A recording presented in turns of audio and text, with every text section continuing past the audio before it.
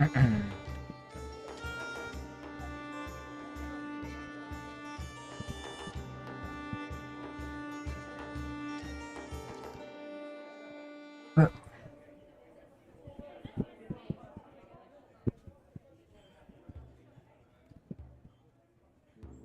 and rolling and rolling, rolling and rolling.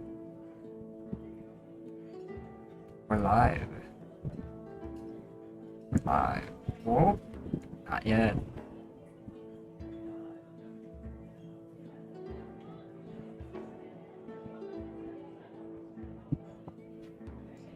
Let me see if I have everything set up. I have the thing, I have this thing, I have my what's this called? My notes ready. My notepad, sorry. Can I change the font of this? Because it's all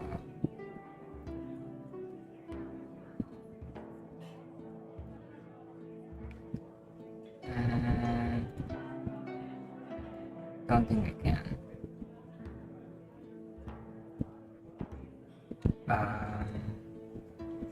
Yeah, that's fine. Hello, who's in YouTube? Who's that? Hello. Your account is new. Okay, I guess we'll do this layout for now.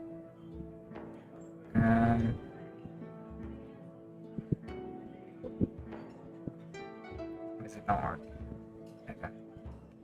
Well, as you can see, I'm sort of deafened right now because the other people are preparing.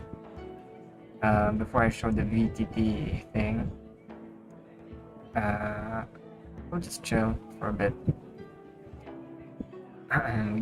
We all decided to start a bit early so we could have a bit of chat and maybe wait for some people to come by. The rest are streaming or beginning to start stream. Hold on, where's the announcements? Yes, you can find Faint Ashen on Twitch and TikTok, King Batsu on Twitch and TikTok, Trix on everywhere, and Yamao on TikTok. We are currently not on TikTok because welcome Egg. We're currently not on TikTok because we are banned. So that's okay. I'm gonna try my best here to do a deep voice for this character, or a deeper voice than regular. I have not worked on it, so if it's ass and my voice breaks, you're allowed to make fun of me. But we can get this show started, Muna. I think this is fine. Okay. Here we have it. Welcome, Papa.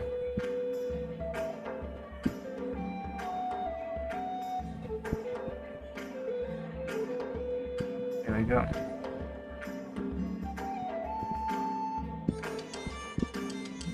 Is the music echoing? Please let me know if the music is echoing.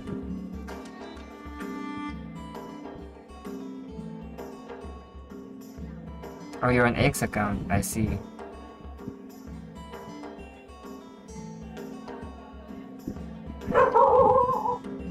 It's not on my side. Okay, so on Twitch side it's not. My dogs decide to bark at this moment.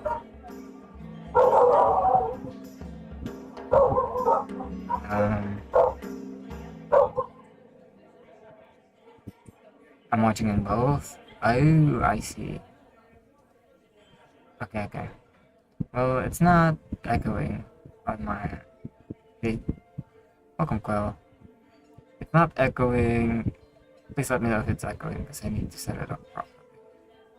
Because some of the audio is copyrighted, so we made it so that you can only hear the audio on stream and when I eventually record or the VOD is sent to YouTube, it won't get copyrighted. So if it's echoing and a bit weird, I can fix that, or I'll try to fix that. It should be good. It shouldn't be echoing. I'm gonna watch the intro too. What intro? This intro?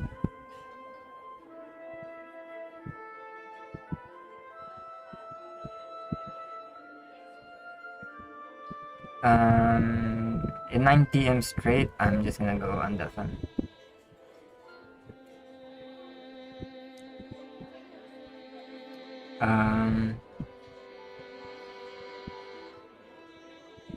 So what? Did Yamao reset his? He's back to his I think Yamao reset his real quick. That's fine.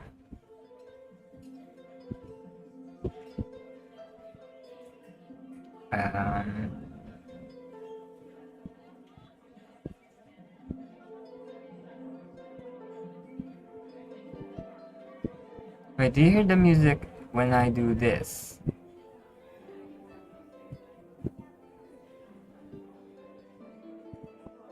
Not the Dungeon Master? Oh, okay. You hear the music? Okay. That's weird, but that's fine.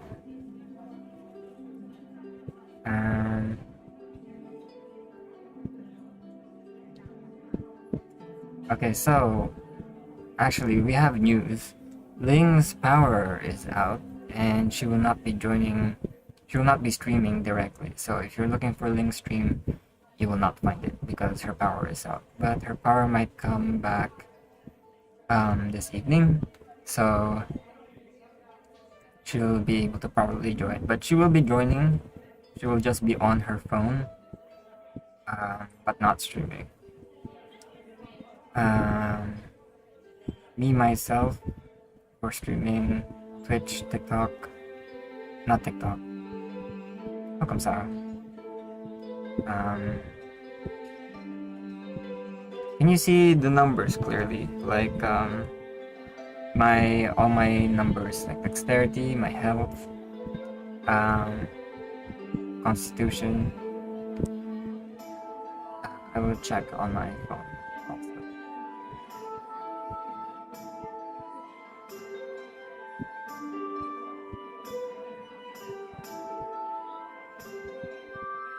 Welcome, Hyde. You already saw Ling's announcement, good, so she will not be streaming.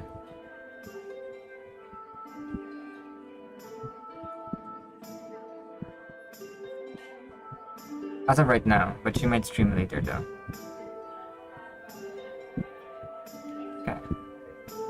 This looks good. You can see my strength, my dex, constitution.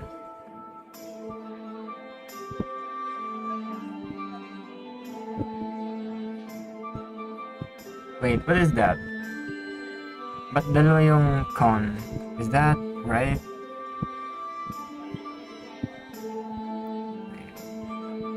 Let me check real quick.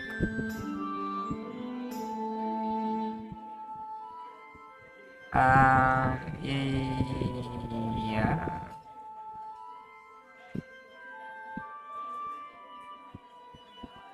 You have strength, dexterity, constitution, intelligence, wisdom, and charisma. Oh, there's something wrong with the overlay. Is Rian watching? Dalawa yung constitution and walang charisma. Sure, let me try editing it on camera.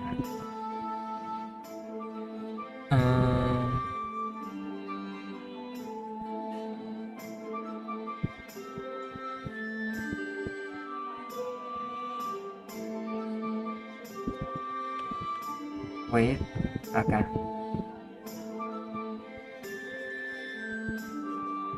you take out the second constitution and pull it down. So like the intelligence goes up. Wisdom goes up, and then sa pinaka bottom right is charisma. But it's only on this one, on this side. I think it's fixed on the second one.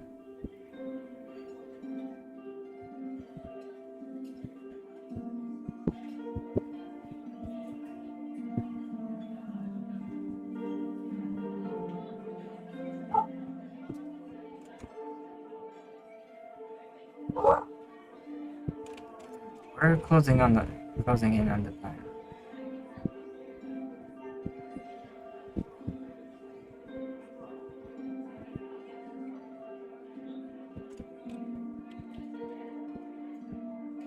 Everyone's saying they're good to go. I'm just gonna say I'm also good to go.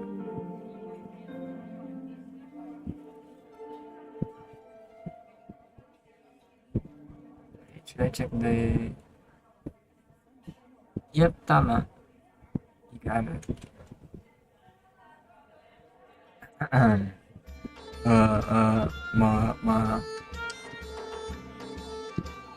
How do I sound Shiva?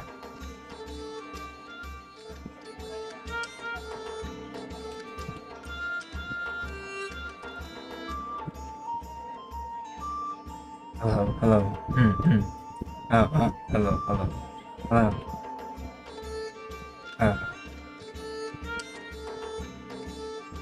Hello.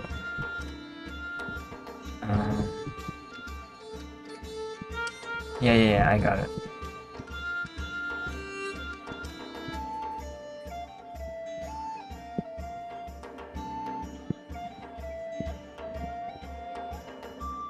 There we go.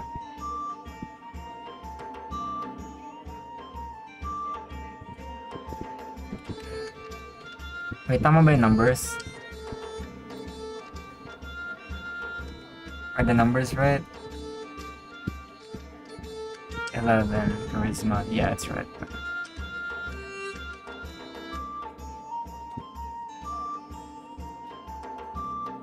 8 wisdom, 14 intelligence.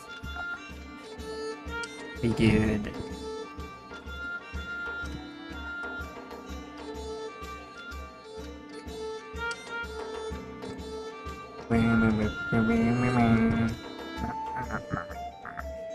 Yeah, we're already.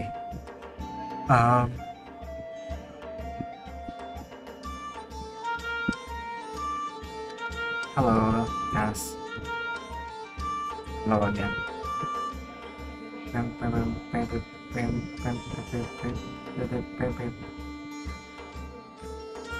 It's not echoing, right? Can I get a confirmation again if it's echoing or not?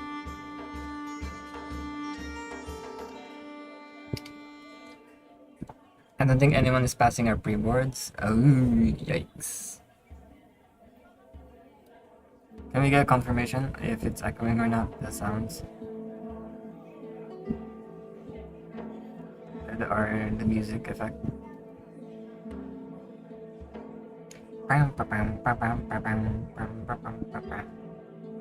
Nope, okay. It's not echoing, okay. Good. I set it up correctly. Nice. Okay, they're all undeafening.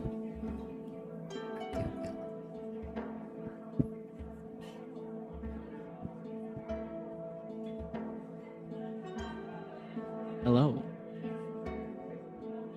Hello. Hello. Hello. Hello. Hello. I muted as I said. Hey. Hello. Hello. Yamal, did you Yamal, did you reset your you're Fuji? reactive. Yeah. Oh shit. Oh my no. bad. Yeah, I saw it on my thing. Okay, I'm Anyways, sorry. chat. Guess we can't get. Guess the reaction's gone. I'll Adios. be making my chat here, you guys now, okay? Yeah. Sound solid. Sounds solid. I'm solid. What? What? Solid snake. Excuse me. Okay. I am actually really excited to show this. I Once am everyone is too. ready, once everyone's ready, let me know because this is gonna be a wild run. I'm Yeah. ready. I'm ready. Perfect. I am ready. I'm ready. Sorry. I'm ready. Players of the table, welcome to the first one-shot campaign of the Quiet Legends. I hope I don't get You one guys, shot. we don't know. We we will be going through the one-shot campaign, and let me just set the scene here. So, a tavern usually is a host to many races and many faces. Anyone can come in and out, anyone can enter and take a bite, have a drink, meet with friends, socialize, and much more. On a comparatively slow yet steady late afternoon going into the evening, the tavern had many patrons. Some were checking in for rest, others were simply stopping by and enjoying the food and atmosphere. In this tavern, music from a small group of bards plays on the stage located just by the stairs to the upper floors. By the stage was the stage was modest, but was enough to fit a small band of four. They were providing entertainment to the patrons of the tavern through song and dance. The second floor had more seats and tables that were slightly more spacious, but just as cramped. Beyond the air of the tavern, another set of stairs can be seen that lead up to the third floor, and following that is a fourth floor. Before the stairs, a sign labeled lodging could be seen. Around the tavern, chairs and tables of all sorts and sizes are seen. Various groups of people, from couples enjoying their own world to groups of workers and friends cheering and laughing. In one corner of the tavern, you see groups of men talking about their workday. In a separate corner adjacent to them, a group of young male and female patriots Oh, is seem it- to how be is it now? bonding over some ale and spuds. In the quieter corner, in the southeast section of the tavern, whispers could be heard amongst a few patrons. All sorts of races and occupations are seen in the tavern, all enjoying the atmosphere the tavern provides. As the hustle and bustle of the tavern picks up, two waiters or waitresses find their way around the messy crowd. Their movements were fluid. One could say they knew the layout like the back of their hands. To the waiters or waitresses, How's the audio, please chat? reveal yourselves now and introduce your characters. To which, let's see. Is it pinned? Yeah, should be. Hold on, sorry about that. I missed one note. Da-da-da-da-da. Oh no, it's not pinned. Where did I put it? How's the audio, chat? Ready to quiet? Please let me know. Okay. So, for the waiters and waitress, Shiva and Garlic, please make yourself known.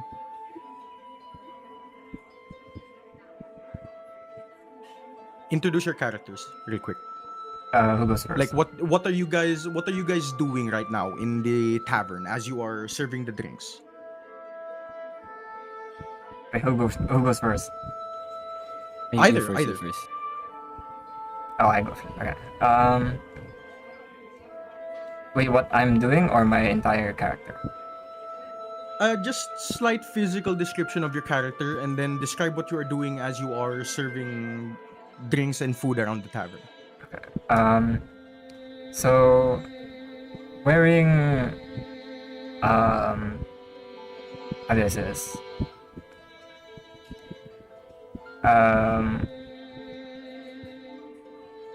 God, I forgot what it's called. Wearing work attire, I guess. This big figure can be seen just cleaning up tables around where people just ate. Okay. That's all. Is that all? Yep. Okay. So, it is now your turn, Garlic. Please describe what you're Okay. doing as you are serving food or what you're doing around the tavern as the waiter. Shut up, You bro. Shut see up. a very intimidating Shut up. tiefling who is like 6'8", and by intimidating, you'll see his face kind of like angry and stuff. But as you see, just walking to the other table, he suddenly trips and Lock in. falls on the ground, and Very everyone shy was giant. like very Yeah. mad at him, and he's trying to like clean his mess up. All That's right, it. is that all? Yes. Okay.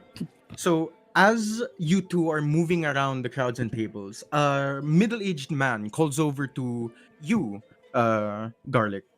Hey, you there! Another pint for me and the lads! He screams out. Oh, okay. One. What was it again? Christ. Another pint for me and the lads. There's about 4 of us here. We need 4 more pints, please. Okay. One more. 1 pint for everyone. Okay. I'll be back. Bye bye. So, as you guys are moving forward here, as the sun sets, then the night began to roll in. Fewer patrons began to come in. In the kitchen, as the orders slowly began to cool down, the chef began pacing themselves back and forth, Give me a with break, orders chap. being more simple for groups of 3 to 4, to solo or duo meals. Because the kitchen has slowed down, the chef could watch the events from within the kitchen. Cage, please make yourself known. Introduce yourself and what you are doing. The humble tavern is already awake when I stepped into the kitchen. I'm already in the kitchen when the day properly starts. Oh, he has a proper intro fire and going everything. as always. Knives are good. being set, I'm and fucked. the stew is I'm a cooked. The smell is good today. I steer once, and behind me I hear the staff starting to move. I don't turn. I'm just Cage. I'm with hands busy, and my mind already working through the day. All right. Is that all for your character? Yes. Perfect. In the tavern, the majority of the tables are empty, with few seats and tables being occupied by patrons. Occasionally, some patrons enter, Yeah. but they did not come Shut for up. food and drinks It's fine. entirely. They'll get to know the At the front of character the later. counter, where patrons come to place their orders, the manager, who currently isn't with us, I think. Yeah, sadly, currently isn't with us. So I will take over for a bit there. The barkeep was observing the customers and new patrons entering the tavern. So as these patrons came forward, the oh, sorry. So you are able to. Okay, that's my bad. I apologize. I did not see the chat. I was busy looking. Go ahead. Introduce yourself.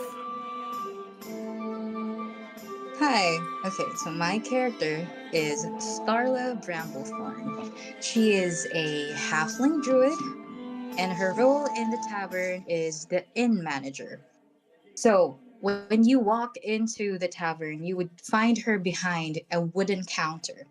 You wouldn't immediately know that she's just 3 feet tall because she's sitting on a very, very high stool behind that counter.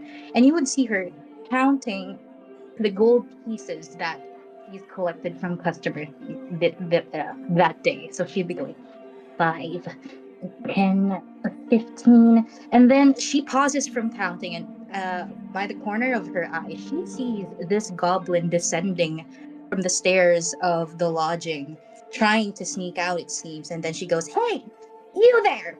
And then she casts spike growth underneath the goblin customer. That's 10 gold pieces before you leave. And that's our first view into Starla. All right. So as you are performing this and viewing the patrons entering and leaving the tavern, a small group of individuals walked in. I'd say about a group of 4. They look like a mix of mid-20s maybe, and they were dressed in casual common folks clothing, but something felt off about them. Starla, you noticed that they were carrying burlap sacks, which seemed rather full. They approach, or one of them rather, approaches you with a rather odd demeanor. He looks rugged, and he also looks like he's not really in his own headspace at the minute. From what is Mhm. discernible, the figures seem to be considerably young, somewhere maybe between his late 20s, maybe early 30s. His skin was dark green, and his horns were beginning to protrude out of the top of his head. Behind him, there were a mix of one male, one human male, and two female half elves, and an additional ogre. They were all wearing similar clothing and carried the same amount of things, full burlap sacks. And on their necks, scarves are seen covering it, which made them look like adventurers. The green-skinned male, who you can assume to be a tiefling, steps forward to you. Mhm. Me and my mates, we need 2 rooms for 2 people each. The ogre, he can crash with one of us. I'd like to place an order as well for an extra mattress. Make it quick. We're tired for the night. Now, hold on. I run a tight ship here, sir. So before anything else, I'm gonna need to see some identification. Taverns need identification nowadays. Fine. Here. And he presents to you an ID card. It looks official. Mm-hmm. Mm-hmm.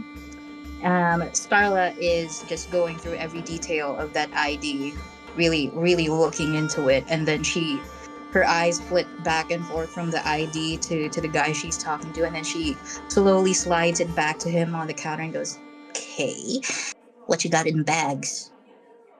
Usual adventure kits. We travel quite a bit and we have some loot we want to sell in the city later on. That seems like a lot of stuff.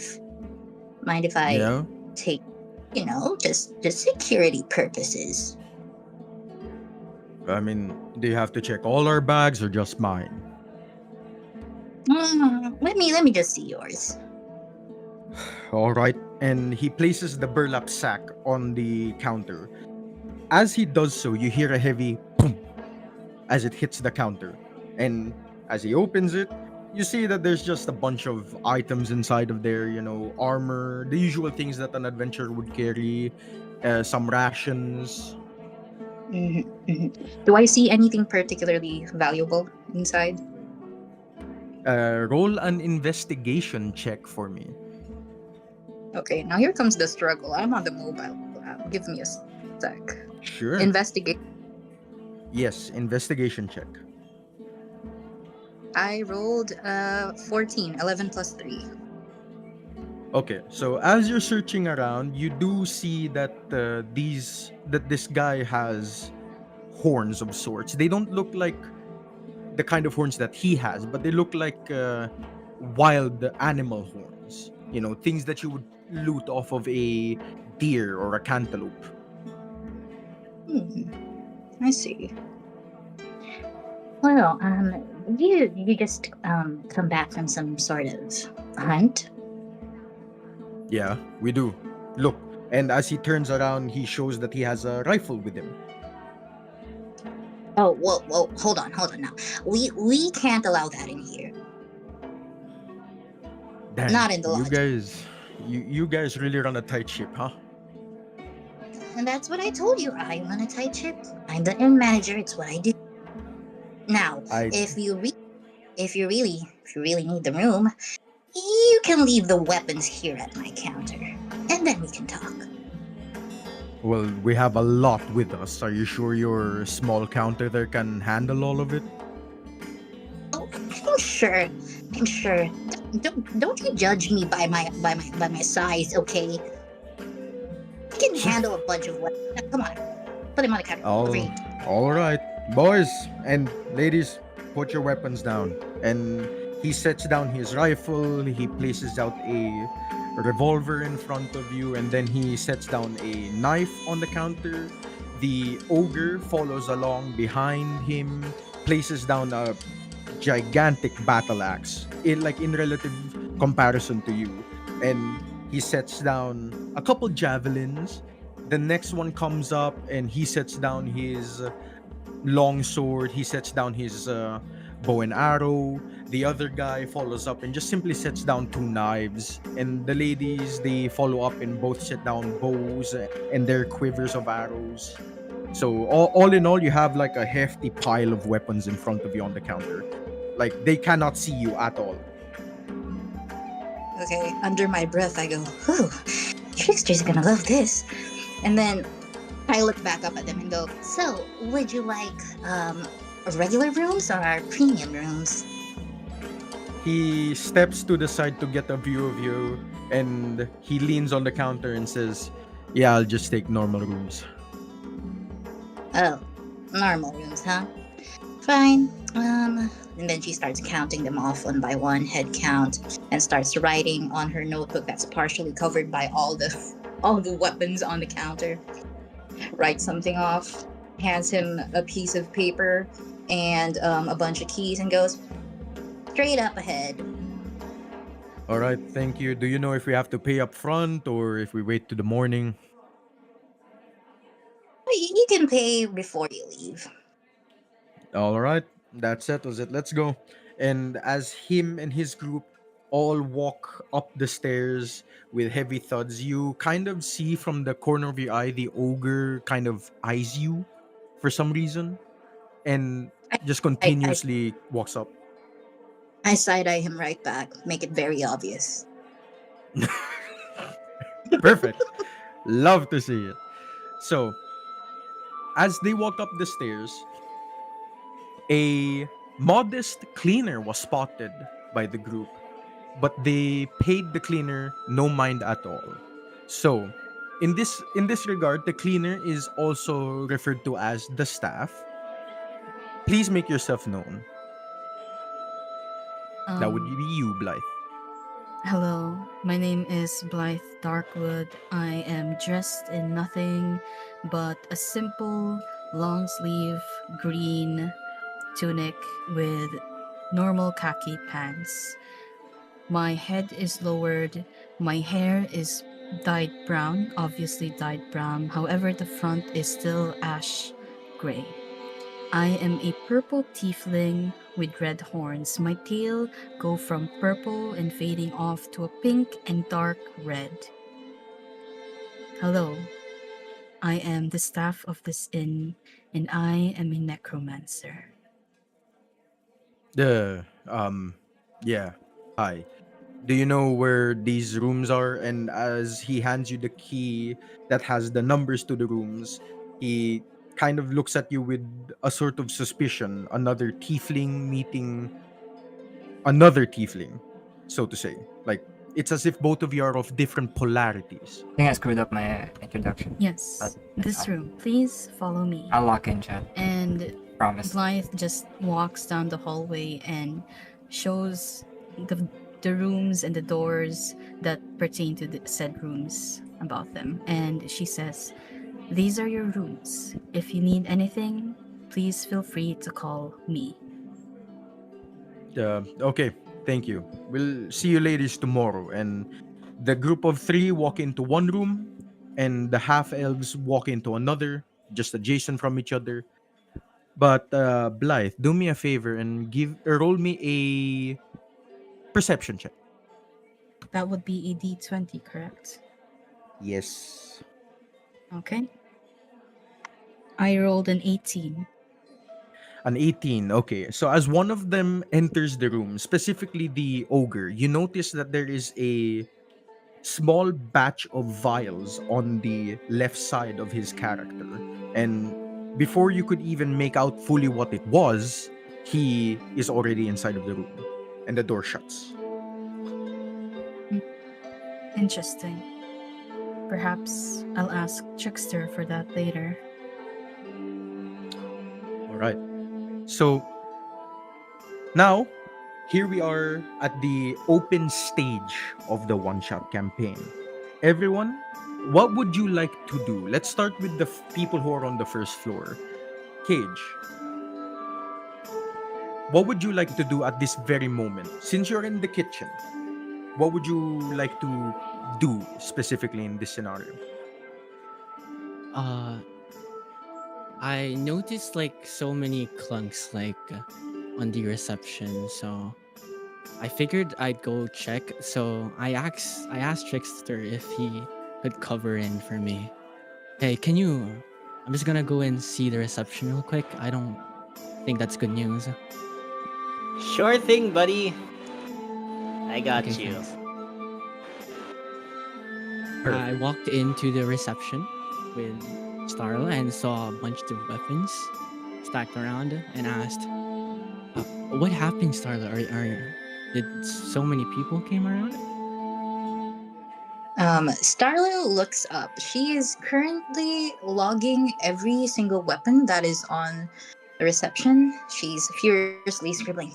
One big battle axe, two knives. And then when she notices Cage, she looks up and goes, "Oh, hey, boss man. No worries, nothing at all. It's just we got a bunch of items on hold for some customers here, and I'm doing my due diligence, logging every single thing." I scrolled through the weapons. Yeah, a bunch.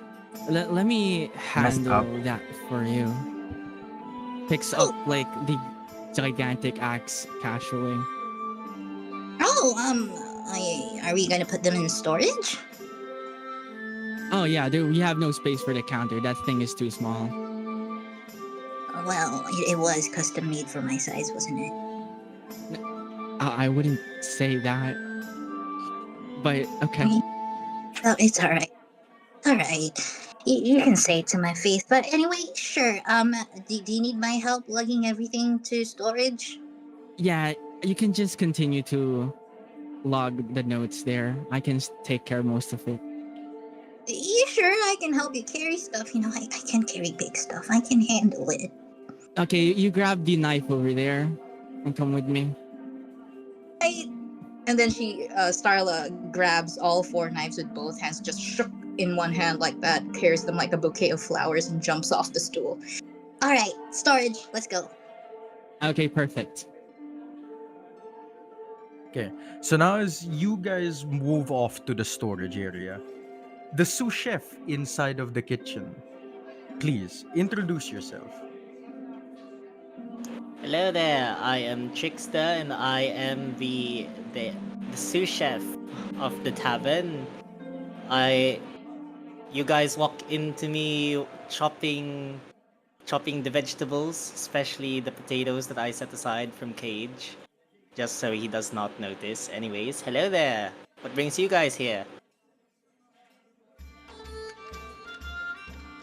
Yes, I would say that the storage area is leading towards the kitchen, like towards the very back, where there's like a doorway that leads down into the cellar. So that would mean Cage and Starla do go through the kitchen in order to actually get to the storage area. Oh, I see. Starla hears Trickster greet us, and then I excitedly bound over to him and go, Trickster, look, there's knives. Ooh. Can I perchance borrow one of those? Well, as long as you give it back to reception before guests leave, it should be fine. If you say so. Can I grab the knife? No, Trickster, you cannot grab the knife. I'll give that Aw, back. damn it, Cage. Fine. Oh. Here you go, Starla. And then I whisper to Still have a bunch more in the reception. Thank you very much. I'll be waiting. Then Cage just looks at Speaking- them and hearing everything. What are you looking Instant at, Cage? suspicion. Okay, I just got distracted there for a second. Anyway, Trix, you overheard the conversation earlier about people like who came in, and you saw the knives. They were rather fancily made, so to you it feels as if they had a lot of interesting items. So Now, give me, actually, before I say this, give me a constitution roll. Just a constitution check real quick. alrighty. 16 16. plus 2, 18. Perfect. So the temptation to peek at the guest who just newly arrived at the tavern, it creeps onto you, but you were able to shake it off, and with the suspicion that Cage shot you earlier, you figured that it was best to hold back a bit. Dang it. So, Fine, I'll get them another day. Just not today. perfect. So, now that we're gonna move on now to Shiva and Garlic. What are you two doing at this point in the evening? Since service has slowed down, what are you two doing? I'd say let's go with the Shiva first.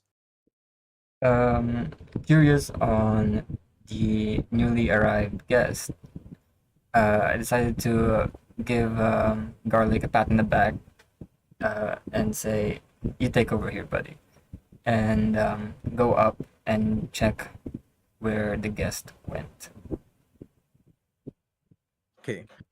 Since you have been working in this tavern, you know that the lodging is on the third floor. So you follow the staircase all the way up to the third floor, and you see that the rooms that they occupied have a sign on them that are flipped with red text saying occupied on both ends. Which room do you want to check first? Do you want to check the left side or the right side? I will check the left side first. Okay. Because you can hear talking on the left side, roll for me a stealth check. Um, Stealth.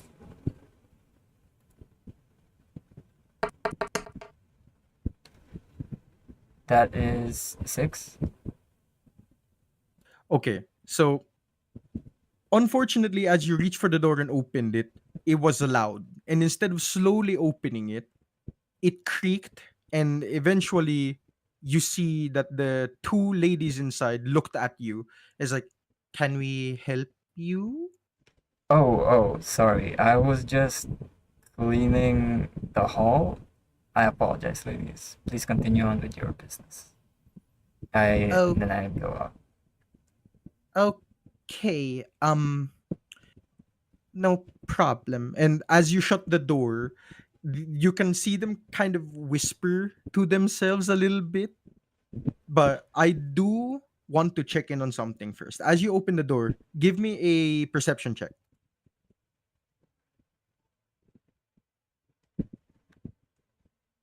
Second.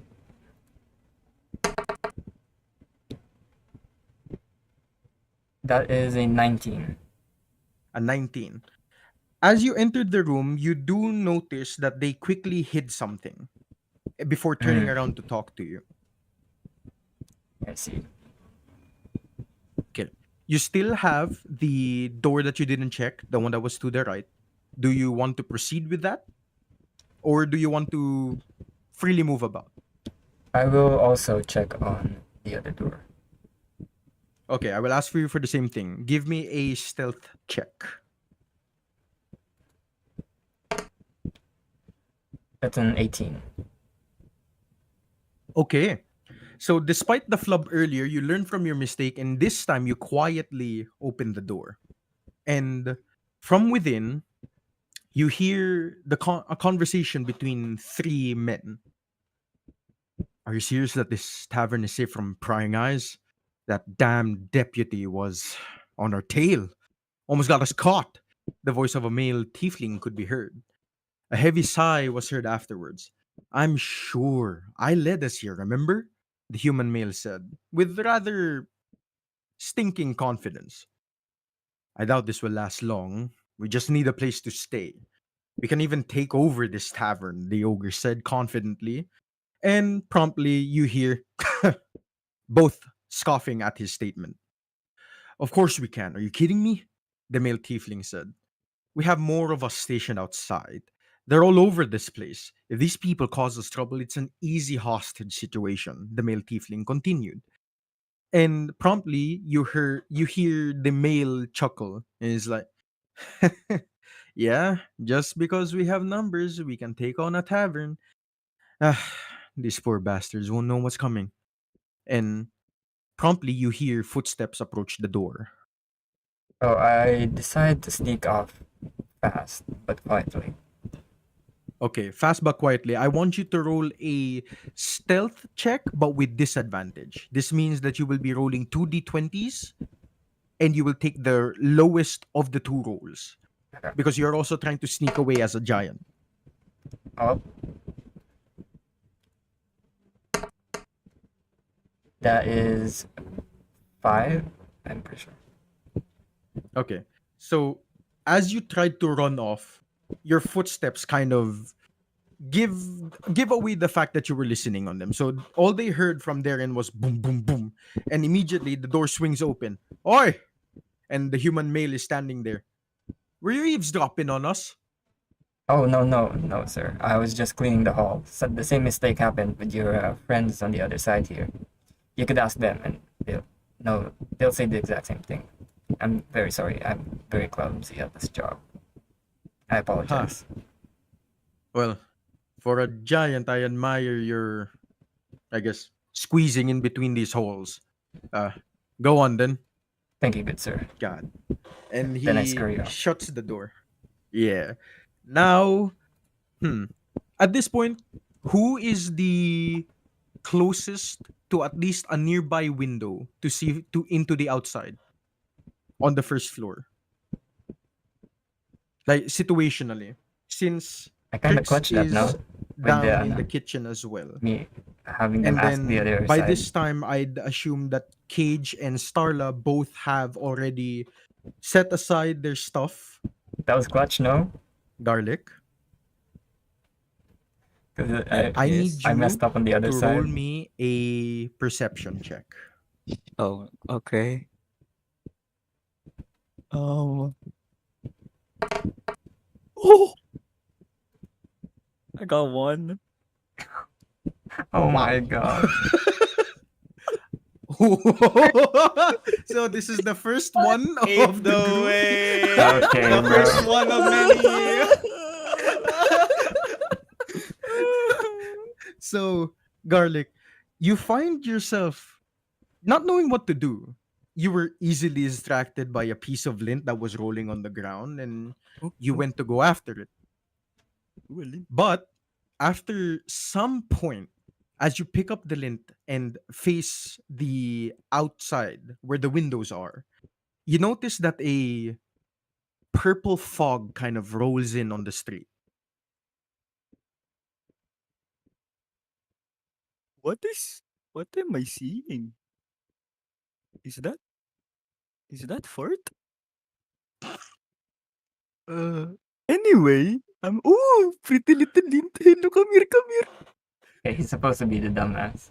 Cage group. and Starla, you both come back from the storage, and as you see There is no luck Garlic stat. kind It's of all just RNG. following a random piece of lint, you look out into the street and you notice that there is a purplish fog that's beginning to settle.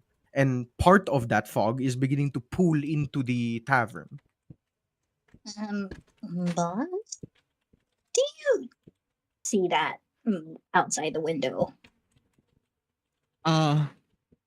I can very much see it clearly as I see Garlic chasing a lint and will approach the purple fog. I scream with my lungs, Garlic!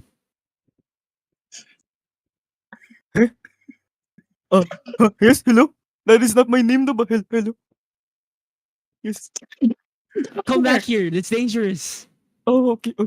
By the way, my name is Gorlock, sir. Gorla? Yeah. Gorla. Yes, Gorlock. Jarlic. Gorlock.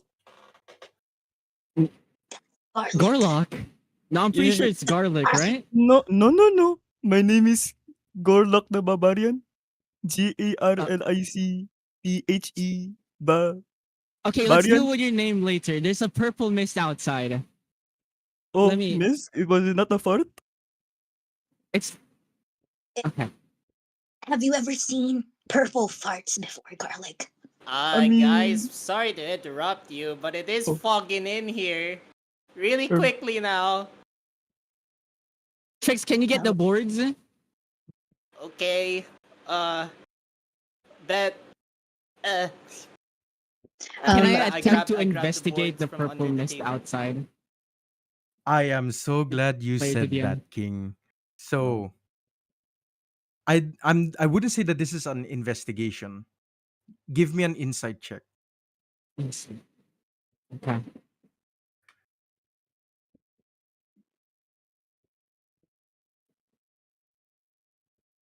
A 16. So as you approach the fog, a heavy feeling of dread begins to weigh on your body. And you would recognize this feeling. It was never good.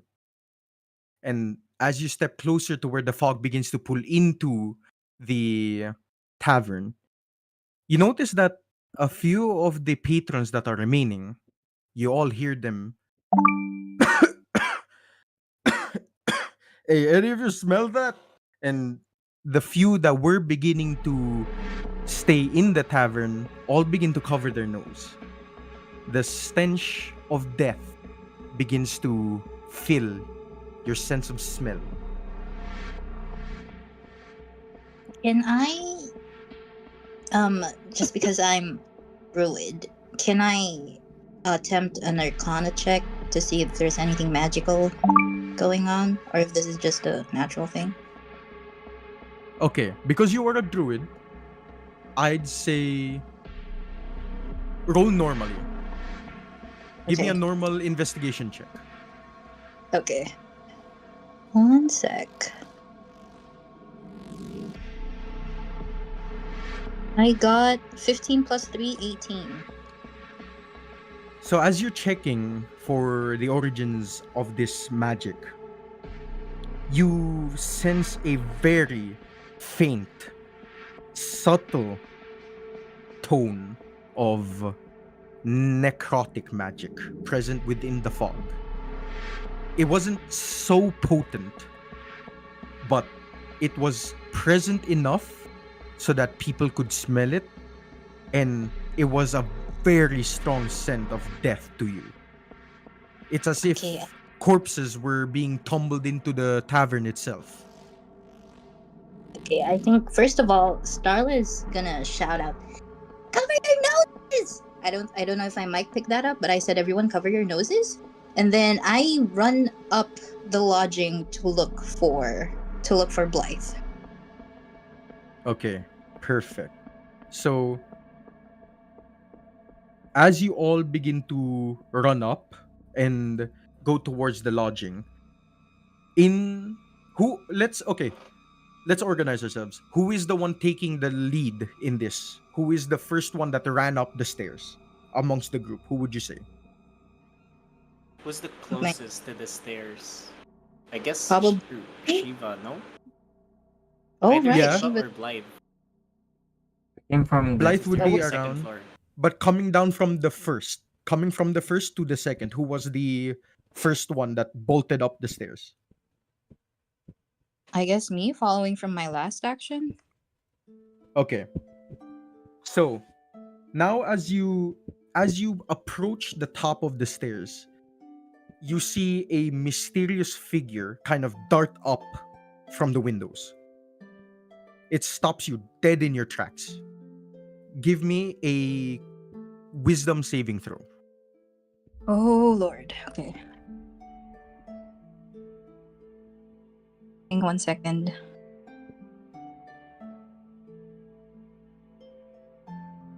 15 plus 6, 21. Oh my god, my rolls today are rolling. Okay, perfect.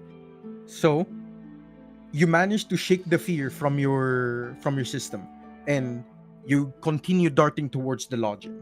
But as you appear there, you see that Shiva is coming down the stairs and is practically blocking your path, and you're both now facing each other. Okay, sorry DM, hold on. I would like Yes. to raise something. I am a halfling, so that I do have the feature here that says 1 second. the feature of halfling nimbleness, so I can move through the space of any creature that is a size larger than me as long as I don't stop in the same space. Okay, then I will proceed forward then. You smoothly make your way past Shiva, and as you come up, you hear the breaking of a window from the left side, and panic begins to stir. Oh lord. What is your choice? Can I go to investigate where the sound came from? See what was broken? Sure. Oh, you Roll said the for me. Yeah. And if you're gonna, are you continuing with that investigation action? Yes, I will still continue with the investigation. Give me an investigation check. Alrighty. Not 20! Not 20. 20 plus 3, 23. Perfect. So you run towards the door, and as soon as you shoot it open, you just see the two half elves, their bodies lifeless. And from where their beds are, you see a rather tall humanoid figure. His body is covered in black, like black clothing. You can't make out the face, but you can clearly see this guy has wings, and it folds into his back. As he turns around, he hears you slam open the door. He turns around to you, looks you dead in the eyes. Give me a Constitution saving throw. Oh good god. 1 second. Constitution, Let's go you high said? roller, Starla. Oh, I feel like I'm gonna get jinxed. Okay, Constitution saving throw. Yes. 17 plus 1, 18. Okay. So just for sake of clarity here, Blythe, are you still on the third floor? Yes, I am. Perfect. So you step into view of the room and what's happening, and you see this figure. I want you to give me an investigation check. Copy.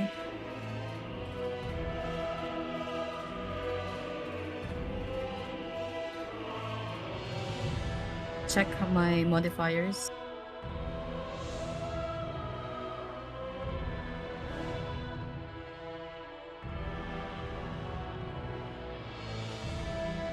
It is 16. I get 16. 14 plus 2.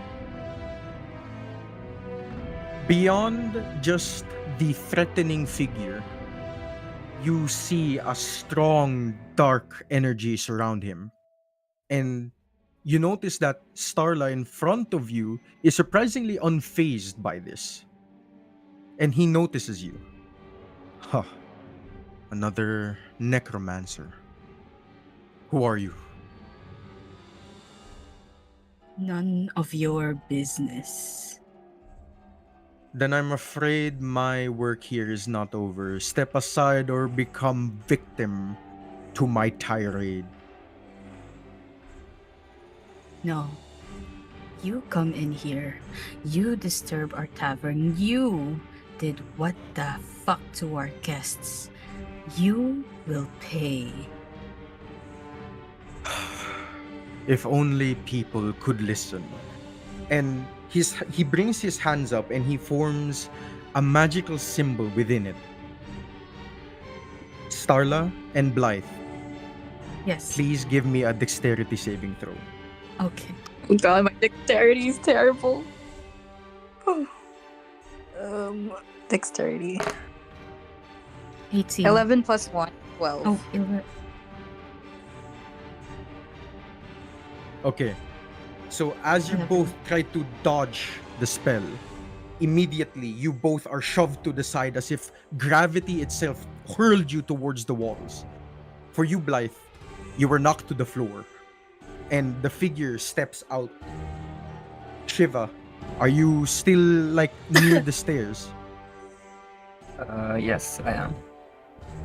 I want you to try and perceive him. Give me a perception check. See if you can do anything about this.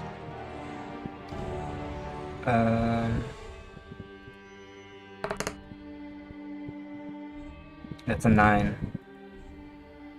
So as you go up and investigate what's happening, you were already too late.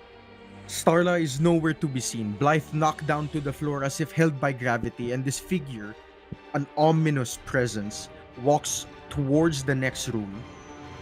And you all hear gunshots ring out, and through the door you see the bullets pierce.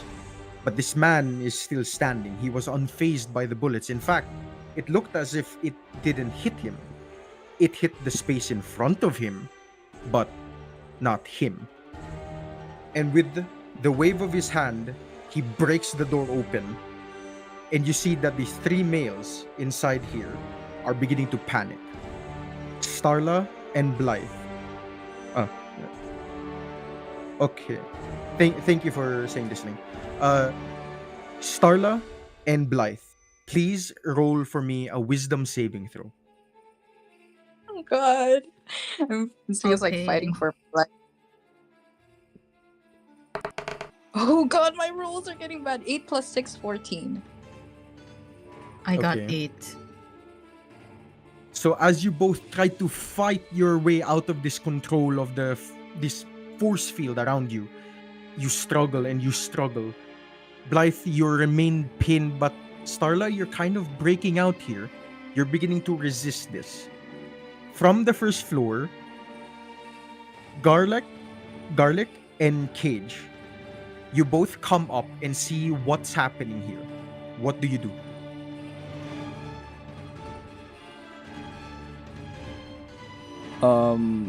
For Garlock, he'd be like, What is happening? Who are you? Hello? Is this one of our new boss? Hello? As the ominous figure looks over, he stares at you, Garlic, and is like, "What are you talking about?" I don't know. Eh, what are you doing? What are you doing to them? You have no business here. Garlic, give me a strength saving throw. okay.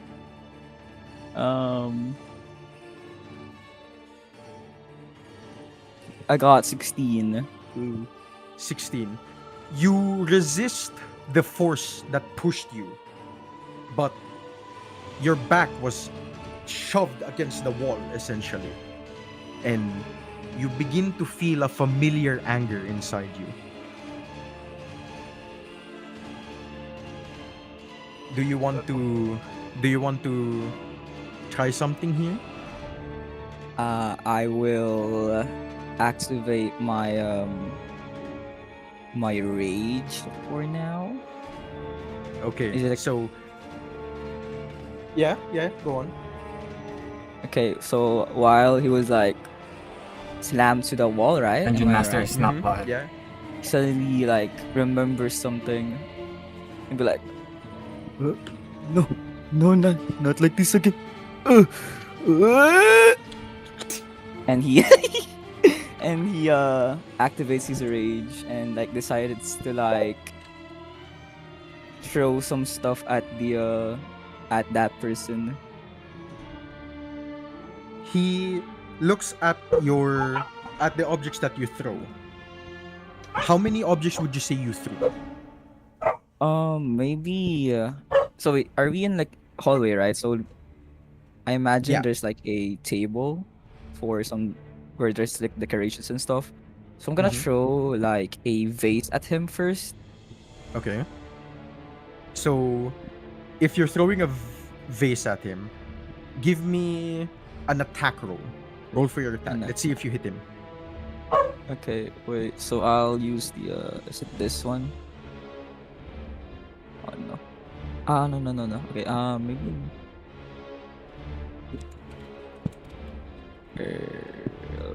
Is it this one?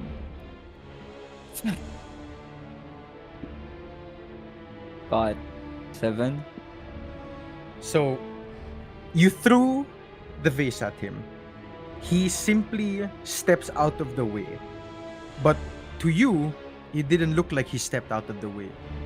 It looked as if his body disappeared for a moment before he suddenly appeared just a step back from his spot.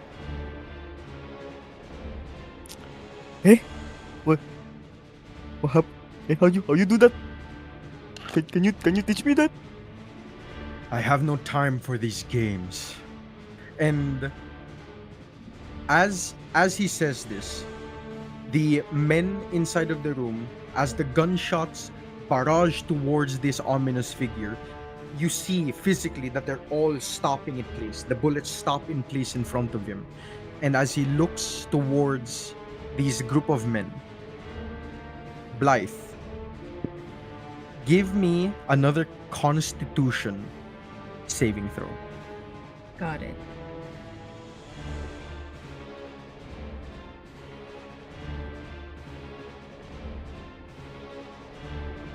I got a 13.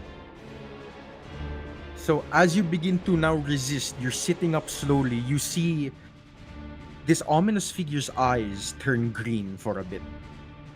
And you almost see the souls coming out of these men.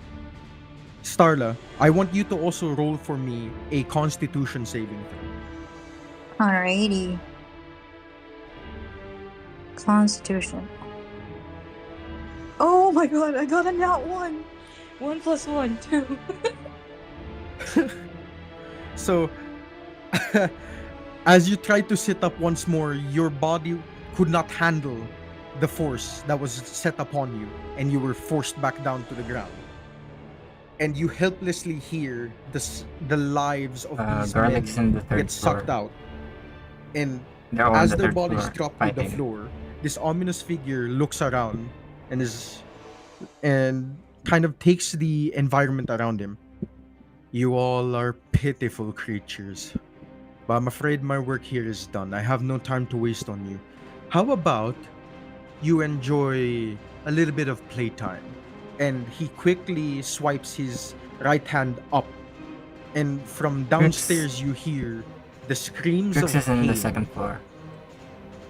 Trickster, Yep.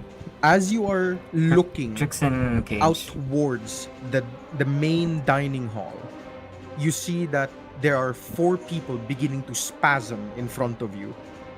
And Hey, what the hell's going on? they drop to the ground. They continue spasming. They're knocking over tables. They're knocking over chairs. They're knocking over everything inside of the hall. And people upstairs, you see that this mysterious figure pops out his wings and flies directly out from the window of the men's room. Now, You can just watch the ball later. Trickster, you're surveying the area. You see the purple fog slowly settle into the mouths of these 4 people.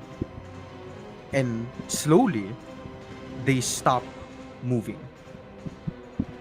Oh no. Can I I- go and... Oh, I want you to make a investigation check for me. perfect. I was just about to... Where's my roll? Wait. Did I roll this? I think my roll thing kind of broke. Oh, there we go. 24.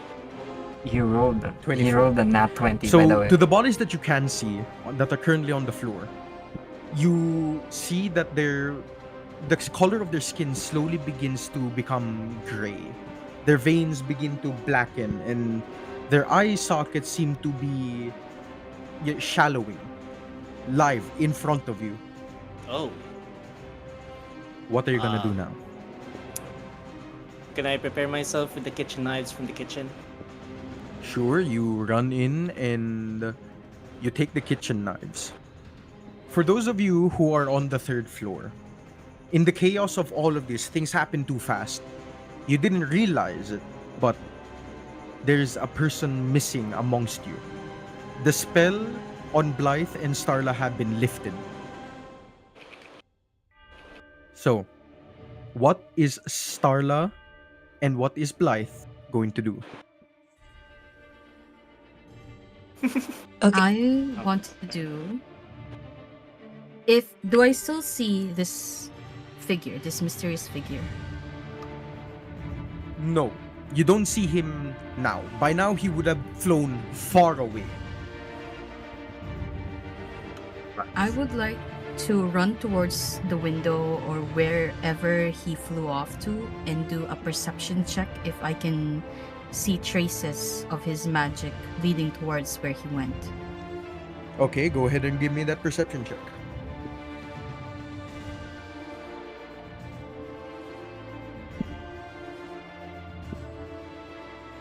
I got a 14 plus 2, 16. So as you look around from where the trajectory of his flight is, you don't necessarily see where he went off to, but you did catch a glimmer of one of your party members. Cage was taken in the chaos by this ominous figure and flew off. Cage. He's got Cage! Get him! Follow him! I hear that. Yeah, you do. You're basically in proximity to her. Bossman! They got Bossman! I lost my voice. That was not Starla's voice. They got Bossman! And then I run towards the window that she's looking through. Where? By now, you won't be able to see this figure. He would have flown far beyond what your eyesight could perceive into the night. His internet went out, chat. Oh lord. That's why we're Hold on. we're Actually, give me a second. I'd like to check one of my we're spells. spitballing here. His Sure. internet went out. So While- while They check, could I have a proficiency in Arcana. Is there a way for me to kind of like capture some of their magic so I can continue like tracing it for future uses? since you have proficiency in Arcana, and also because you're a necromancer, I would like for you to roll with advantage. What would advantage be? So you roll 2d20s and you take the highest roll. Thank you. I got a 16 plus 4, 20. Okay. So, as you are looking around the room, you remembered what you saw. The souls of these living beings were being sucked out directly from their bodies and rendered their corpses dead. And from what you could tell, at least, the same thing happened in the other room where the two half-elf women were. So as you're beginning to take the scope of what's happening, you know that it is necrotic magic. It is necromancy. But it's unfamiliar to you. You can't pinpoint where the origins of this necrotic magic has come from. You can't discern what school it's from. You don't even know if it's from Merkel or any other deity present. But you know that this is way more advanced than what any of you could have experienced. What the fuck is this? This is necromancy. Nothing I've seen before. So, Gorlock and Shiva, you're there in the third floor, right? I believe so. I Yes. believe so, yes. Okay. So, because it's quiet, I want both of you to give me a perception check.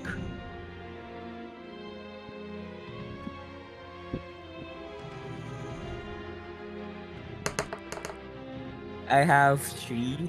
That's 8. Wow. Both of you can barely hear the commotion on the first floor. As in, it sounded so minute to you two.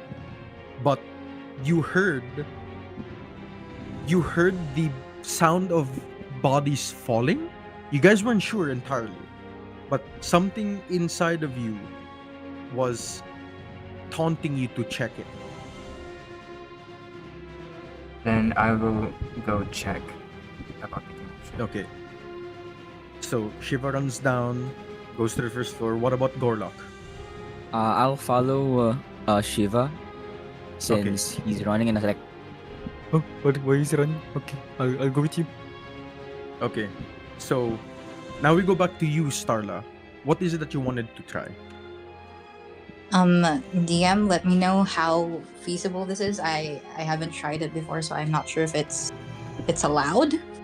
Sure. I was thinking of expending one slot of my wild shape. Okay. I'm thinking of taking the form of a star-nosed mole and trying to Okay. sneak out where the kidnapper was headed. Okay. Is that That's feasible because the scene is fresh, and I'd say there won't be any disadvantage here. So go for it. okay? So I cast wild shape. I'm just gonna mark one use on my 1 second. I'm gonna mark one use charge on my chart. Okay. Okay, so I stay as a star-nosed mole for 1 hour, until I either have the incapacitated condition or die. And yeah. Anyway, I as a star-nosed mole, I jump out of the window and start sniffing and running. So Blythe, in front of you, you see this halfling suddenly turn into a star-nosed mole and hop out of the window. And in all the chaos, you also hear that two of your other companions have ran down. Now, before we go to you, Starla, on the first floor, Trickster and Shiva and Gorlock, please open up your owlbears. Do we show the map? Yes, now would be the time you okay. show your map. Perfect. oh, okay. okay. Wait. So, There I we would go. say, Oh, this is there. so cool. Okay.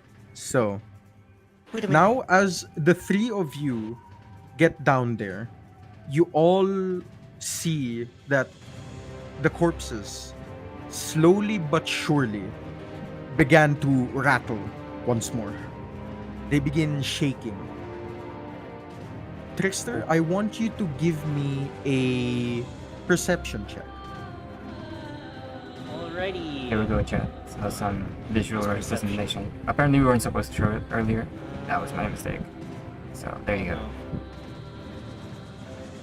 Oh. 18. Okay.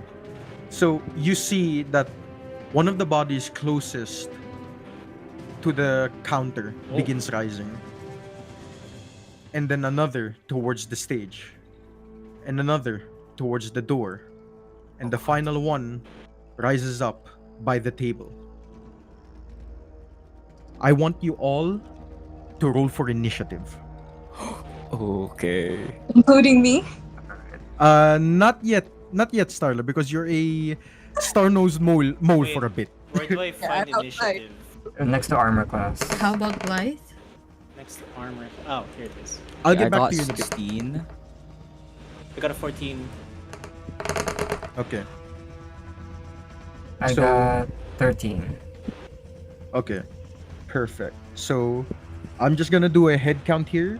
Trickster, you got A 14. a 14. What did you get, Shiva? 13. 13. What did you get, Gorlock? Mine is, what was it again? Was it 16? Yeah. Yeah, 16. Okay. And the zombies have already rolled. So, Oh no. surprisingly, due to your enraged status, you were already full of adrenaline. You're just itching to do something. Gorlock, you're going to take your first action. You see the corpses begin to rise up, and these once fellow patrons of the tavern have now turned into undead horrors. Which one are you gonna go for first? Okay, so I'll go for the one near at the stage. So around here. Yeah. Okay. You can freely move your token. There's also a roller. There's a ruler tool here, so you can also measure yourself. Just so you know for future reference. But wait, let me adjust my end. Because you have about 30 feet, I believe, of movement. Yes. So Okay, I'll so you- go near the dead guy, Yeah. and I will use my great axe Okay. to hit him. Okay. So before you do that, give me Okay. your attack action. Roll for your attack. Okay. See what we get. Wow! Wow! I got 25. Oh my days. Holy daddy! Okay, so with your great axe, you lift it and you begin to slash down at this dead guy. Now you roll for your attack. Okay. While I roll my attack, I'll be like, oh, puny little dead guy. I'll hit you. Come here, come here. Never mind. I got 7. Okay, you dealt 7 damage. So as you drop your great axe onto this dead guy, you cleave the right arm off, and the dead guy stumbles backwards. It seems as if you dealt some significant amount of damage. Next on the Turner list is Trickster. What are you going to do in this scenario? I want to throw my daggers at the closest. Well, one of my daggers at the closest corpse. So that would be like right here. I'd say that's about Yep. 10 feet of range. Okay. So since it's not that far of a distance, you get to roll your attack roll normally. So give me your attack roll. Do I do dagger? Do I roll dagger or what? No, this would be just generally to see if you hit the guy. So which one do I roll? You just roll a d20. Where do I see that? Or do I just roll a base one? You can roll a base one. No, I mean like how do I roll a base? Oh, It should be on your bottom- left. bottom Tricks, left. there's on. A what? The Oh, bottom here. of the dice icon. D20. Oh, shite. 6. 6. So you throw your dagger, but unfortunately, it hit the stool beside the zombie. Fuck's sake. So you hit the stool and you can kind of see the zombie look at it. Now, next up on the turn list, Shiva. What are you gonna do? I try to get the the zombie next to the or closest to the door. So around here, yeah, you can go over there. So I would say, wait, let me poop and let me move you here. Now that you're there, what are you gonna do? Which one of the zombies are you gonna attack? Because you're now in between two of them. One of them is fighting Gorlock, and the other is unoccupied. I would take the unoccupied one. Okay, so give me your attack roll.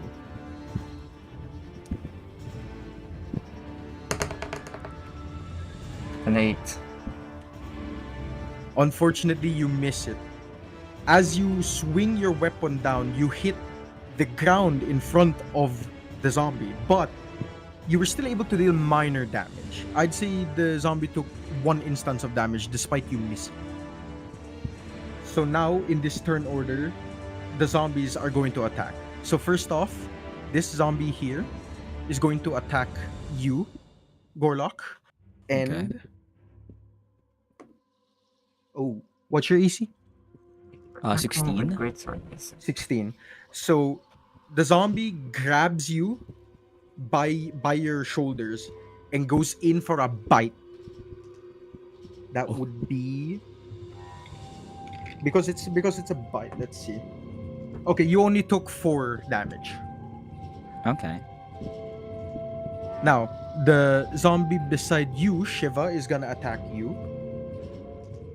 Okay, yeah, I'm pretty sure that misses. That's a natural 1. So, as the zombie tries to grab you, you step back and barely miss the grab. This zombie right here is gonna walk up towards the counter and try to hobble over it to you, Trickster. Yeah, no.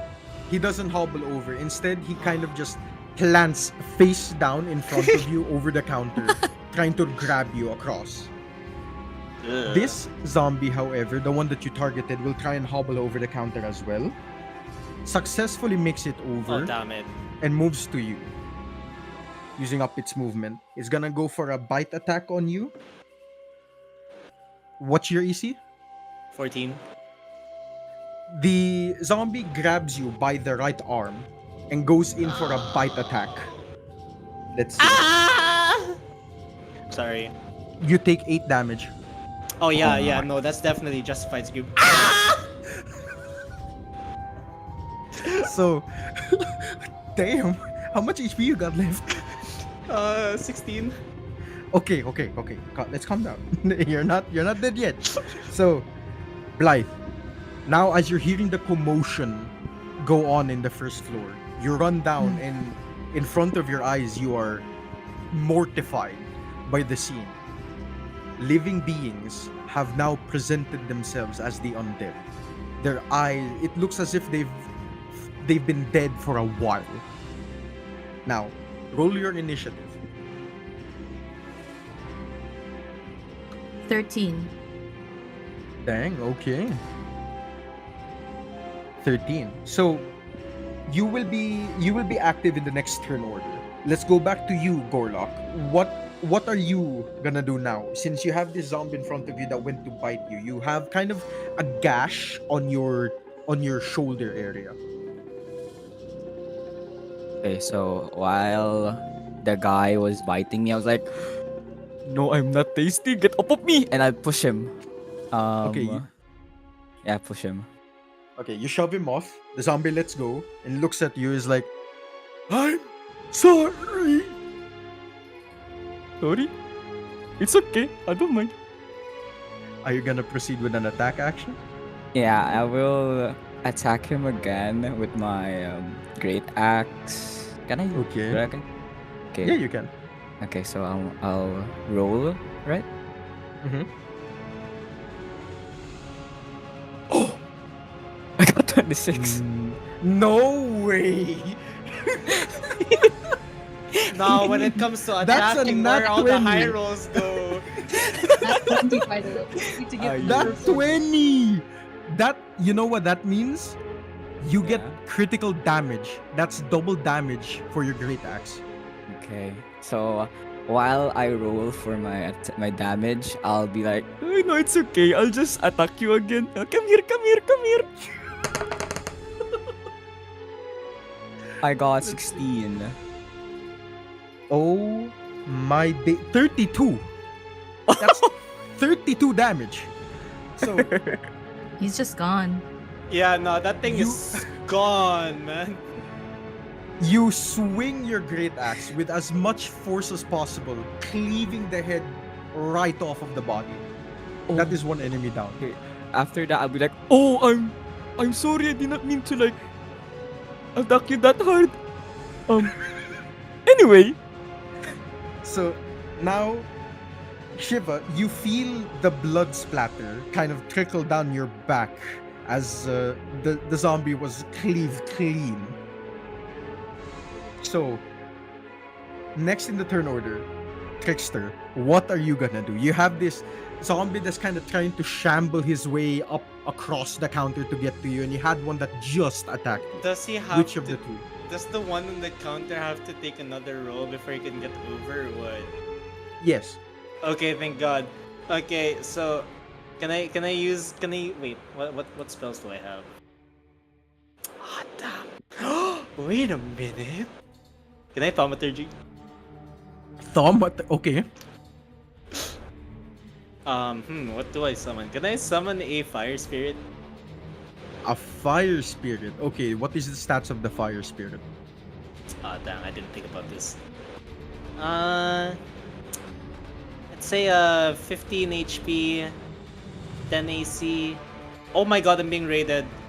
Hi raiders. Anyways, what damage will he have? Actually, I'm not too sure. Well, what seems Yeah, fair? it would be elemental damage. Where I think the compendium has something about this. You said fire spirit, right? Yeah. Okay. Let's see.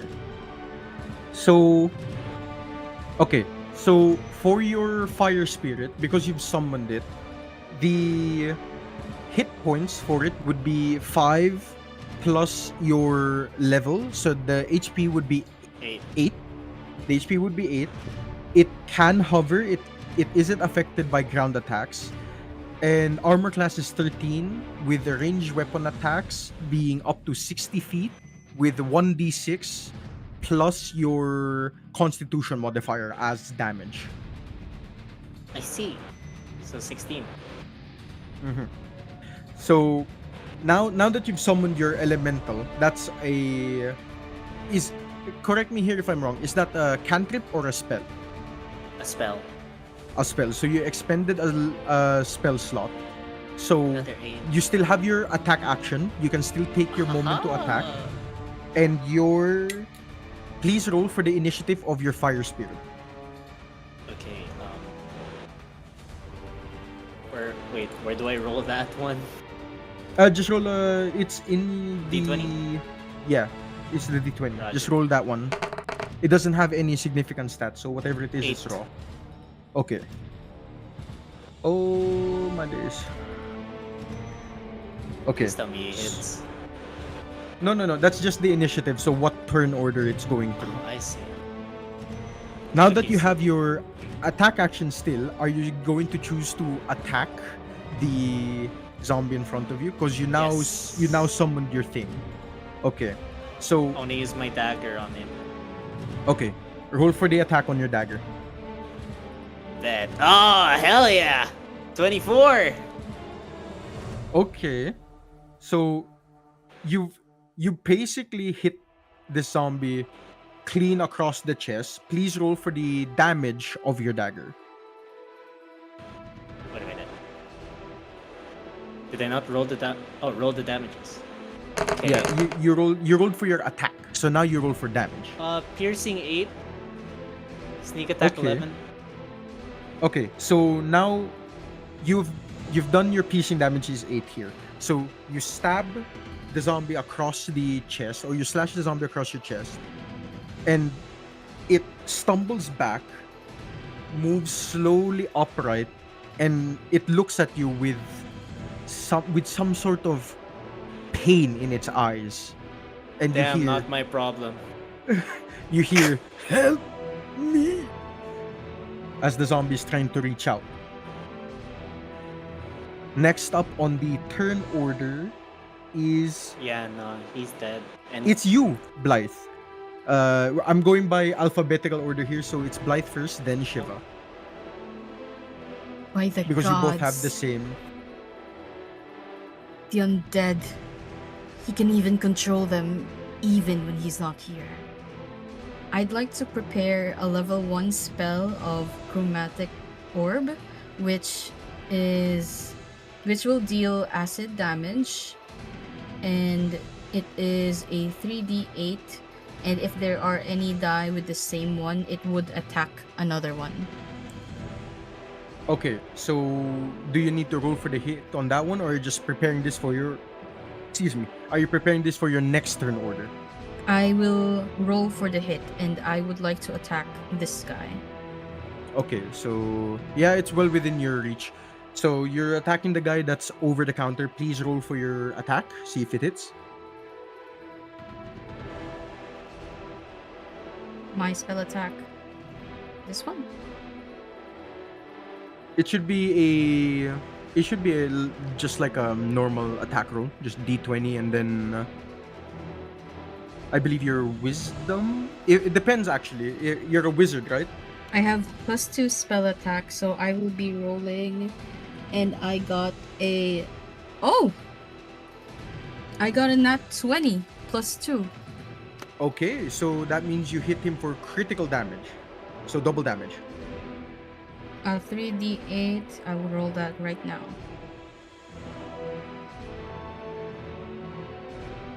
Oh, my bad. It would be poison. What was 3, it across 3, the- and 7. 3, Oh, 3, it's- and It's 1. Never. Oh. It's 1. okay. So 1, 3, that's 11. That's double damage 22. So you fire your chromatic orb at the zombie here. And you see that you caused him to tumble away and onto the ground. It seems to struggle to get up. You notice that the leg is kind of bent outwards, the wrong direction. You have temporarily incapacitated the zombie, and it cannot act on its next turn. Next up on the turn order, Shiva. It is your turn. Just swing again with my greatsword. Okay, so go ahead and roll for your attack. That is 22. 22. Okay, so you manage to hit the zombie, and as you hit it, give me your damage die. What is the damage you get? That is 10 slashing damage. Okay, so you slice this zombie and you cleave its left arm off, and you see that it's beginning to bleed profusely. Can I also add fire's burn to that? Sure. Okay, Because you are a fire giant, right? that Means all 6. your attacks. Okay, so because you applied your fire damage, it cauterized the wound immediately, and the zombie is stumbling back from you as if it was stunned. It doesn't look quite healthy anymore. So now the zombies will the zombies will take their turn action. Let's see, will this zombie over here manage to get up from this, or that is a failure? Okay, Trickster, the zombie beside you is going to strike you Imagine again. being called a failure.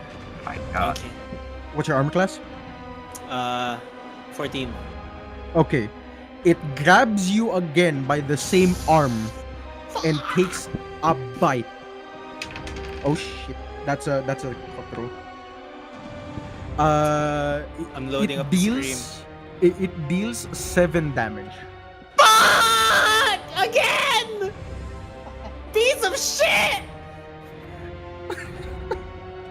And as it pulls away, it actually tears off a small chunk of flesh from you. Fuck!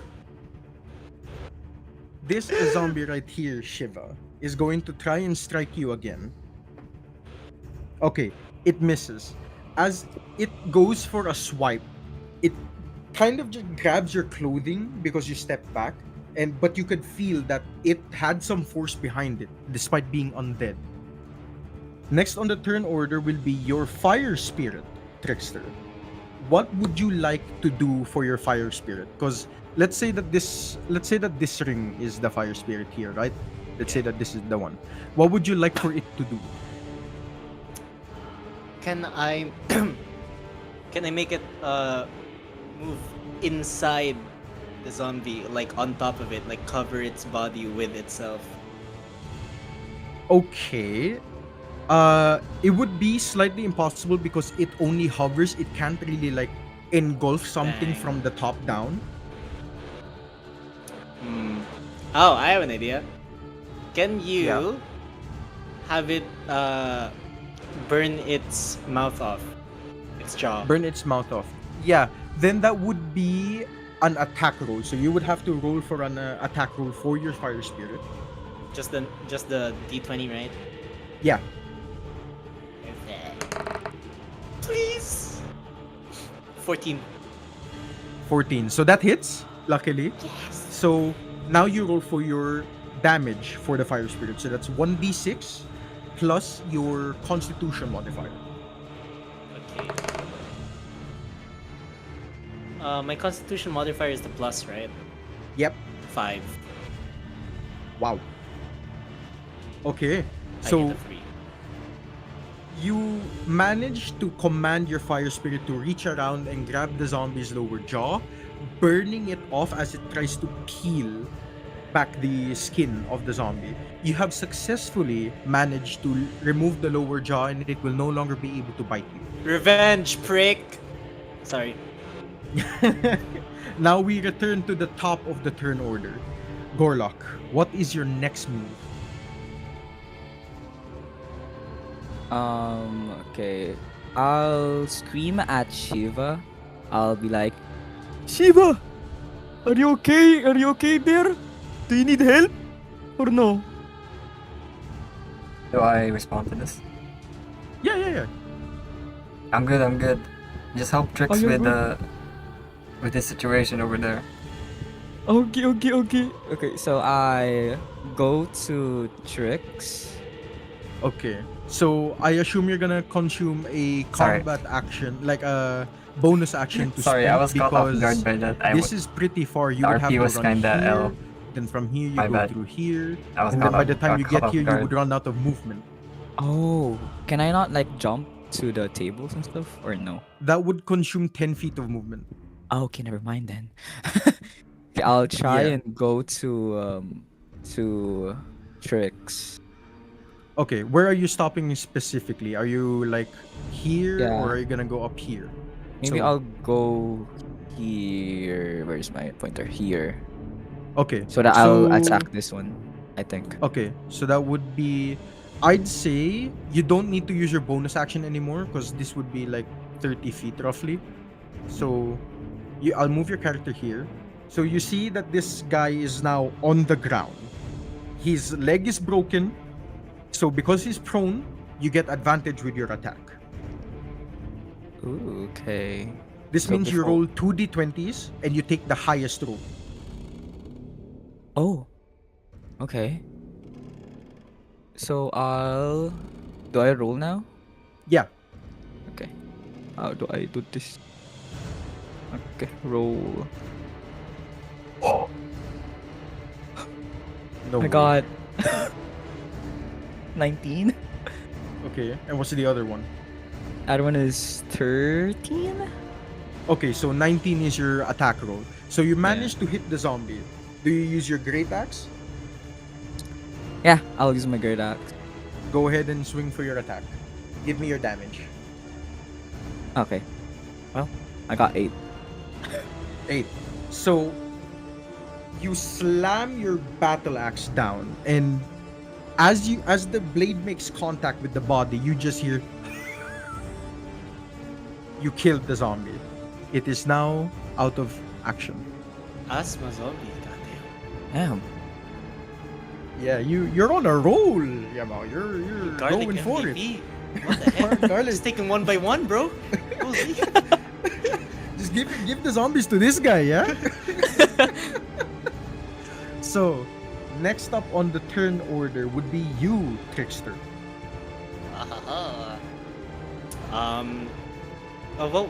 What's that? I don't know if I have it. Do I have it? I want to use that thing where I can disengage. Yeah, disengage. Do I have that?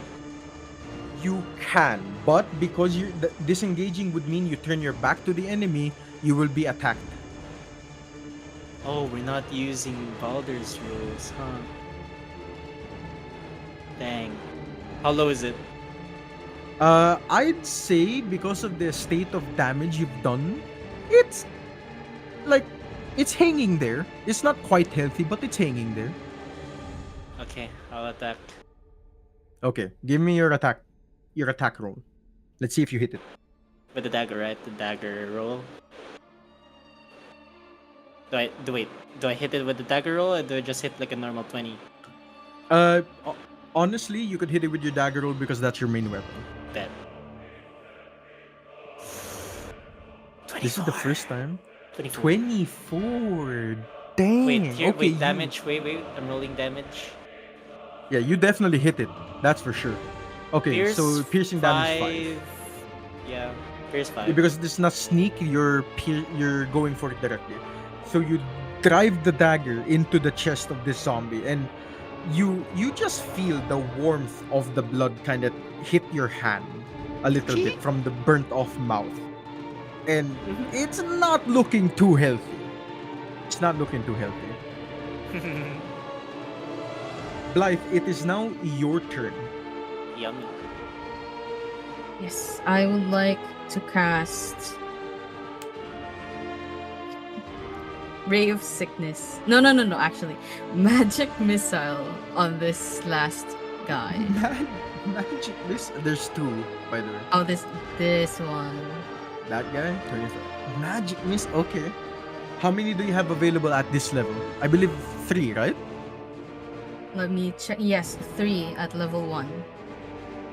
3 at level 1. Okay, perfect. Go for it. Do I just roll the or do I not roll d20? Well, here's the thing. Shiva is in the way. So that would mean you have to roll for an attack dice for all 3 of the missiles and risk hitting your teammate if you miss. Yeah, I think he's good. Damn. I should probably It's shout out like fine. Shiva, duck. Duck where? That is crazy. Just duck. Okay, fair enough. Roll for your attack. This would be a +2. Oh, cool. It's for all 3, okay? All 3. Oh, okay. So do I roll 2 times? 2 more? You roll 2 more times. 14 and 15. Okay, Oh. so those all hit. Yay! Oh, cool. So luckily, Shiva ducked out of the way. Let's roll for your damage. Does this mean I roll 3 times with the 1d4 plus 1? Yep. Because each of them are like individual pellets. What are the odds you got 2 on both? 1, 1, and Wow. 4. Okay, so as the magic missiles hit the zombie here, you disintegrate it Oh my god. on the last hit. And in front of Shiva, he just sees dust hit the ground as if it was never there to begin with. You have now only 1 zombie remaining. Shiva, it is your turn on the combat roll. What would you like to do? Can I make my way to this zombie? Yes, you can. Although because you have to traverse through all of these, I'd say you'd use a bonus action for the movement because you'd have to move here, then like up here, and if you're jumping over, that consumes 10, and then here. So that would be around nearly 50 foot of movement. Sure, let's do that. Okay, so you use your bonus action to sprint. You manage to make your way back here, and I'll position you kind of beside Trickster there. So you're now facing this zombie. Go ahead and give me your attack action. That is, I can't see. 18? Okay, you hit this guy. Give me your damage die. What's your damage? That's 12. How do you want to do this? Okay. As I'm beside Trickster, I quickly push him down as I do a big swing, cleaving the zombie in half. Congratulations, people. You survived your first encounter. Barely. Nice. They're gone. Barely. New one. But yeah, meanwhile, let's go to Starla and see what commotion is happening there while this combat was going on. Let's see what our favorite Star Nose Mole is doing. So, as as you We are did going it. through the streets, Success. I want you to first give me a dexterity check. Casual. Oh lord. Tricks being bitten twice, yeah. 1 second. Is this a check or a saving throw? Check. Because I'd like to there's think it- literally The funny nothing thing is happening to I'd this like to Star think Nose of Mole. it as Oh my Unless- god! is exactly as I envisioned Nat it. 2 plus 1, 20. 3. Nat 20. Who got an? No, I got a Wait, 2, who got- girl. 2 plus 1. So Nah. so I mean, we can add a 0 to that. Oh, is this for... Oh, that's my bad. I thought it was for everybody. okay, so I'm gonna be very forgiving here. Because Oh, a thank you. carriage goes through the street and hits you. Oh! But luckily, it didn't hit you hard enough, so you took only 2 points of damage. I'd like to think my attack So- there on the final part to be exactly as I envisioned it. Oh yeah, please record any damage that you guys Like take. just this big giant preparing for a swing, and then Living on like, a thread right him now. pushing Tricks down. 9 out of the way. HP. So, Starla, you were basically rattled around a little bit, but you get back up and you're scurrying through the streets. Your sense of smell led you towards the Dude, I'm acrobatic as hell. bayside. of Managed to dodge Firesong. the zombie like And what? as you're twice? going through, you notice Or that 3 the times. purple fog is it's almost as if it's following And a I dodge certain Fink's direction. attack. I want you to give me an investigation check. Alright. Investigation. That is plus 3, 21. Okay, you were able to discern that this fog was going southward of the city. It was heading more and more south up until you reached the Bay Area. And in this harbor, you know, it's not common for moles to be around. So you see one of the dock workers go, hey, buddy, get out of here!" And it kind of tries to swipe the broom at you. Oh no! Can I dodge it? Sure, give me a dexterity check. Oh, I should probably change. Or Wait, save. uh, Oh yeah. Oh what no. what was that? I can't really hear you, Ling. You lag. Sorry, check or save? It's a check, not a save. Okay. I got 11. 11. Okay, because the broom is relatively huge. You're able to kind of maneuver your way around and go towards an area where he can't really see you, so he assumes that you kind of scurried off and is like, "Ugh, I'm not paid enough for this job." Turns around, walks back into the harbor, and you find a hole through like a wooden wall, and you scurry your way in. As you go in, you notice that the fog disappears right where the water meets land. Mm. Okay, so I can't follow the scent trail anymore. You cannot.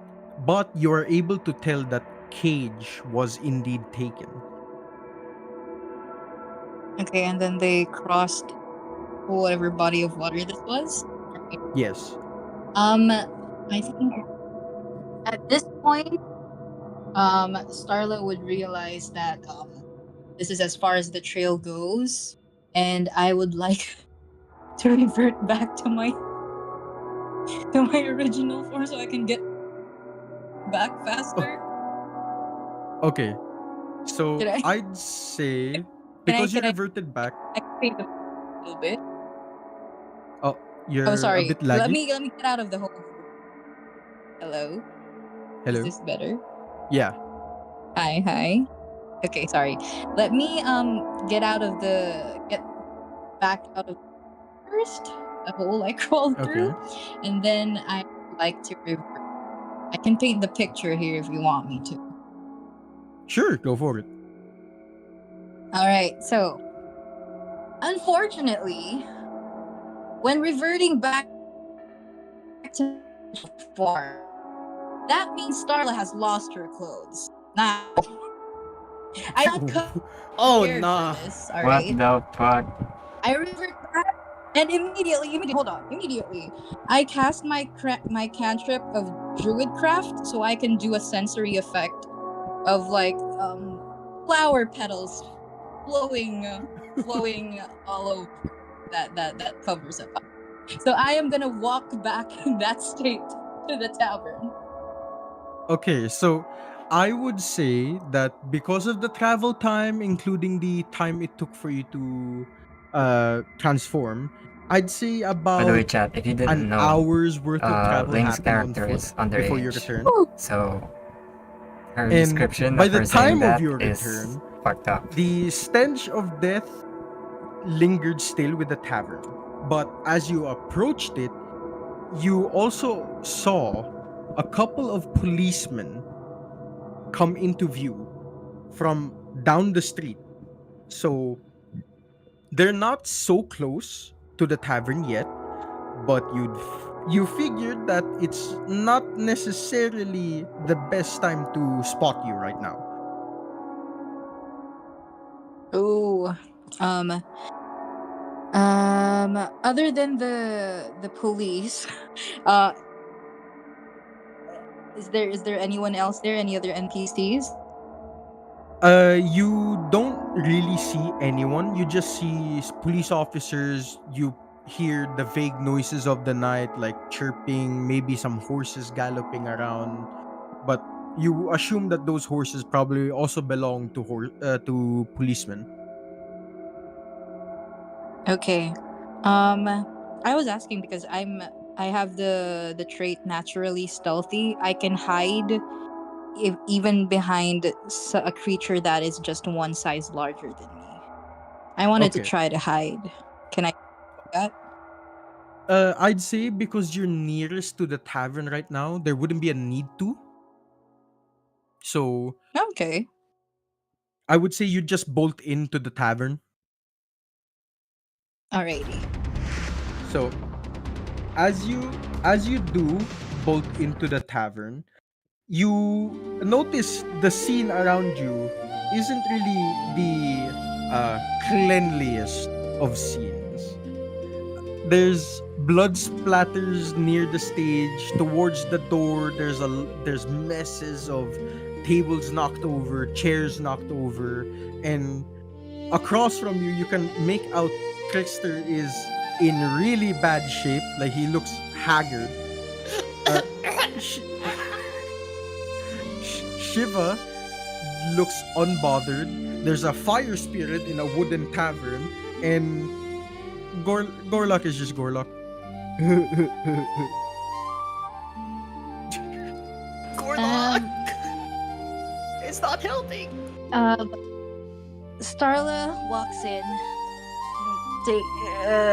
takes a look around and goes, "What in tarnation?" And then, I guess the first thing she does is, what's your The music HP, is very loud. Trickster? 9. I am gonna head over to Trickster and be like, "You look like you're in bad shape, Yeah, and I think? would like to." There's a I'd whole like chunk to- of flesh gone from my hand. I'm gonna healing word him. One sec. Okay. How many slots do I have? I'm just gonna use the at first level healing word. Oh, that is terrible. Well, you get 7 points back. Oh, not too bad. It's scarring. That's fine.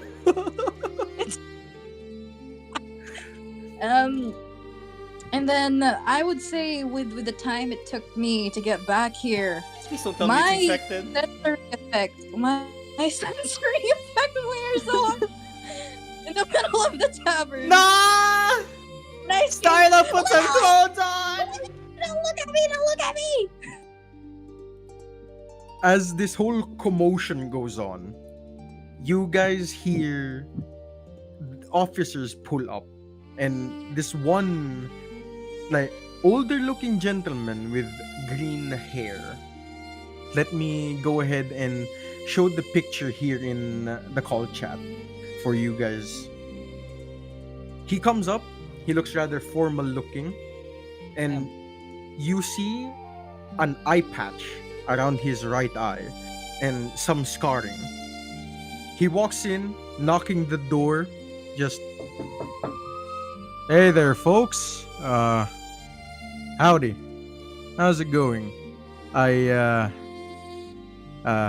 I noticed that your tavern is still open at this time of night. Don't you notice it's a little bit late?" First of all, Starla scurries under a table. There's something scuttled about. I'm not gonna. Who here is the owner of the establishment? I am the owner of this establishment. No, he's not. Don't listen to him. No, I am- no, listen to No, it. no, you know what, guys? Go at the back. I'll talk to him. Hello, what is your name? I grab Garlic by the mouth and pull him back.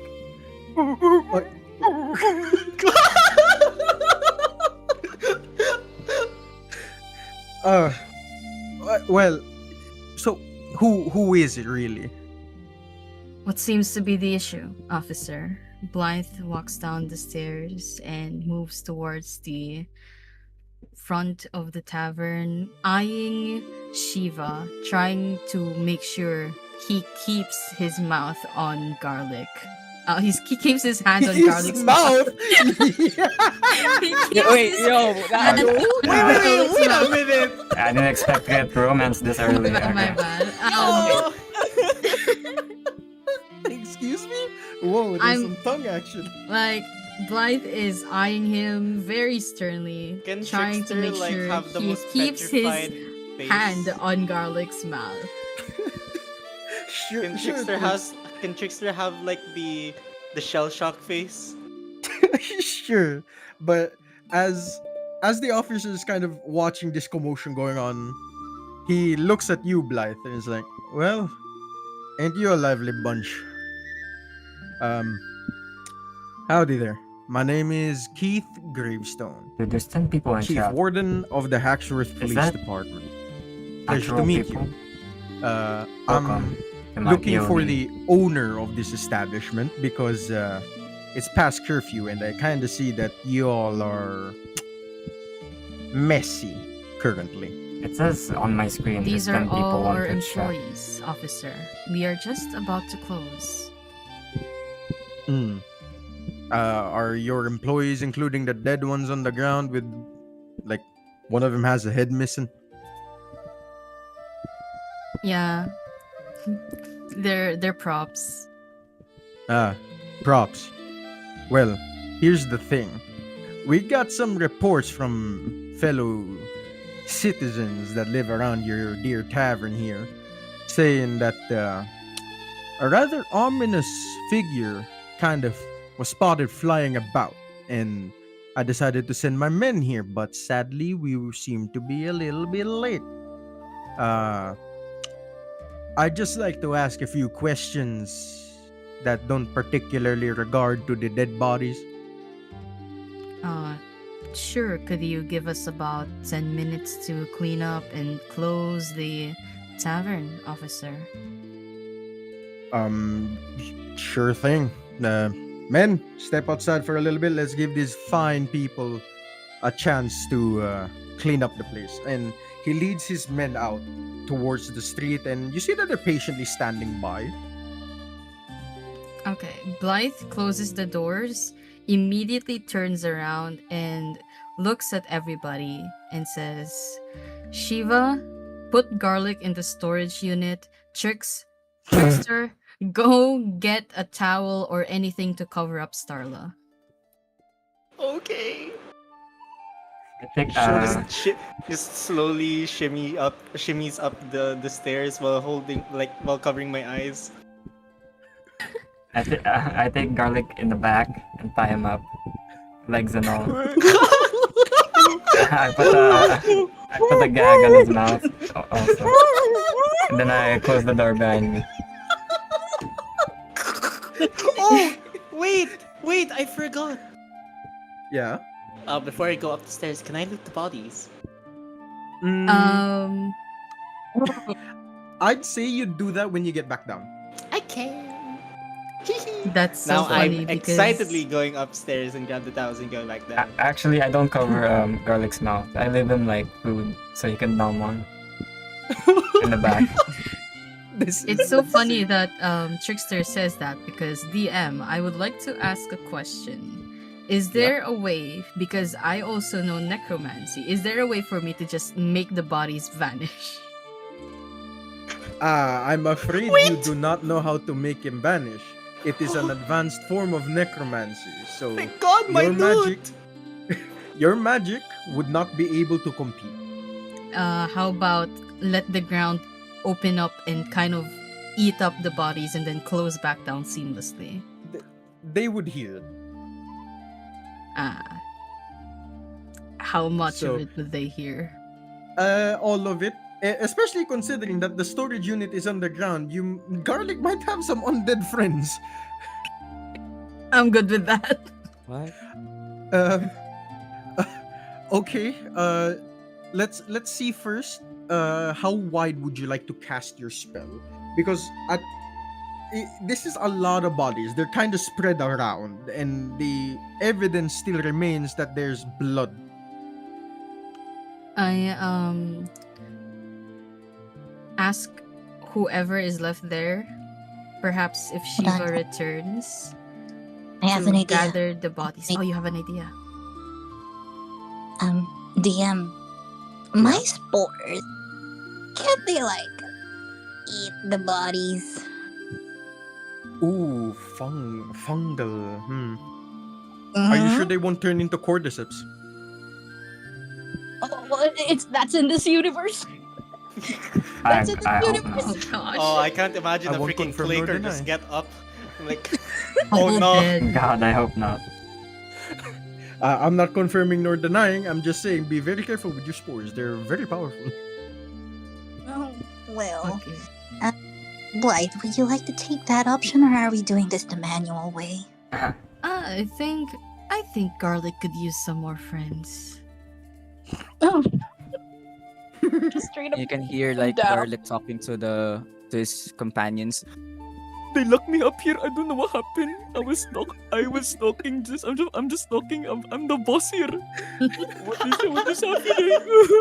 Okay, so we gather the bodies just into tie 'em one up. pile, and let's say I make a 5-foot wide hole underneath the bodies. Okay. So as you do that, you actually see part of Gorlock's face look up as the bodies go down and thud in front of him. Garlic, play nice, and then I close the hole. Oh, okay. Poor Garlic. Poor garlic, man. So now, is everything prepared? Can I I'm go still waiting for downstairs? Trickster. Can I go downstairs now with the Oh, towels? sure. You should be able to. You should be able to. Starla, I brought the towels. Now where's my loot? Wait So- a minute. So, Chick. Mm-mm. Trickster, as you calm down, the bodies are gone. Wait. Please wait. Where are they? Where's my loot? Trickster throws the towel towards Starla and starts having a panic attack on the floor. Can you shut up for 1 second? There are police officers outside. Your loot is safe downstairs with Garlic. Just pray to whatever god you have that he doesn't eat whatever loot they have. Okay then, if you say so. So Trickster starts rushing down the storage room and hopes to find the loot or the corpses. as you enter the storage room, you notice a familiar staff member was there, tied up. Garlic, what the hell did they do to you? Anyways. Have you seen my loot? Loot? No. No loot here. And in front of him, you see the pile of corpses. Oh! There it is!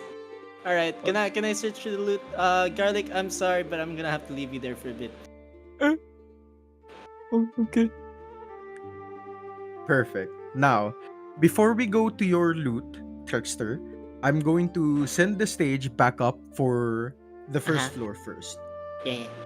Now, who is going to be the one primarily talking to the officers? Yes. I need a piss. I think it would be I got a piss. me Blythe. and I'm someone. in a towel. I'm in a towel. Me and Shiva then. That would be me, sis. Alright. So, you, Blythe, you step forward and open the door again. But this time, you kind of see Sheriff Gravestone looking at the door, kind of partly amused. And he's there like, so, interesting magic you got there, miss. Kind of magic are we talking about, officer? Well, there's quite a few things that can open a hole in the ground and cause that much ruckus. I'm just saying. I don't think you saw anything, did you? Not gonna confirm nor deny. Anyway, what you said your name was Blythe, yeah? That is correct, officer. All right. So, mind if I step in with my crew? Please, come on in. All right, boys, be on your best behavior. We're not here to do or detain anyone. So he walks in, and all of them pour in. There's about a total of 5 of them. Immediately, Shiva, Starla, and Blythe notice that all of them are really, really well equipped. They carry rifles, they carry revolvers. You can even notice that some of them have specialized knives, hatchets, and in particular, Sheriff Gravestone has a specialized revolver holstered by his chest. Sorry, So he- officers, but we don't really allow weapons inside the tavern. Well, Miss Blythe, I'm afraid that authority doesn't really stand with us sheriffs. And he presents the badge. I want you to give me a history check. A history check, okay. Can I also roll one just in case? Sure. Can I roll one for 16. the fun of it? Sure, why not, Trix? Just roll for the fun of it. I also got 16. Okay. So. Oh, I see that. 19, damn. So, before I get to you guys up there, Trickster, you're rummaging through the body and you find a golden watch. Ooh! Money! I said that. Now- Can I loud. inspect the golden watch? Sure, let's say give me an investigation check. Imagine it's like a 5. 22! Oh, I thought I just saw the 5. Okay. So, you inspect the golden watch thoroughly. It's authentic. It feels light, like Need a actual piss, bro. gold. And from your knowledge, you would assume you'd get a pretty nice price for this watch. I drank way So- too much. I drank way too much fluid. We move up now to the first floor. Back again to Shiva, Starla, and Blythe.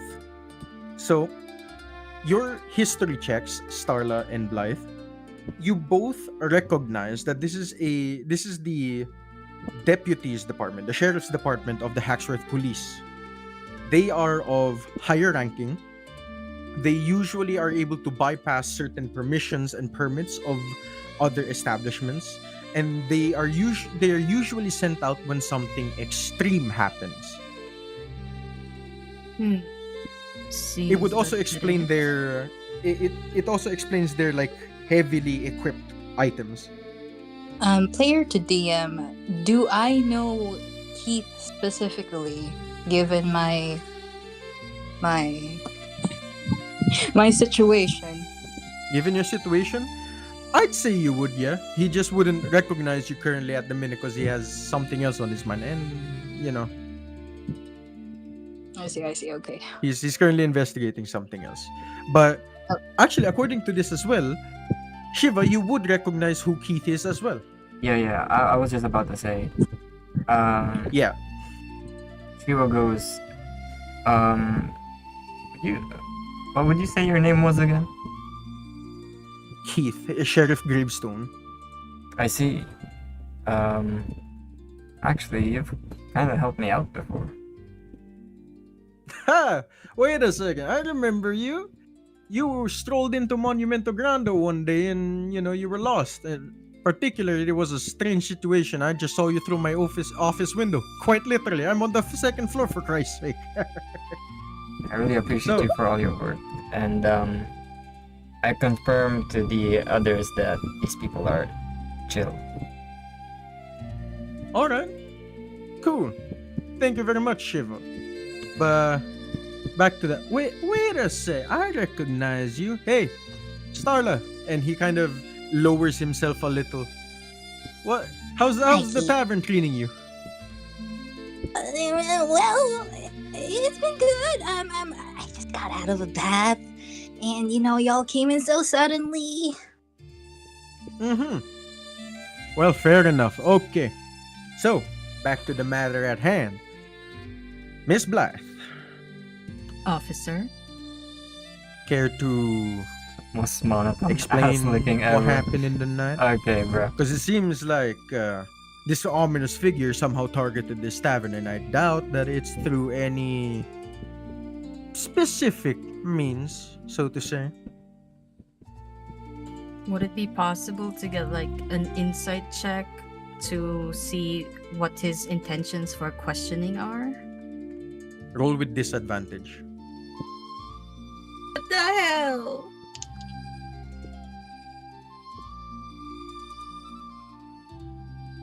$12.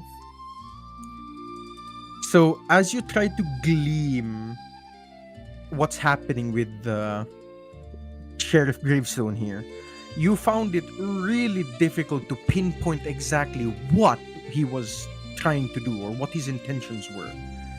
It was difficult, but he at least looked like he was there on official business. All right then. We had some extremely weird guests come in, and I'm not quite sure what they brought. All I know was they had some vials, they had a very suspicious energy. Then that's when it happened. Darla jumps in like a moment of clarity, and almost loses her hold on the towel and goes, Blythe, I just remembered. Cage! You're right, yes, Cage. This person, that's when it happened. The fog happened, and this figure just kind of destroyed one of our rooms. If it's possible, would you also compensate our repairs? I mean, rather, it also took away one of our employees. Yes, and killed Our the boss. guests. Oh, spike to 8 viewers now. Oh, Miss Blythe, you are a funny one. Well, Welcome, lurkers. I'm only here investigating. I'm not here to compensate anyone for damages, but I'm very sorry to hear that you lost one of your co-workers. But I recognize the owner. I know who he is. I believe his name is Cage, right? He applied for this business a while back. If you knew, then why did you go along with me being the owner? I need someone to talk to. And clearly, one of your other tiefling friends there ain't capable. The other, Mr. Shiva over here, he's new to the city, and Starla is just a kid. All right, well, yes, the owner of this tavern, Cage, his But name, that's why I'm so clueless, Chad. was taken by this figure. We don't I'm know new. why. I'm new, bro. But we I'm believe new. it was due to some of these new guests that unfortunately have passed. I fill him as well with what I found. They took him to the Bayside. I think they must have traveled by water. The Bayside, you said. All right, Miss Blythe, take me upstairs to their rooms. I want to Please don't investigate this kill me. myself. I'm new. My men here are gonna stay on the premises up until we're done with the investigation, glad you and I knew- will have I'm glad you one know of the my reference, Papa. associates follow me as well. Very well. Blythe Alright. leads them up the stairs and towards the third floor where the lodging is. Perfect. Now, let's see. He looks around, steps forward. His hands are on his belt, and he's walking up, kind of surveying the rooms. He turns back around to you and is like, "Okay, Miss Blythe, can you tell me exactly what played out here? Because it seems like there was more than just a scuffle. I could see here that there's spell marks. I see here that there are bodies that look like raisins and dried potatoes." Yes, there were a total of about 5 guests, 3 men and 2 women. Separate rooms, and this figure attacked this room with the men inside it. And, well, we didn't quite know what happened at first. We just got here and they were already dead. We cannot verify if any of their items were stolen, as we did not really do a thorough check. And when he appeared, it's sad to say he had the upper hand on all of us. Is this figure, was he male by any chance? Had any distinguishing features about him or anything of note?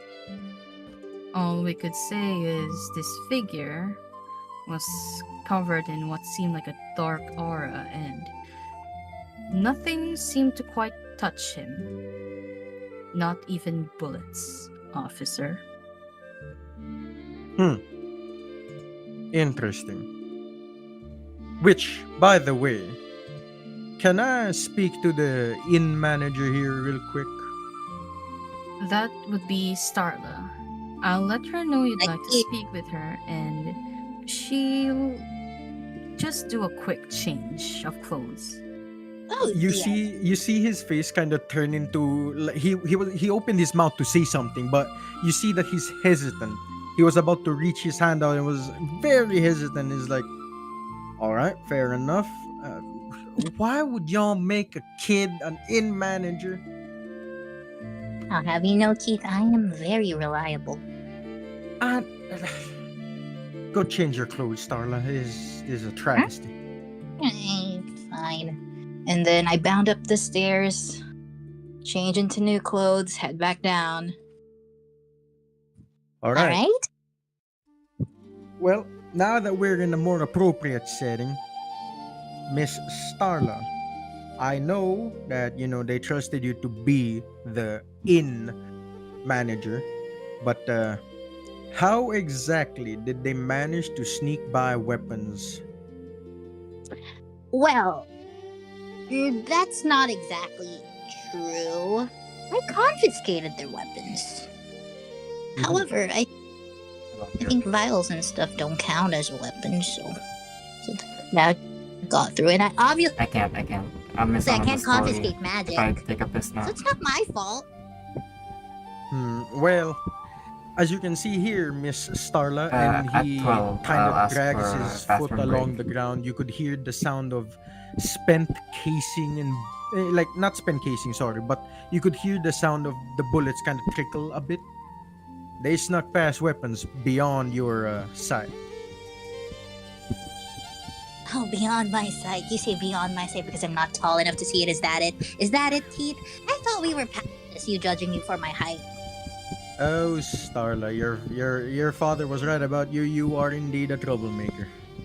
But that's not why I'm saying it. I got cut off. I just said don't bring my father into this.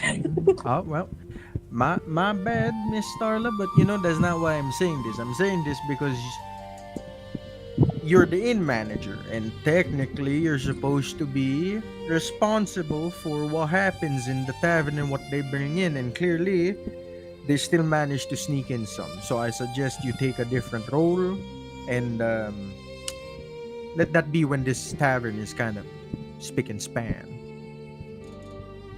Are you saying I'm gonna get demoted? Well, that would be up to your boss. Well, now missing I cut him- boss. I cut him off. I cast a cantrip, sensory effect. I send up a very, very skunky smell up his nose.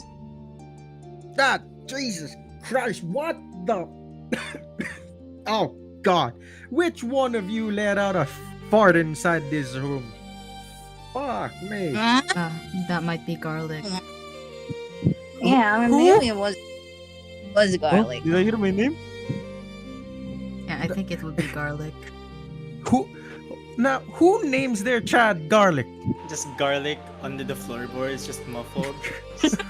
I'll yeah. Oh, officer, His voice we don't echoes to the really- third floor. Officer, we not. don't really judge our co-workers' names, but it You- might you- be garlic. You have a fair point. That's my bad. It's just, you know, this entire night has been really weird. First off, wow. I just have to commend you guys for putting up with this. But secondly, like, I need answers. And you see, my associate here, and he kind of gestures his hand backwards. The new investigator, you know, his name is Howard Hudgens. And you see, he's not really experienced, and you can kind of tell that he's not there. And you can, as you turn around, you see that he's nervous a little bit. This investigator is nervous, and he's sort of That's the investigator. overthinking his chat. notes. You can see that he's scribbling a lot, as if trying to take in every detail.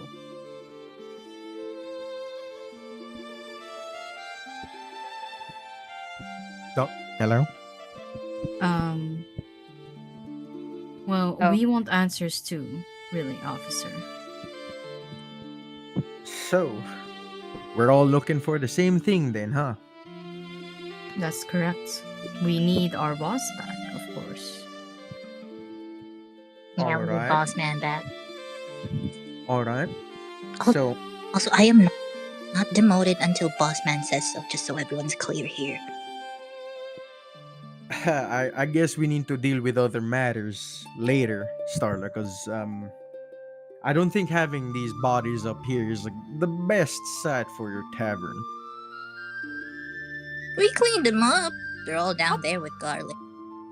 I asked, like, what bodies? And then I open up the ground again and, like, pour more of the victims' bodies towards Garlic's storage room. Well, you see, the body. You sneaky necromancer. Hello. There are no bodies in the humble tavern. You know what? Fine. I'll shove this back as a note in my head. But I do need to take note of everything that happened. So if you could join my associate and maybe Howard, calm down. And Immediately, Howard shoots up. He's like, "Oh, um, sorry, sir. I really don't know what's going on. It's been freaky this past couple of weeks. And you see Sheriff Gravestone comes up and pats him on the shoulder and is like, yeah, I know. The recent events that happen around here ain't really the best, especially with a problem down in Thorkeep, but we'll leave that for another day. Let's go down." And both of them begin to head down towards the first floor. And Blythe, I want you to give me an investigation check. Copy that. Actually, you know what? Starler, you two, give me an investigation check. All right. 16. Cool. Let's I see what's up got with you now. 11. Okay. So, let's begin with Blythe. Blythe, as you look into the room where the three men stayed, you notice that at least this surrounding magic that was there is no longer present. You can no longer detect it. You can no longer see where it went. It's as if it vanished into thin air in the span of a few minutes.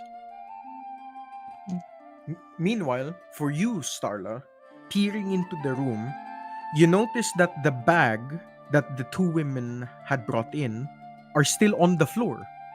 They haven't been touched. They look slightly open. I mutter, an untouched bag by Trickster. It's in here. And then I check. Oh, you open the bags? Either Yes. way, I missed out on loot. I'm sorry. Okay, so are you opening both at the same time or one at a time? One at a time. Okay, so for the first bag, I want you to roll for me an investigation check. Okay. Oh god. 9. Okay. So it takes you some time of rummaging around, but as you are rummaging, you discovered that these women also had a few of their own armaments, short handguns, it seems. Look like small, compact revolvers. And alongside that is a book. Oh, they had weapons too. I mean, I show it to Blythe. She's still next to me, right? Yeah, she would be. I hand it to Blythe first, and then I'd like to open the other one. Or is that already everything? You can open the other one, but for that, I would like to ask you for another investigation check. Alrighty.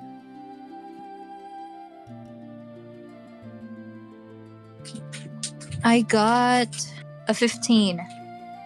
Okay, so this time, with less time consumed, you open the bag and you discover that inside of this specific bag, there's a lot more adventuring items.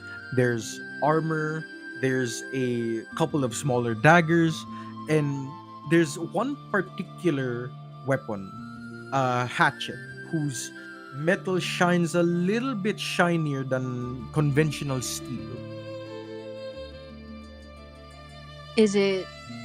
Oh, yeah. I would like to take it. Okay. I go. Oh, shiny. You take the hatchet and lift it out. And Blythe, I want you to roll for me a perception check. Perception, got it.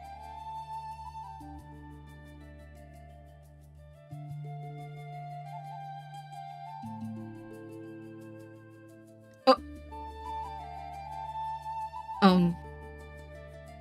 Wow. Nat 1 plus 2. Okay, so luckily you don't go blind.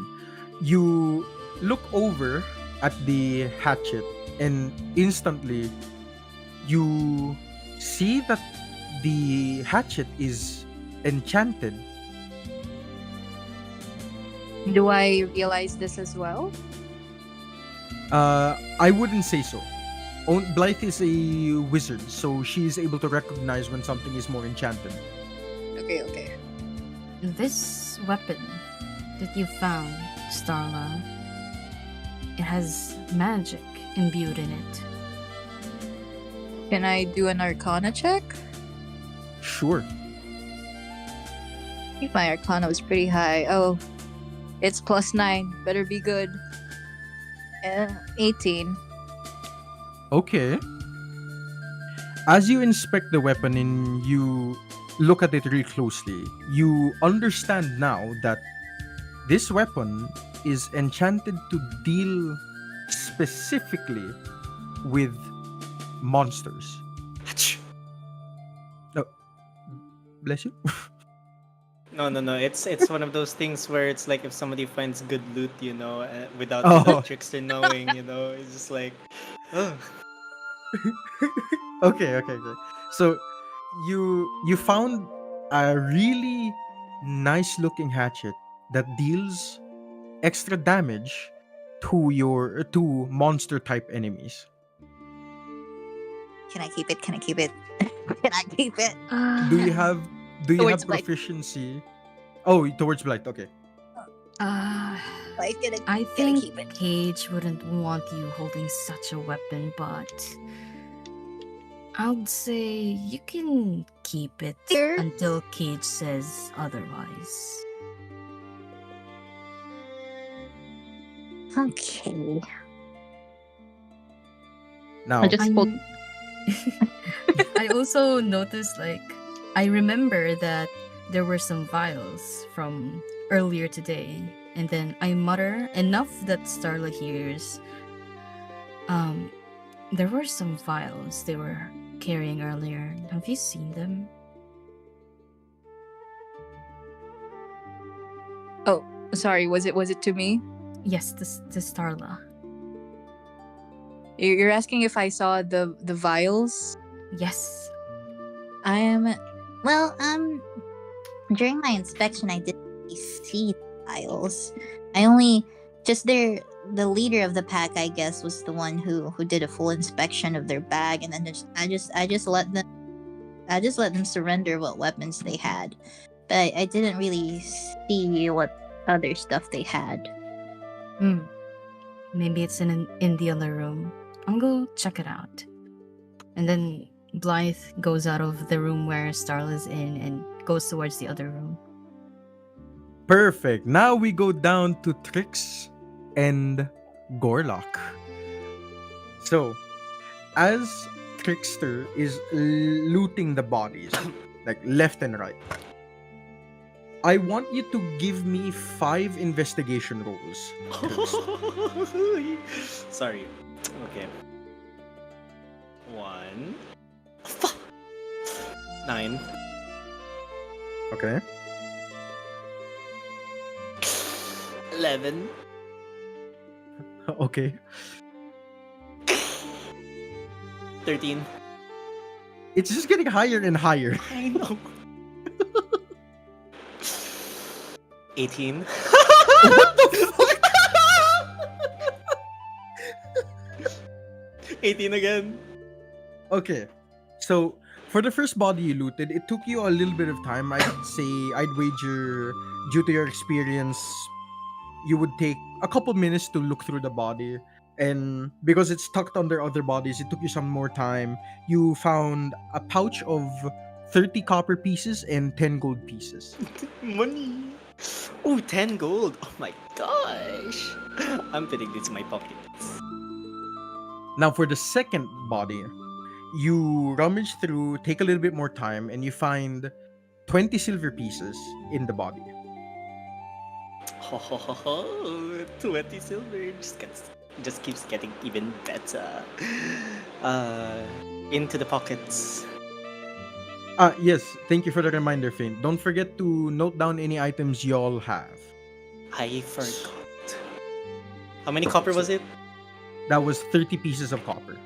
Copper, 10 gold, 20 silver. Okay.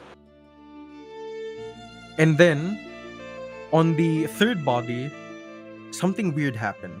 As you approached it, you felt a burning sensation Oh. coming from just under your Dude, forearm. it's raining. Oh my god. God dang it! It's my freaking wound, huh? No. It's not necessarily your wound, but you shrug it off and you discover that this guy has a really fancy looking knife. It's the knife. It's one of the knives. Oh my god. Oh, this is very nice. Can I inspect it? Sure.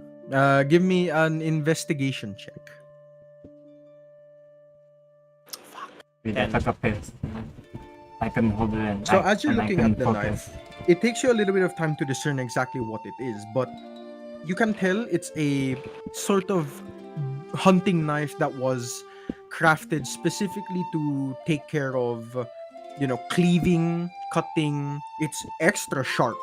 So it just simply even tapping it with your finger could result into a cut. Sharp knives. Sharp knives. Okay, I'm keeping this one. This is gonna be my So- tail knife. Please be sure to also take the holster. So The what? Oh yeah, of course. now, for the fourth body, this is where you begin to feel the burning sensation a little bit more intensely. Mhm. With the corpse, you find that there's a holy item on the body. Uh-huh. I pull it out. What is it? As you grab it, it burns your hand. You take. Let's see. You just recovered health, by the way. I know. I'm getting ready. I'm You getting take ready for 4 my- damage. Ah! Okay. Damn. You So, know, Trickster is a rogue, but he does not have a good sense of like pain tolerance. So he's very low pain tolerance. So every minute you hold this item, you take fire damage. yeah, I dropped it with him immediately. Lord. Please, I dropped it immediately. You drop right? it, and Okay, as you God. drop it, you notice that I can take a on break, the bro. item, it seems to be a sort of scroll, and the scroll had a familiar inscription on it. It was a scroll that belonged to one of the churches in Redwill. Hold on a minute. I recognize this thing. Oh God. I mean, oh hells. I forgot. I forgot I was a He takes- tiefling. He takes psychic damage.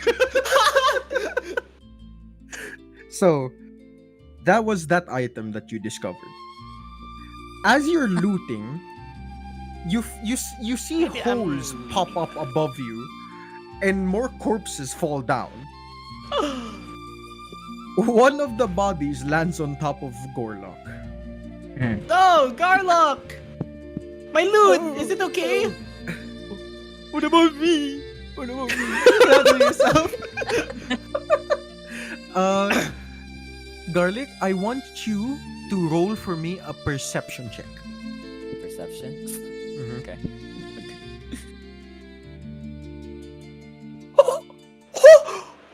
Oh my days! So- no way. They do it not It 20. happened. Yo, someone take a screenshot of that. That's insanely good. So, I'd say you take. Let's see. You hear a sound on your back, and on that spot where the corpse landed on you, specifically like near your left shoulder, to the center back. You begin to feel a little bit of warm liquid trickle down your back. Oh. What is this? So, by connection, Trickster, you also hear that small sound. What the hell is that? And- I lick it. Well, it's on your back, so you'd have to be hella flexible. So, yeah. Wait, what's the But- color? I'd say it's very blood-like. Yeah, no, I was about to make garlic lick it, but yeah, maybe no. Yeah, you notice, Trix, that Garlic's back is cut in two places. Both of them are very minor gashes, but right where he got cut, you notice glass. Uh, garlic. There's some stuff stuck on your back there, buddy. I don't know.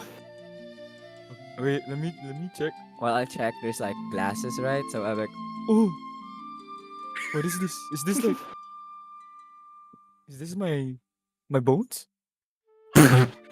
I don't think so, buddy. I don't think they're supposed to be sticking out like that. Oh no. Oh, can you help me take it out? I mean, yeah, sure. Okay. Thank you. I tried to pull it out. I tried to pull the shards of Can't glass with this from character, bro. Garlic's back. You pull them out successfully. They were really small, but you notice that there were 4 vials that were smashed onto the ground. Oh no. Oh no. It appears to be that these aren't normal pieces of glass. Garlic, do you feel funny? I don't think so. Can I? Garlic, check? roll for me a Constitution saving throw. Bro. What do you mean by that? Bro. I'm going to crash out if that was another 20, I swear. I got 17. So you kind of feel a tingling sensation, but it's quickly like shaken off. It was as if someone pricked you with a needle. Ooh. I feel very tingly. Sorry. Oh my god. Sorry. I love it. Yeah, I think Hi. you're fine, buddy. I can't. Okay. Can I leave Anyways, this place now? About the body on you. Oh yeah. Mm, So he's got nice pockets in there. you're a tiefling, right, Trix? Yes. So I want you to give me an Arcana check. Arcana. Oh, 19. Okay. You recognize that the vial contains some form of dark magic in them. Oh. Yeah, like, this is my internal thoughts. Yeah, I don't think Garlic is gonna be fine at all. Yeah, this isn't looking too good. I'd better tell Starla and Blythe about this.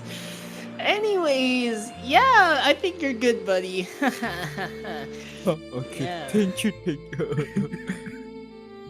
Can I leave this place now? Can I go down or no? Okay, leave the body down first, please. Okay. I'd So- want to take a look at those pockets. So as you're going through this, Trickster, I'm gonna go ahead back up to Shiva. As now we are reconvening with Sheriff Gravestone. Yep. So you see Sheriff Gravestone and Howard come down the stairs, and they both look like they're in conversation, but after a bit, you see that Gravestone is looking up at you, Shiva. It's like, hey there.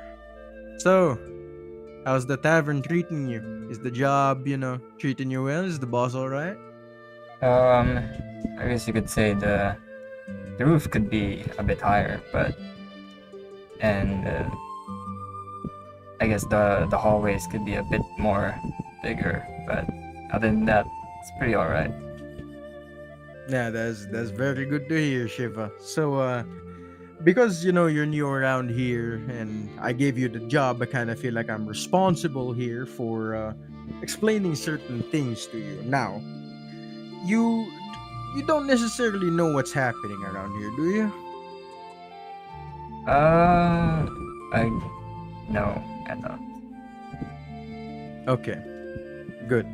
Because things are about to get a little bit wild. Uh, did you notice anything suspicious as the night went on? Other than a very agitated guest, not really. No. Hmm. All right. Um, I'm gonna have to call aside your boss when you find him because this is some serious business. We can't really afford to slack around as we got necromancy and then dark magic over here in one corner. I'm honestly quite inclined to tell you to keep safe, but whenever you do get your boss, make sure to forward him over to Monumento Grande because we're about to head out. And as he says this, Starla and Blythe, you two come down from the stairs to the first floor. Okay. So as Sheriff Gravestone turns around, he looks at all of you and he says with a calm tone, "It's a pleasure to meet you all. Welcome to Spire Song, I guess. The events here are just gonna get weirder, and you all are caught in the middle of it. I hope this doesn't provide any sort of malicious intent. Alright? Wait, officer. Yes. Blythe calls out and says, "Are you not going to help us find Cage, our boss?" We've taken note, don't you worry. I'll just tell you for now that I can't reveal much information, but we know who this Cage feller is. We know that he's ran the tavern for a bit, and we're just gonna corroborate a lot of our information. But for now, what I can tell you is meet us at the Hacksworth Police Department in Monumento Grande, and there we'll continue talking about this phenomenon that happened. We need witness reports, and you guys are the only ones here present to do so. Fine. All right. Good. Then I guess I'll see you in Monumento Grande. Will you guys be available in? As he says this, he pulls back the sleeve of his shirt and looks at his watch. Are you guys available in about roughly 18 hours? 18 hours. Understood. All right. Excellent. Bring everyone here. I know there's about 5 of you. I saw that other tiefling scuttle about in the back there. But I do hope to see you in Monumento Grande in the main police department. You can't miss it. All right? Have a good night. Good evening, Men, let's move out. officer. Blythe closes And- the door. Now, that ends the one shot.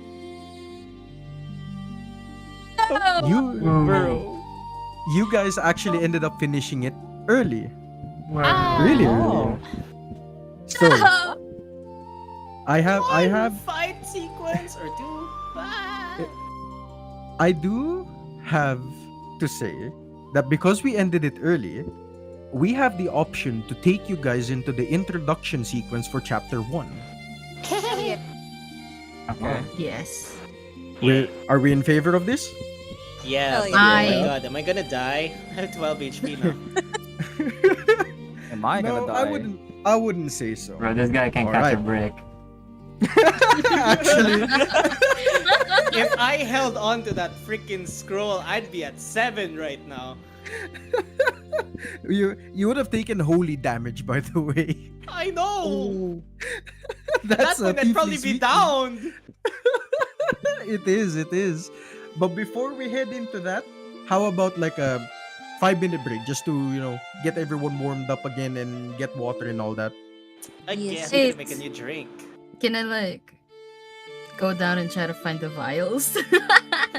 Sure. Before we move on to the break, so Yeah. Blythe, you know that you've sent the bodies down. You made your way around to the storage area. You walk down and you see that Trickster is doing his usual looting business, and Garlic is just enjoying life. He's whimsical like that. And Trickster, have you seen some, I don't know, glass vials around Huh? in any of these bodies? Glass vials? Yeah. So about that, as he What says gets this, into- up and then walk. as he says this, Blythe, give me an Arcana check. Okay.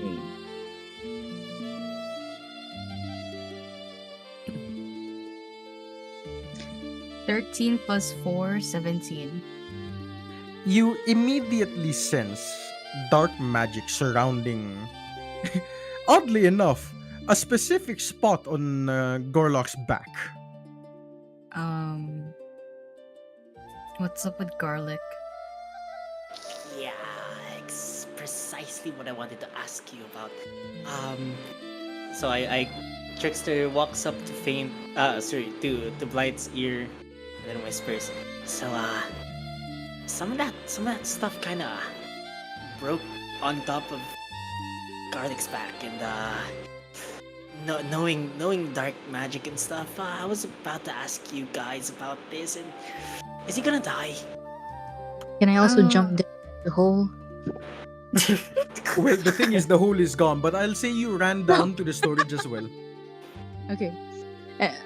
Before the whole conversation about dark magic, How's my goat I doing? set my We're sights done. on Gorlock, We're and I in, wave like, the shiny hatchet We're in around. the Gorlock, do you call look it? what I have. the after thing.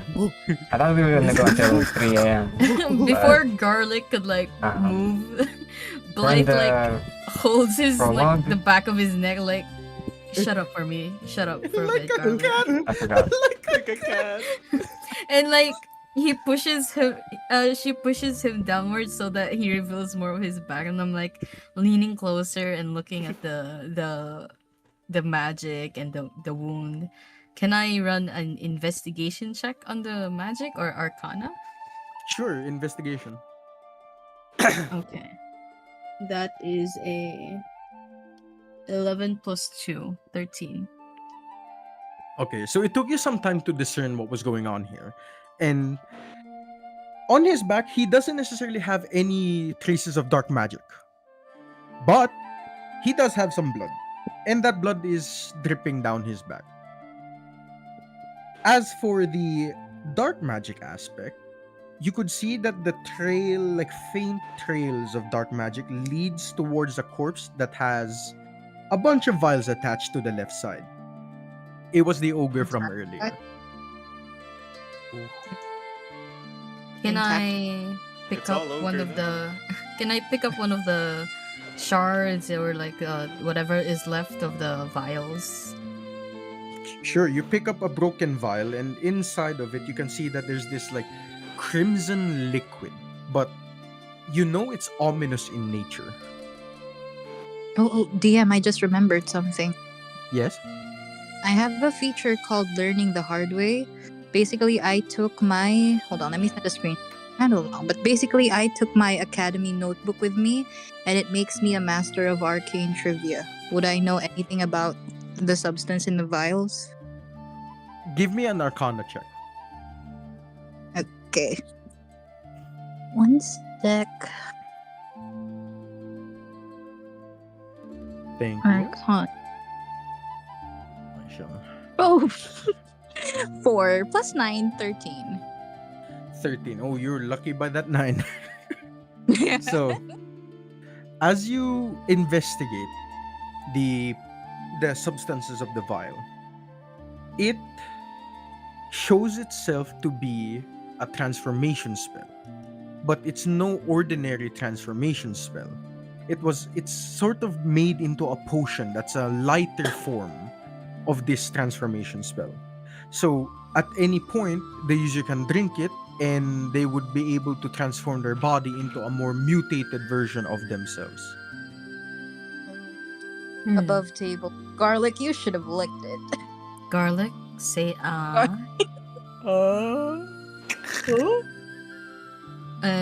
Whatever is left inside, like maybe a few drops, I put it like on garlic's tongue. Oh god. Garlic. Is garlic gonna be okay? Oh no, wait.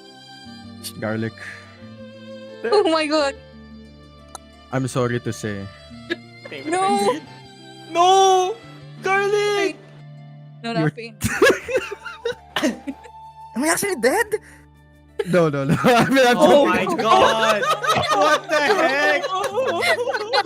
That was the most truest emotion I've heard from anyone.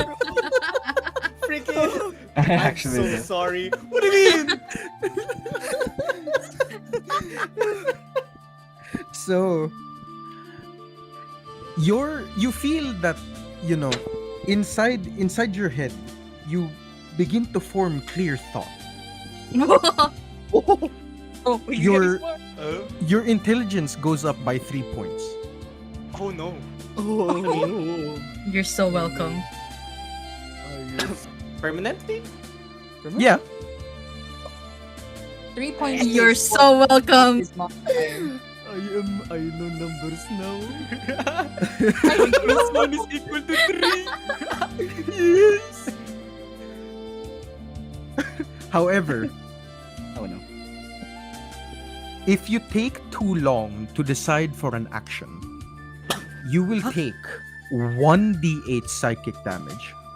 What do you mean by action? Any action?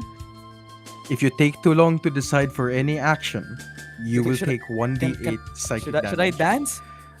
Should I dance? Relax. It's only in moments where you need to decide. Oh, okay. What the hell? Oh god, I thought Do right I now. dance? I need to decide right now.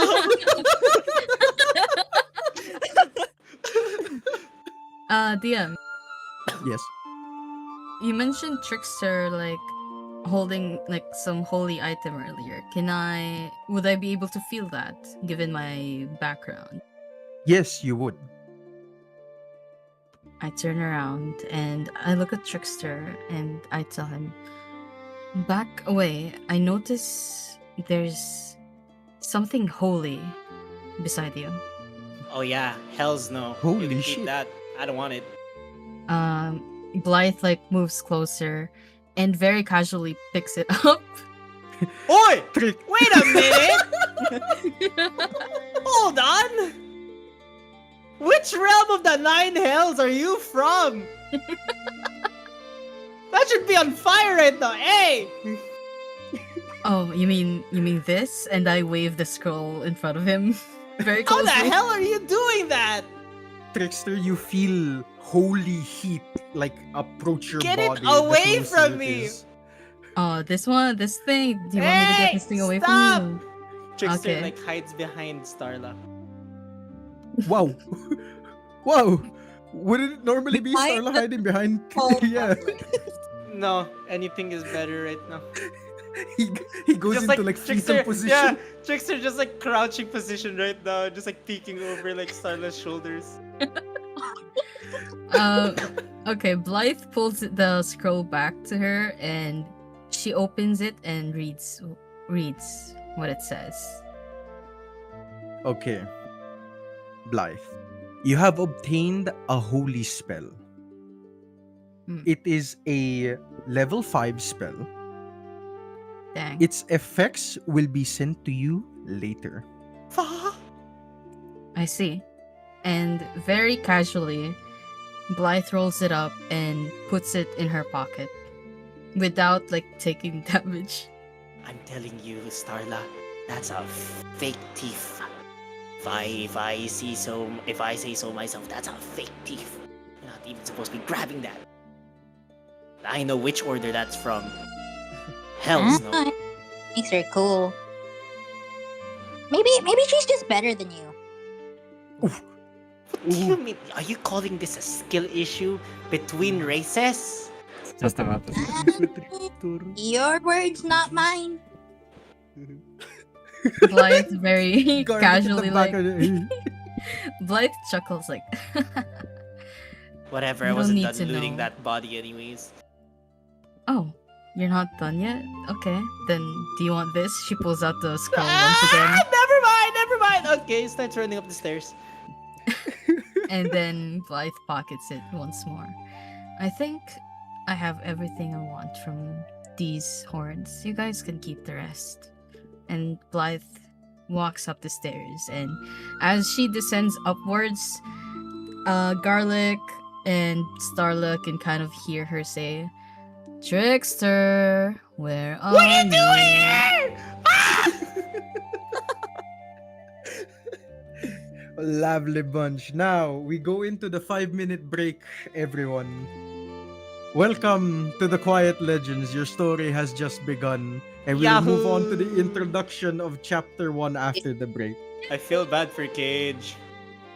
Yeah. Kidnapped immediately.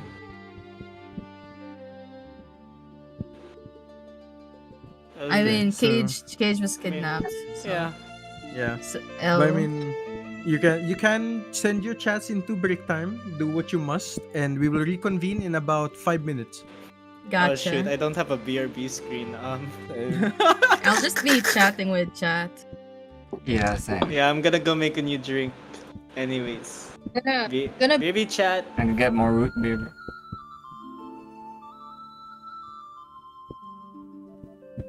Okay. Hello, chat. How do you? Who's still in chat?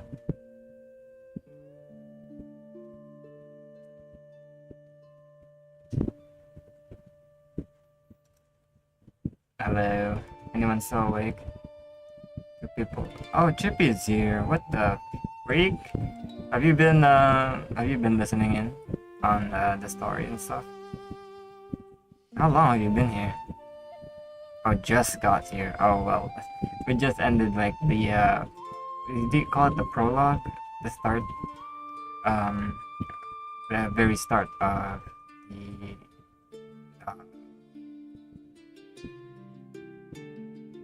I guess the story. Yeah. We're on a break right now, and then we're gonna be doing a bit of the introduction for the next chapter. Bro, in the middle of that, I had to pee so bad. Welcome, Josie Bowens. Were you listening in on the story? You are new here. I don't recognize you, but welcome.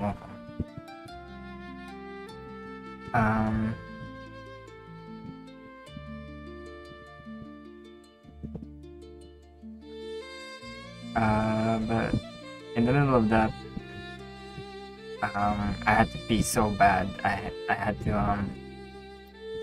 I had to go to the bathroom. I had to open up the stream, and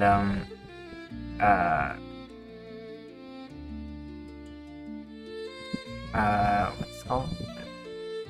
I had to open up the stream on my phone and go piss. I had to go so bad that I couldn't concentrate. This is your favorite game, and since when have you been playing this game? Or are you asking, is this my favorite game? We literally just began the D&D. This is my first ever official like proper D&D game, and it's pretty fun. I like it. My bad, gang. I think I pulled a quick quell. It's okay. You guys can look at the VODs. It won't be with the I don't think it'll be with the music. If you look at the YouTube VOD later. That's Rian, by the way. Chippy. Yeah, I don't know how many people stuck with the story for now. Do you play other games? Yes, I play loads of other games. Goddamn. Hinuka ni Chippy. Wait, I'm gonna get a drink real quick. I'm gonna refill on my drink because I wanna be sipping on something. Be right back, chat.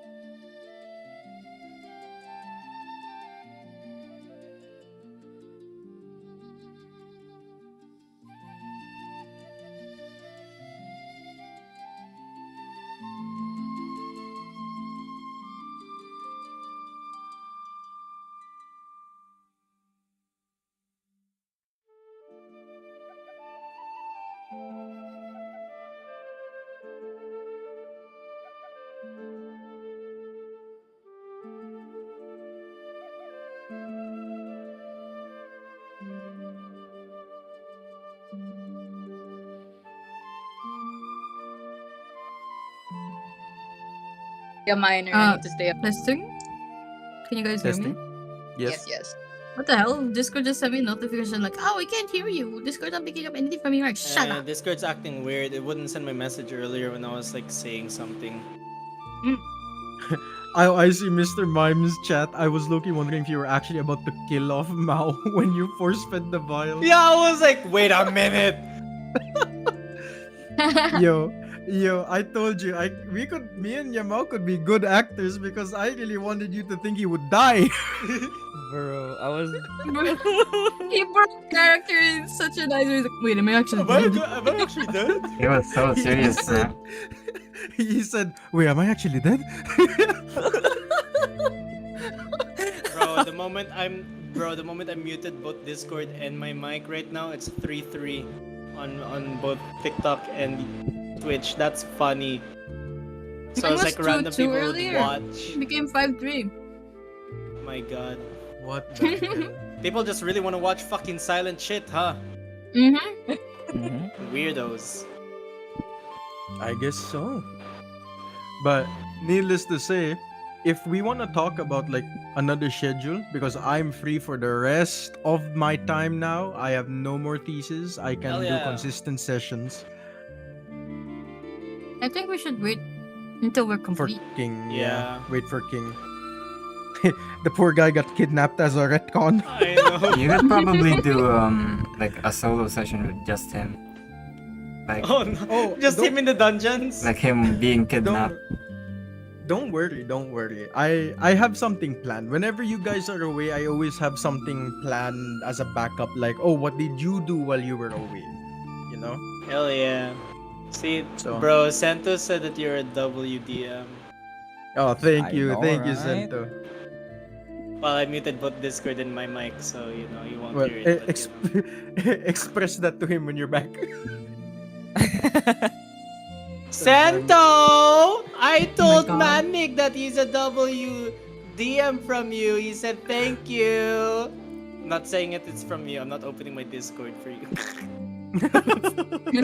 I'm the one relaying the message. Hey, he's a perfect messenger, trickster and tricks. So how was the session so far? How did it treat y'all? Good. It's Good. fun. I was nervous most of the time. I like Waiting how for every one of combat. Light's words are just overflowing with aura. Oh my god. Bro, Yamao, I can't with you, bro. Sorry. I was dying. I'm muted. He saw the boss and was like, huh? Are you the new boss? Yeah. The moment he went, I was like, oh, the new boy. No, I'm Bro, the new boss. And then freaking boy. I swear. when the officer came in, he's like, who's the boss here? I'm the boss. Wait. No, he's not. No, I am. I knew I had to do something, so I had to take him over. Yeah. It was perfect. I loved it. Bro, I swear, if you go back to my VOD, all you're gonna hear from me is like that. Nah, you were insane, Fane. What do you mean? What do you mean Shiva's mouth to Garlic's mouth, huh? Insane, heavy BL. I mean, you gotta shut him up one way or another, am I right? What is this? What is this like heavy lean to the BL? I just imagine tricks at the the back hitting the outdoor. what? Bro, I legit like. If you checked my VOD, man, I was giving like the fucking shock face. I bet chat had a fun time with that one. They were all of my chat were like, what? Yeah, this is the face I imagine you doing tricks just the just suddenly started making out to keep him quiet. I guess that's one way to do it. Like from being in agony after being killed, you know, it's just like freaking like, oh. Mm.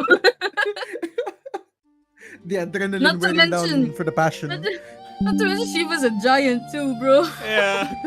He'd Just be leaning kissing, down for that shit. he'd be kissing Garlic's entire face. Yikes. I want to Oh, make yeah. it canon one day where Shiva takes garlic and is like, "Here, catch." to initiate combat. I just throw him. Oh my No, god, no, as no. a weapon, I would Starla, be bro, down. Starla. She's smaller, so she has higher wind resistance. I'll throw Starla. Thank you, Starla, for your sacrifice. Ling, I'm not even joking. Yeah. Because Yamao is a barbarian and because Rin is a giant, they can actually do that. Oh my god, I'm excited now for the next battle. They can You be know an what? You know what? they can literally be an artillery, I swear. You know Yeah. what? I with it, sure. Thank you.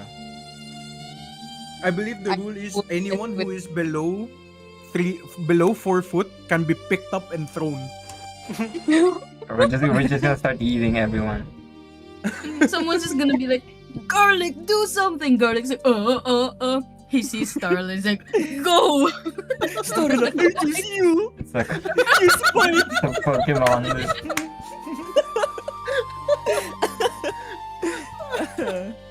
Okay, I'll just do a quick bathroom break and then I'm ready.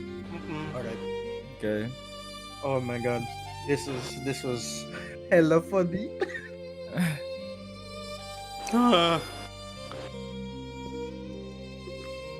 I can't wait for that animatic where Faint says, "Oh, I made sure that Shiva has his mouth on Garlic's mouth." It's the confusion on both. That is great. I need And then the she I autocorrects. edited into homies kissing. Yeah. Yeah, this where was it? No homo type shit. Oh my This god. one. This is just to keep you quiet, bro.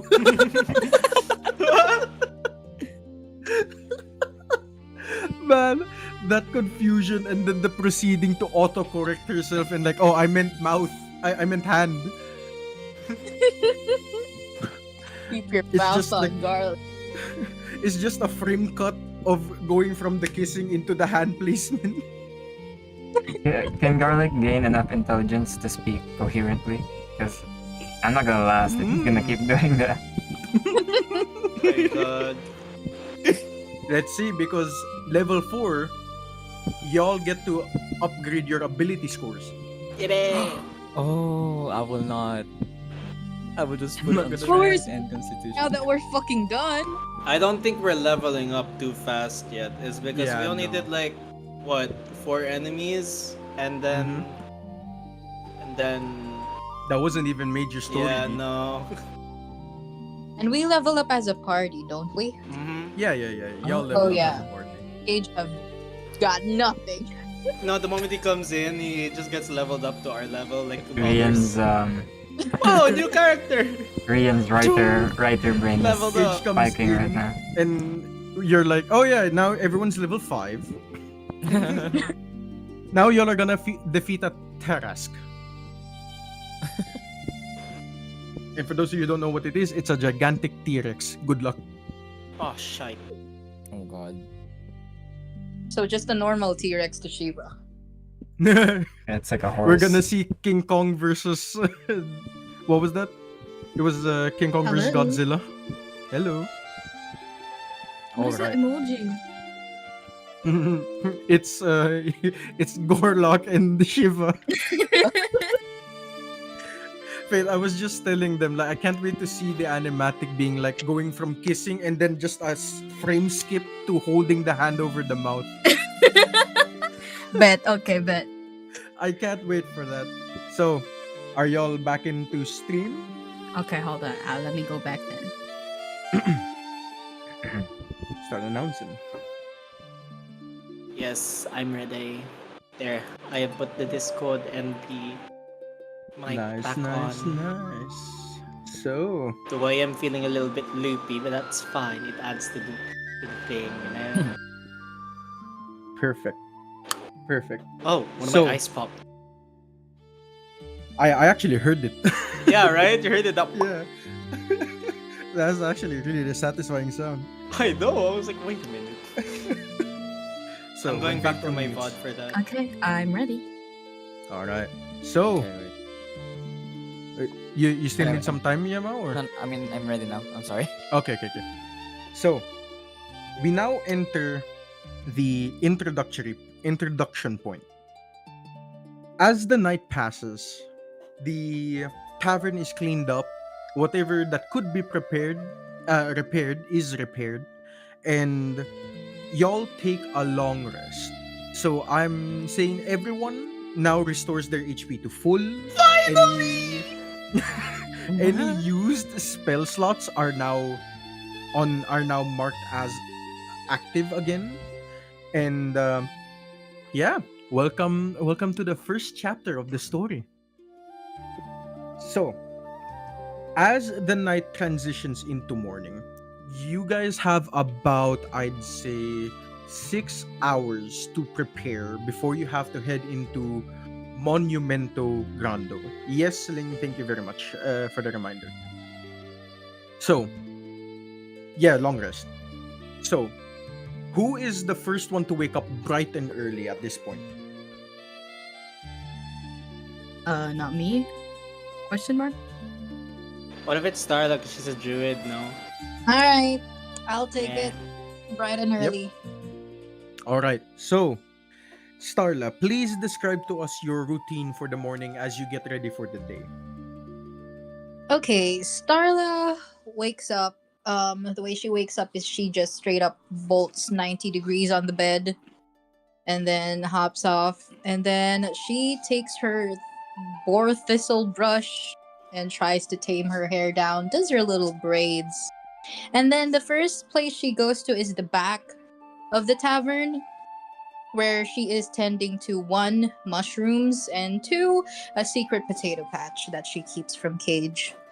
Not that Cage is here to here to find out about it, but she takes This is a care. thing now, huh? This is canon now, huh? It's Yeah. canon now. The canon.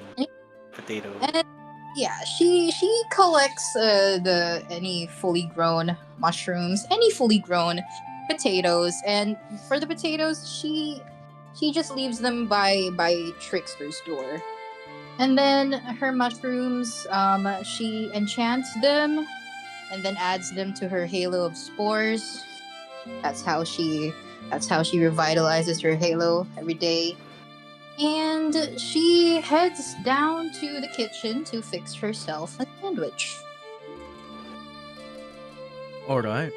So, as you walk down, Starla, you hear the rather lively buzzing of the morning hours in Spire Song, and you hear the usual like morning chatter of some of the local moms and dads who come by to greet each other.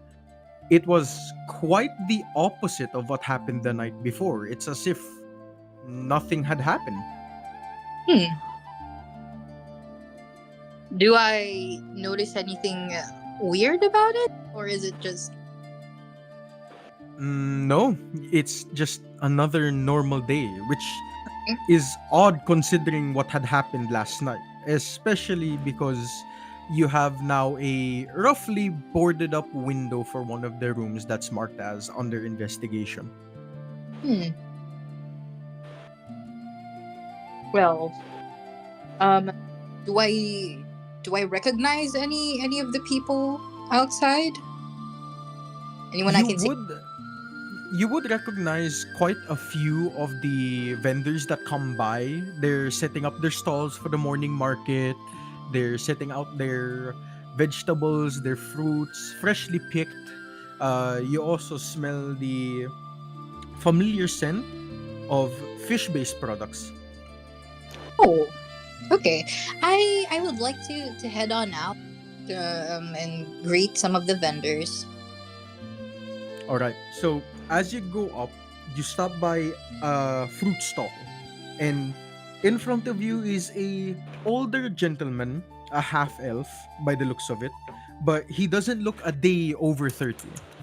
He leans over the counter. He's like, "Oh, young Starla, it's been a while. Hey, how have you been? How is life treating you?" Hey, I don't know his name. Hi, Billy. Let's just go with that. It's been alright. It was pretty crazy yesterday, no? Did you hear about it? Yeah, I did hear about it. There's this like ominous figure flying around recently, but rumors have it that the guy used to be a resident of Makshavarta. We're not actually too sure.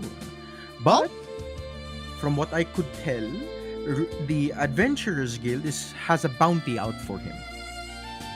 Oh. How much?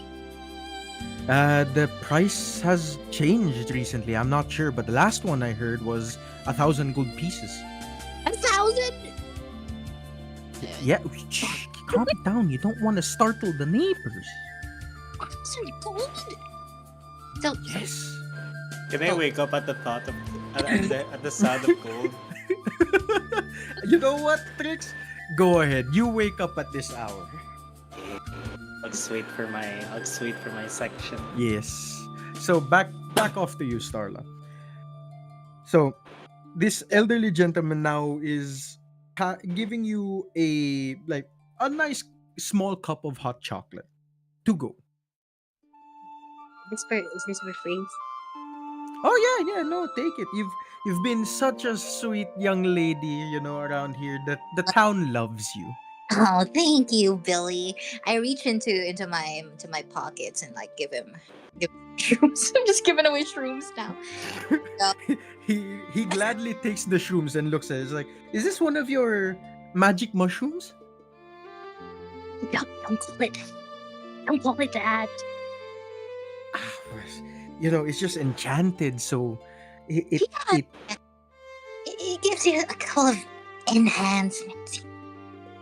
Oh, I see. Well, thank you so much for this, Starla. And then he pockets the mushrooms. As you are now going by the market area, you notice that there is a much more heftier presence of the Hacksworth Police Department officers. What are these guys doing all over? I think Starla would be well acquainted, I would say, with the police, right? Can I go Yeah. up? Sure. Okay, I go up to one. Okay. go- So Yeah. this officer is on horseback, and his name, you know him by the name of Bellsworth, Officer Bellsworth. Hi, Bellsworth. I'm waiting for the image. He looks down. Oh, there's no image for every NPC, but he looks down at Starla and is like, "Oh, good morning to you, Starla. How's it going?" And he hops down his horse and gives her a pat on the back. Thanks for hopping down. That was really straining my neck. But what are you guys doing out so early? So many of you here. You know how it is. Sheriff Gravestone sent us out as usual. He's really not really scared, but he's really concerned about the situation right now in Makshavarta and generally over in Monumento Grande and Spire Song. Why? What's up? I can't reveal much, but Really? Come on, yeah. we've known each other for a while. Come on now. Yeah, but Starla, you're a kid. I would much rather tell this to like an adult who can like properly process this information. Oh, I see how it is. What's his name? I forgot his name already. Bellsworth. I see. Bellsworth, yeah. Well, don't worry about it, Starla. You'll understand when you're older. It's just things are complicated. The country isn't as it is before. Well, I'll find out one way or another. If you won't tell me. Let's hope not, because let's just say that Sheriff Gravestone had a really mean look on his face. Oh? He always looks mean. Okay, that's a bit true, just because he's a little bit on the older side. Yeah, he's an old man, but you know what I mean. Anyway, Yeah. nice talk, Bellsworth. Yeah. You have a lovely rest of your day, Starla. I instinctively I reach into my pocket for some shrooms, and then I realize, Maybe not. And then I go, yeah, you have a good day. He gives you a polite nod, hops back on his horse, and all you hear from that point on was a yeah, and then off the horse goes. Right. I think. So, Yeah. do you have more? Do you have more actions you want to do? I was just about to say I think that's enough for my morning excursion. Okay, so let's go towards Trickster over here. So, Senor Trickster, you wake up when you perceive that somebody said the word gold. So I wake up after hugging my little pouch of of trinkets and gold and money. I wake up at the sound of 1,000 gold. Ah, where did I hear that? Oh, so I get up. I get up, and how I clean myself is that I go into, well, obviously in the privacy of my room, take off my clothes, and I set myself on fire for like half a second. Fuego. Hey, fuego, you know, like clean everything up, you know, real Yeah. quick, and put all my clothes back on. And I open my door, and then I see the basket of potatoes, and I get a bit sad because one, I would be happy that I got potatoes to mess with Cage and leave them in front of his room to freak him out, but he's not here anymore, so I'll just leave the basket of potatoes on my desk for now. And then I go into the streets, you know, into the market as I'm strolling by, you know. Some rich-looking fellows with their little pockets hanging out a little bit loose, you know. So as I walk past them, my little tail just, you know, shoop, take some pouches If that's the on the case, way. roll for me a sleight of hand check. Oh, you're lucky. That's a +8 for me. 25. Oh my! You snag the pouch easily from this rich folk, and you could feel that it was definitely a little bit more a little bit more heftier than others. You can feel that, or probably estimate you got anywhere between 20 to 30 gold pieces, but you're not too sure until you open it. I'm gonna open this later. Okay, that's it for my morning thievery. And then I continue to stroll into the market, and we'll see how it plays on from there. All right. So, as you go into the market, you notice that there's a lot more vendors here who are selling the fish-based products. So, different kinds of fish like mackerel, salmon. You could see those being lined about. You could also see that there's a lot of fresh fruit stand vendors, and also a healthy mix of vegetable vendors as well.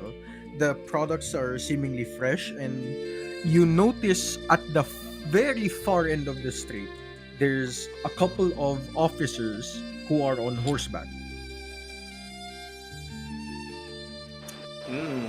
So I walk up into the fish market. I'm inspecting the fish, and I see one particular fish, a premium salmon.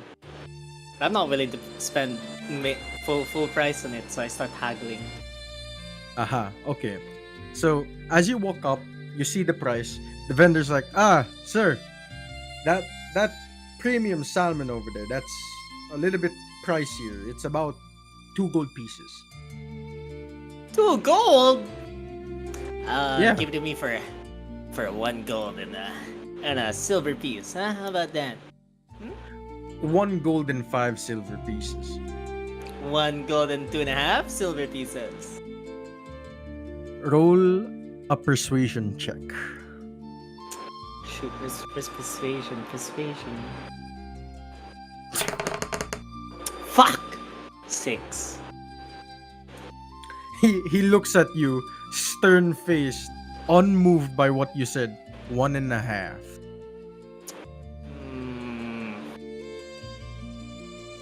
What if I just cut it in half for you? Huh? Rumichat, autochrome hindi tayo para. You mean you want to cut Bye-bye. half a salmon? Make sure to check what you missed pod, I mean, YouTube I pod. guess that works. And then I We do start that all the haggling for time. those at half price.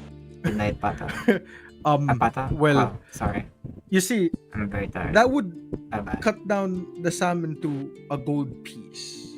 But I'm willing to sell it to you for like 7 silver. 7 silver? Yeah. For the half? Yeah. Oh, see, now this... See, haha, business, am I right? Here you go. Isn't it like 100 silver for 1 gold? No, it's 10. Oh, I damn believe. it. Wow. So- Screwed. He takes the silver and is like, yeah, enjoy your salmon. What an odd Okay. gentleman. Thank you very much. And then I steal some of my gold back. Wow. You roll a sleight of hand check. Yeah, like my tail is long enough to yoink a little bit, you know? Sleight of Mhm. hand. Oh, would you look at that? A 19. Okay, so you successfully snag the gold back and walk off as if nothing happened. Professional. So, I walk does up that call to... it for tricks? Oh, I wanted to go to the officers as well. You wanted to go to the officers. Okay, let's see what this is about then. You walk up to the officers. What do you do? So instead of asking them directly, I would like, walk casually just nearby to eavesdrop a bit. Okay, so I want you to roll me a perception check.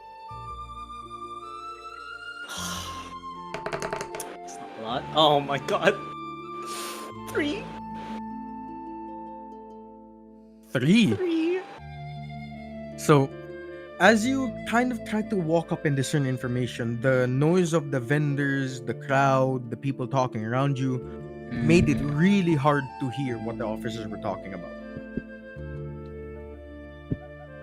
Dang. After Okay, some time to time, go. they do Oh. leave. So, Okay, so what's left of their conversation can I hear? you don't really hear much other than let's return back to post. God damn it. Okay, guess I'm going back. All right. Who is the next one to awaken by this hour? I'd say that if it's 8 a.m., by now it would be 9:15, a quarter over 9 in the morning. Me.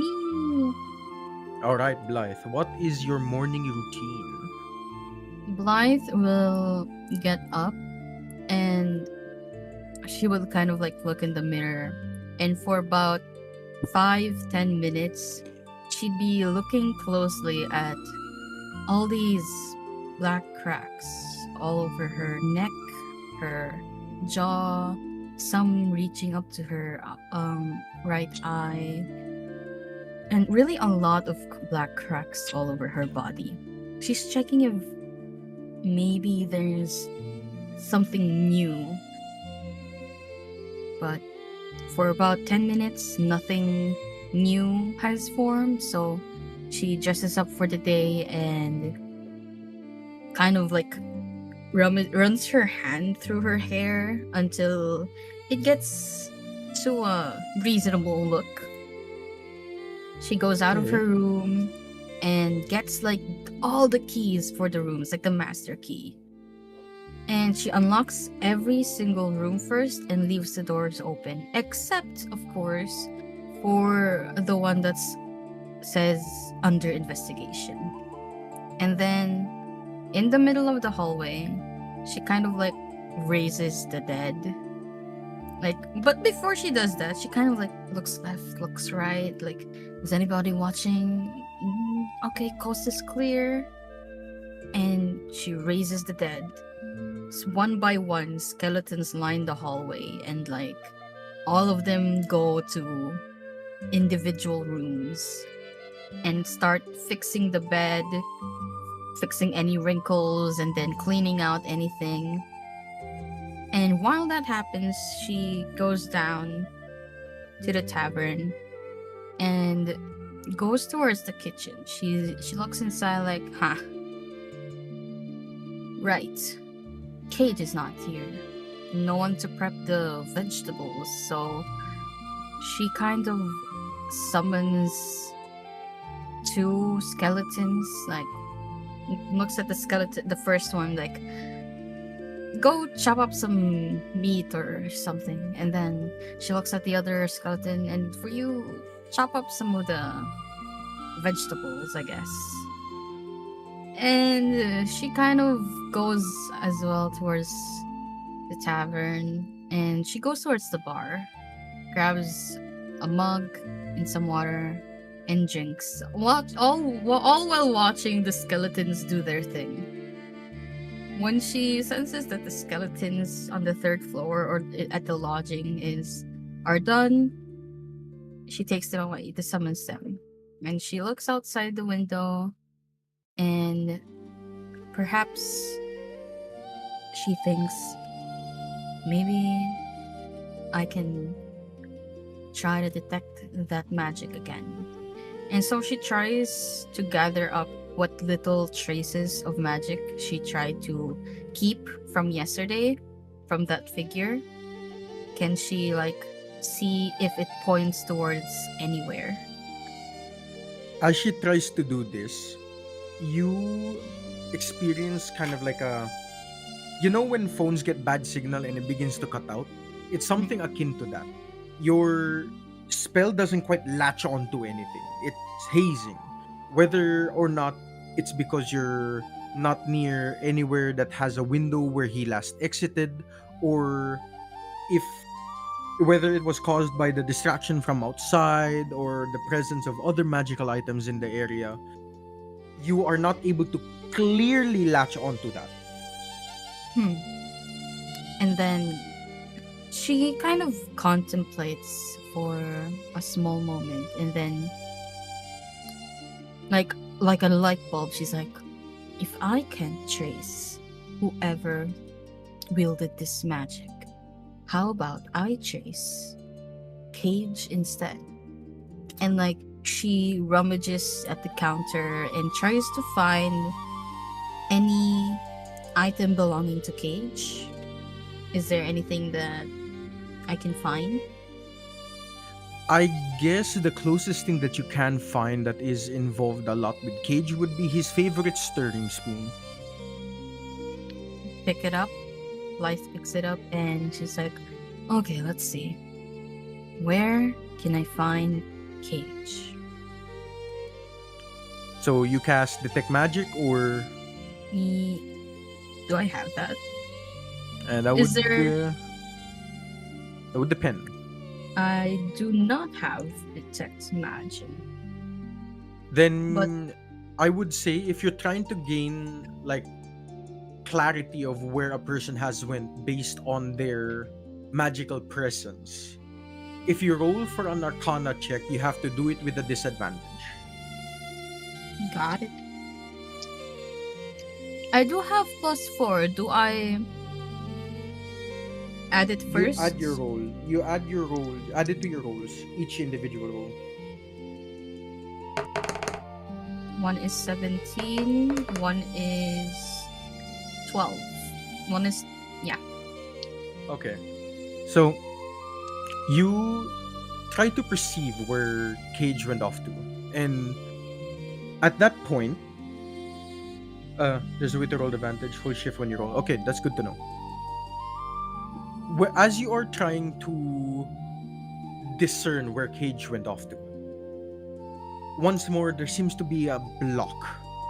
You were almost latching onto it, but there seems to just be a block that's preventing you from reaching any further. And you remember the visage of last night, where you saw this mysterious figure carry Cage away. With such speed, with such strength, with such power. The fact that he was able to take one of you and just simply disappear was a scary thought. She kind of like shudders, like, what in 9 realms kind of magic is this guy wielding exactly? And then she hears like those skeleton like like the skeleton's breaking, like the Yeah. and she looks into the kitchen and they are done chopping the meat and veggies, and she goes ahead and this summons the skeletons, and she makes herself you remember the cup she was holding. She Yeah. pours some stuff in there to kind of make it like some caffeinated drink. I don't know if coffee is canon here, but she's gonna pour some stuff there to make it a bit more caffeinated, and she sits down at the bar. And that's basically it for Blythe. Okay. So as you take your actions here, Blythe, who is the next to awaken? It would be either between you, Shiva, or Korlok. Which one of you is the first to awaken in this scenario? I can take it. Okay, Shiva, what is your morning routine? Okay. I would say I have already woken up early, but I spent a long time sharpening my greatsword. And after doing so, I take a leave from the tavern and take my morning exercise. So Shiva will be in the woods doing some practice swings.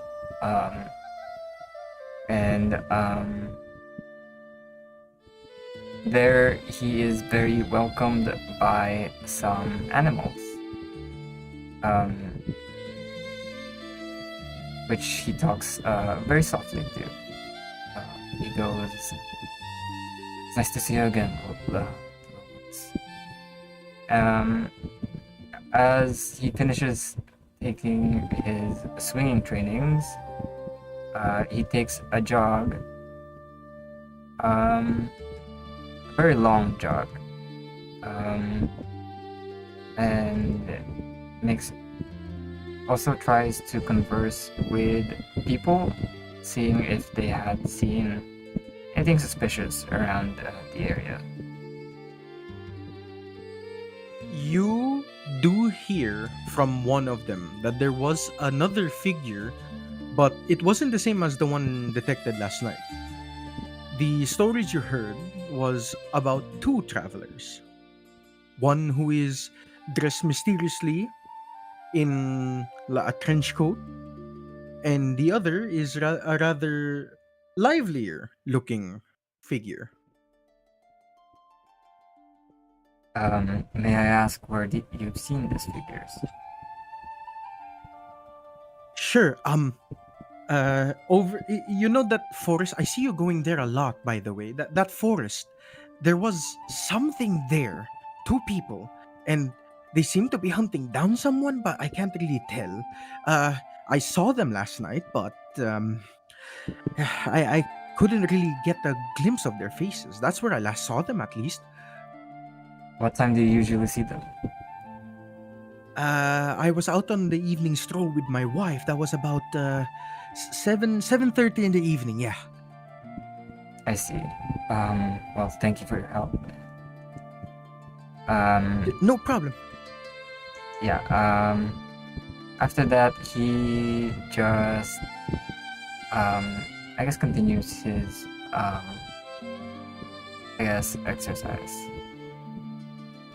All right. So, would you say that he continues his exercise near the forest? Yes. Okay. Because as you are continuing your exercise, you hear the sound of a loud pop. Specifically, you hear this. Off in the distance. And the birds just fly away. You just hear from the forest. I start to sprint and see what the noise was. Okay. I would like you to do an investigation check.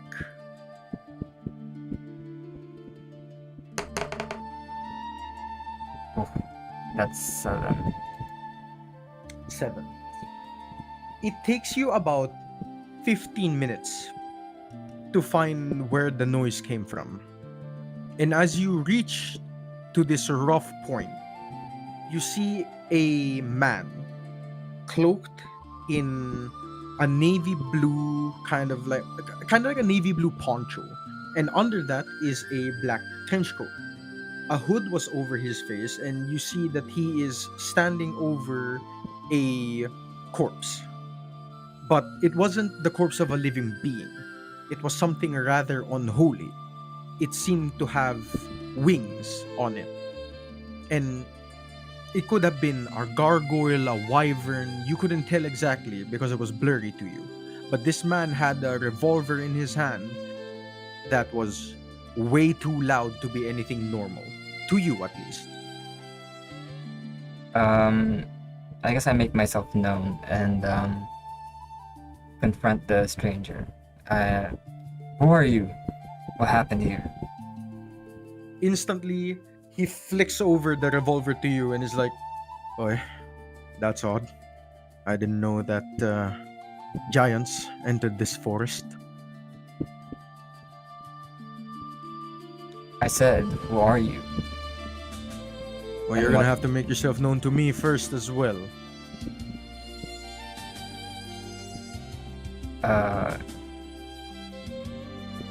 I don't need to do such things for you. Then I don't need to do such things for you as well. But as you guys converse, you recognize his face. Shady as it is, you feel a familiar hand tap you on your calf. And when you look down, it's an elven woman. Let's see. I have her image right here. I have her token. Let's see. Meet Alisa, your familiar companion who actually led you to Monumento Grande. Wait. Alyssa? Hi there, Shiva. It's been a while. Oh my god, I haven't seen you in ages. What are you doing here? I know. Well, you see, I followed Liam here because he apparently saw that the guy that he's chasing after did go through this forest. Liam, can you please pull down the hood and stop acting ominous for once? And when he pulls down the hood, you do see the face of this Liam person. He looks up and is like, "Oh, this giant. It's been a while indeed."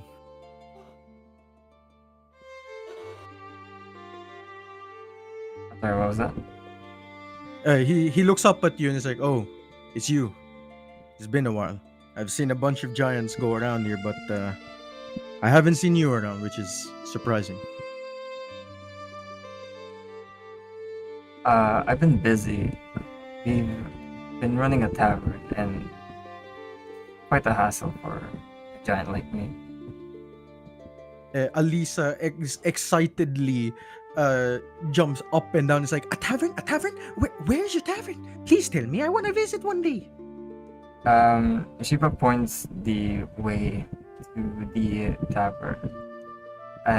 But he says, I will have to warn you, things can get a little bit,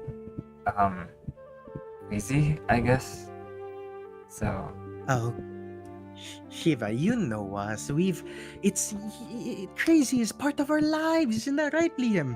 And he steps forward, holstering the revolver into his holster, and he kind of taps Alisa on the back gently. "Yeah, crazy is indeed part of our lives, but Thornkeep was just the start of it.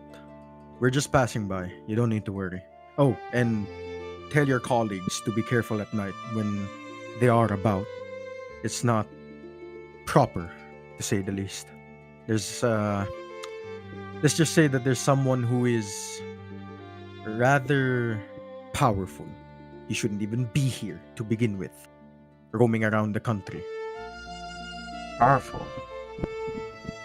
Can you tell me exactly what you mean? Well, he turns around to you and he tries to crane his neck up, but clearly he's unable to do so, so he maintains the sight onto your stomach. Yeah, let's just say he possesses a power that is otherworldly. It appears as if that he is the one who created this power, but I cannot confirm nor deny. He's been causing trouble all over the country, and all I can tell you is that, yeah, he can do some freaky shit, like raising the dead, for example, turning mortals like you and me into his undead knights without even dying once.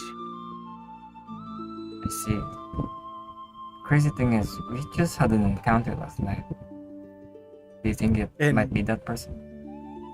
He looks at you immediately with kind of like this sharp look in his eyes. An encounter. What kind? The face-to-face kind. The very confrontational kind. Damn it, he was here. Do you know where he went? They say he went past the river. Past the river. Fucking. Alright. Shiva, it's nice to see you, but we gotta go. There's too many factors in play here. Alisa, we need to go. And as he begins to basically jog off, Alisa is kind of torn between you and him, and she's like, "Oh, okay, bye, Shiva. I'll see you around. Yeah, okay, bye." And then starts running. And I guess I mumble under my breath, stay safe. And then he just continues on. All right. So, the final one, Gorlock. What is your morning routine? Oh no, we don't want that one. Okay. My Here. morning or Gorlock's morning routine is that he wakes up and you hear like background music like why do birds and stuff.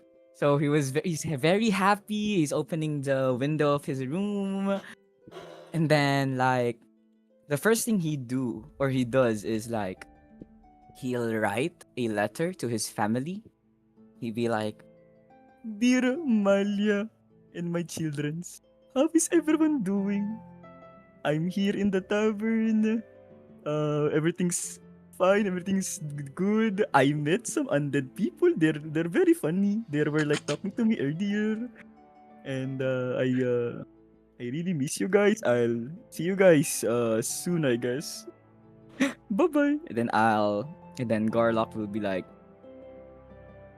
he will send it to like some bird or something, and the bird will go to the kind of forgot the place, but their hometown.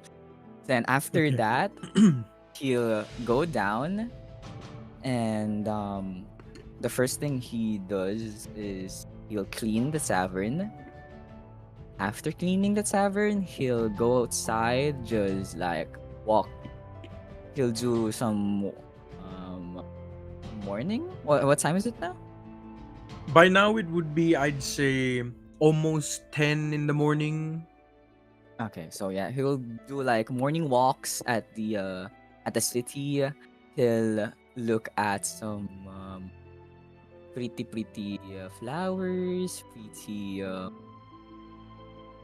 He'll see like a cat. He'll be like, "Ooh, a cat! Come here, little kitty!" And the cat will like bite him. Like, oh, okay, never mind. Yeah, that's it. Okay. So, as your morning routines come to a close, you all reconvene back down at the tavern. Now, this is where the free roam begins. What would you guys like to do in this time as it is approaching the deadline that you have to be at Monumento Grande for? Let's say like pack some stuff. I want to sharpen my knives. Okay. Anyone else want to do anything before they head out? I I'm gonna go and put on the my pit. So like my braces and all my jewelry that I've been hiding from tricks. I agree. Oh, Okay. Damn. wait, wait a minute. Oh no. Oh no. Wait, I actually want to go to a gun store. You what? Yeah, Okay. before we travel. Okay. So I'm going to say that there is a one available spot in Spiresong that does sell it. But they're primarily self-defense pistols. So they're small barrel and small caliber. What caliber? I'd say 9 mil. Yeah, good enough for me. All right. So you want to go to that now or on your way? What do you guys think? Are we gonna leave already, or do I just wander? Okay, guess I'm. Personally, I do like wearing my robe and packing everything, including the scroll, which I still need the description. Fake tiefling. Ooh. Damn. Ooh. I will put the scroll on You your are feet holding while this you scroll, which we are sleep. not allowed to even hold. Skill issue. Piece of paper. I just imagine Trickster has this like crying cat face as he's looking at you holding the holy scroll. Yeah, it's like a cat about to be sprayed with water, you know? He's just very salty that there's something he couldn't like loot. Steal. Ain't that right? Anyways. Anyways, fine. I guess I am going on myself. Oh, I got bumped. Okay. Okay. So, as you head out to the tavern, you head towards where the gun store is, and you see that there is a line of mercenaries at the store. They're tall, they look bulky, and They look they like they're among rich them with loot. no. Among them, you notice that one of them is like a traditional barbarian. They look like they're going to the Colosseum to fight. And they're here to buy guns. Yeah. Dang. So- Mm, Are you gonna wait in line or what's let's cause a commotion, yeah? Oh no. Let's get one of the random mercenaries to make them think that where I convinced them na the barbarian over there, Mr. Big Guy, said something about them. From what Okay. I've heard. Like he looks like he'd snap like a toothpick very easily. You know? Okay, so you walk up to one of these buffer mercenaries and Mhm. I want you to give me a deception roll.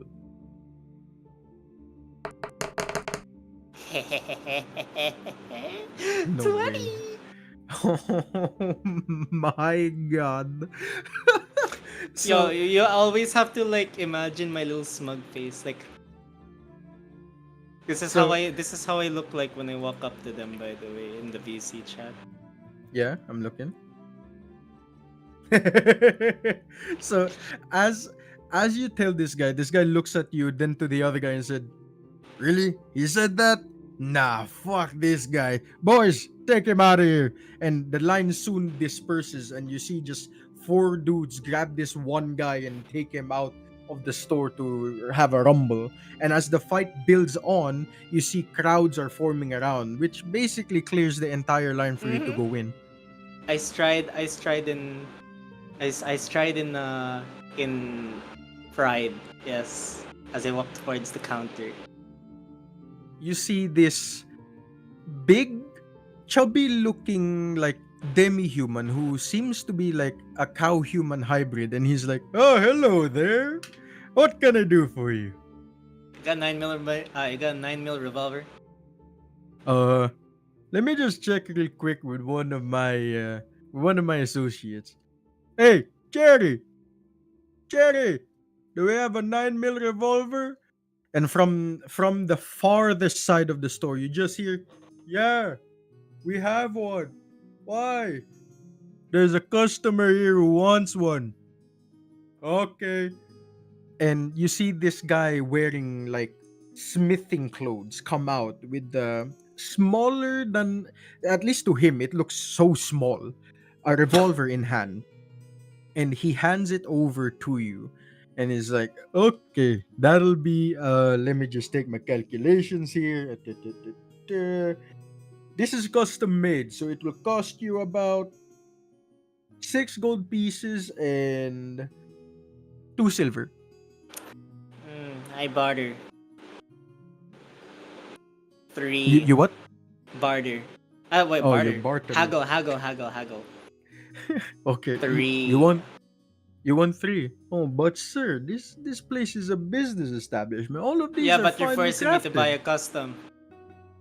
Oh no, all of these are custom made. Exactly. What? Therefore, none of them are customized to me specifically. Therefore, they're all commercialized. Well, So give it to me half price. I can make you a custom one if you want. No. You offer this to me now.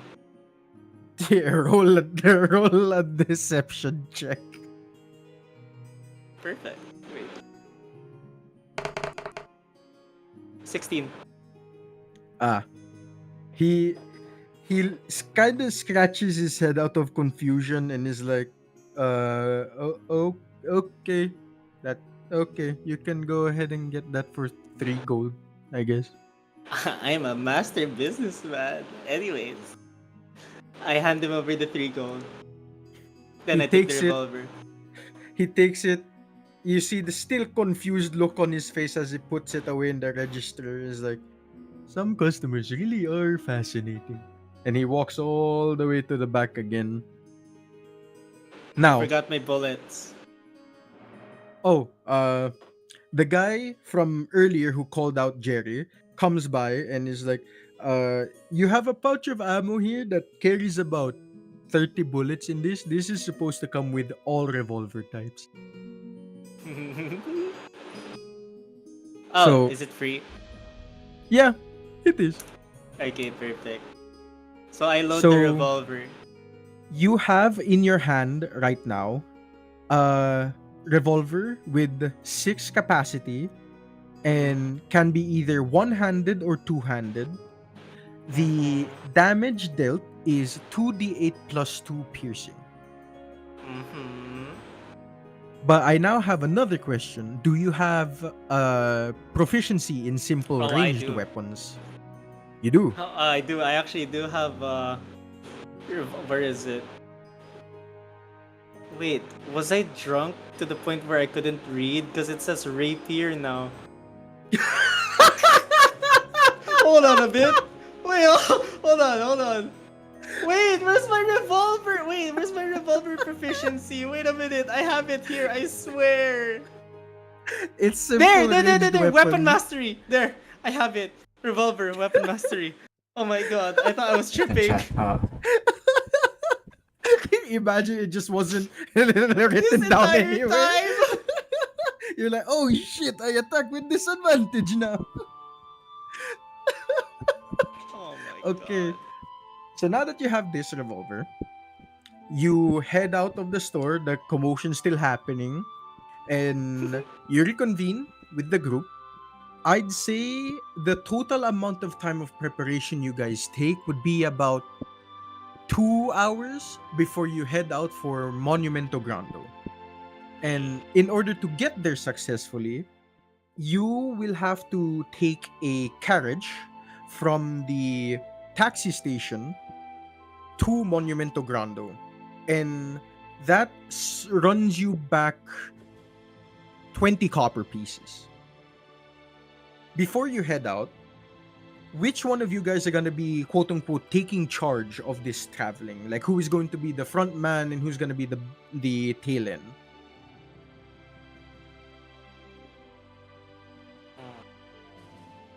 form. I can go front. I think I'd walk ahead of everyone anyway.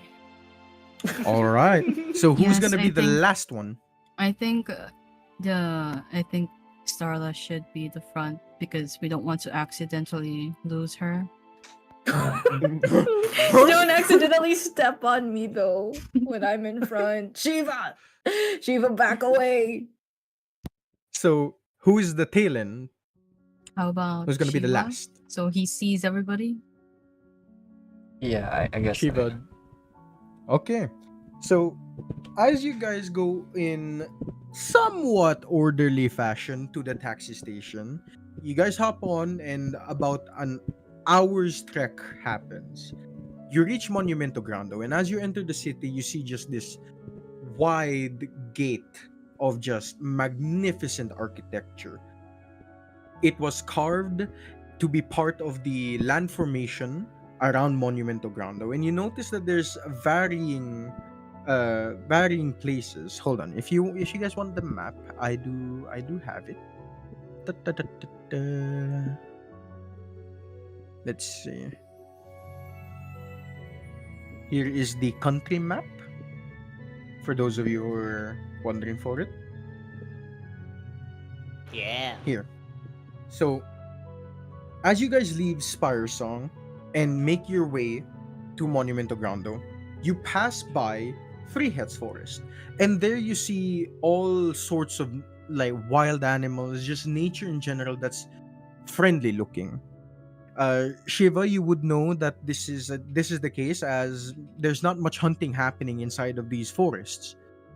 But for the rest of you, you're surprised to see animals of all sorts just coexisting without actually hunting each other and taking each other down. Off into the distance, you can kind of make out a settlement, but you aren't too sure as it blends into the background of the forest. As you leave, you see the walls of Monumento Grande forming in, carved into the land to be part of a greater structure to represent what Makshavarta has stood for decades. You enter beyond the gates, and what greets you seems to be just lines of party streamers just scattered about across buildings, and there seems to be a festival ongoing. But contrary to the vibrant colors, the streets appear to be a little bit more silent. As you approach the taxi station for Monumento Grande, you get off of the carriage, pay your toll, and the carriage moves on. Now, what would you guys like to do now that you're here in Monumento Grande? There is about an hour to spare before you actually have to meet the guy. Can I steal around? Steal around, you're just gonna go vault off and try and steal some stuff? I'd Yeah. say I'd put my hood up and try to hide whatever tiefling parts I can, but like my hood actually has holes in them, so my horns just kind of stick through. And I wear my mask, which is a skeleton, to hide more of whatever features I have. This also containing like the color of my eyes and my tail. I kind of like form a circle of it so that the tip isn't actually shown outside of my cloak, and it looks like it's like a nose ring outside my cloak. It's Basically, like whatever so- is seen outside. It's like I Okay. Wait, I forgot to ask, are these guys racist towards tieflings? No, you do notice a healthy amount of people Okay, running by of good. different races. 'Cause So I you see thought some tieflings. Blythe just started like hiding because she's a tiefling, and I was like, wait a minute. Should I? I just hide every time. While What Blythe about is what about having Gorlock? her- Imagine like if Blythe is hiding her tiefling features. What about Gorlock? That's kind of hard to miss. But yes, Starla. I was just gonna say, while Blythe is having her transformation moment, I beeline for the festival. Okay. Unsupervised So- child. Hey! Trickster, to answer you, you can't necessarily go around stealing stuff because there's a I know. heavy military presence in in the city. Can I steal from a So, guard? no. I wouldn't advise that unless you want to go to your next character. Oh, Oh, they're that no. bad. Okay, never mind. So, you make your way across the city and you notice that a guard stops you in their tracks and is like, hold on, there's a parade happening at the minute. And the parade goes by, and it's a bunch of dancers that are throwing around flower petals, celebrating what seems to be a victory. But as the crowd moves up, you see groups of caskets moving through the crowd as well. And these caskets have the honorary emblems of the Makshavarta military and the Hacksworth Police Department on them. These caskets come by, and eventually, as the parade moves on, I'd say about 10 minutes pass, the guard steps aside and is like, okay, you may pass. Blythe, I want you to give me an Arcana check real quick. Okay. Wait, this is a D12. And don't do that. I got a 21. 17 plus 4. Wow. So, as some of the caskets passed by, you notice that there were two caskets at the very end of that parade that contained infected bodies. To you, you could see that there was a sharp green color emanating from the caskets, but to everyone else, it looked like a normal casket. I move closer towards the caskets and see if I can like detect any kind of trace similar to that figure from yesterday.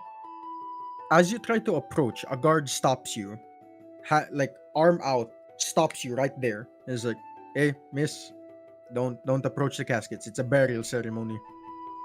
Oh, sorry. May I know what happened to them? These are the soldiers that we recovered from the Northern Warbound. They've sadly passed, and their families are here to celebrate their honor. These soldiers, some kind of dark magic seems to be coming from their bodies, officer. The officer looks at you with rather increasing suspicion. How would you know that? I'm just a wizard, officer. Nothing special. A rather odd-looking wizard, considering that, well, a wizard wouldn't normally go around hiding their features in a ghost costume. I'm just trying to be part of the festivities. Heh. Well, this isn't the day of mourning, so you may step back and please don't interfere with coffins. Understood, officer. She turns her back towards the officer and walks back and kind of looking left and right for Trickster. She's whispering, but Trickster, where the hell is this guy? Something happened there, sorry. Trickster, are you there? Hi. Yeah, Blythe is currently looking for you. Where are your whereabouts? Right behind the guard. Oh, you just missed him. I'm pretty much nearby the vicinity of Blythe, but she does not know that. And I'm also right behind the guard because I've been tempted to steal his weapon. Tempting, are we? Blythe keeps mumbling Trickster, a little bit more higher now, Trickster. I turn around and then slightly bending my back towards you, the how do I explain this? No, it's like when You your were hands shrinking. are like right behind your back, and then you tilt your body, and then you like kind of bend like backwards to face them, in like a weird, unnatural position, just smiling, Yeah. just like, huh? Yes, Blythe. Get up properly, trickster. Like, grab one of his horns and like just try to straighten him up. Ah, Trickster. why? What is Shut it, up. Blythe? Shut up. Shut up. What? Shut up. You see that coffin over there? Uh-huh. How's about you see if there's any valuables inside? Valuables? I hear that many people put valuables inside of coffins to send them goodbye. Oh, well, for them, I don't give a shit. Anyways, just give me, give me the word. The moment no one has eyes on you, go ransack a coffin or two. And then, Okey before dokey. you pocket it, give it back to me first. Why? Why? Why are you asking why? I swear to God, trickster. God. Gods. Ah. I will just detect something. Just something, and then you can keep it. If not, Okay, then then. I'll make you eat it. I think that's Garlic's job, but sure.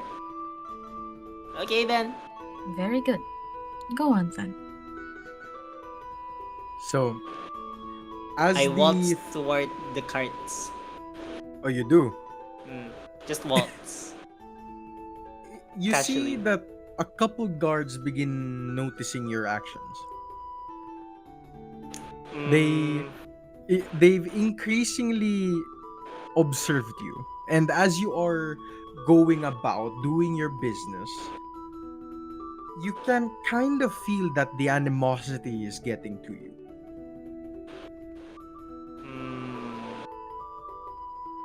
Can I go invisible? Do I have that? Well, I don't know if you have it in your spells. I don't even know if that's a Second. thing. Hold on a second. Damn it. Can I do thaumaturgy? Thaumaturgy, okay.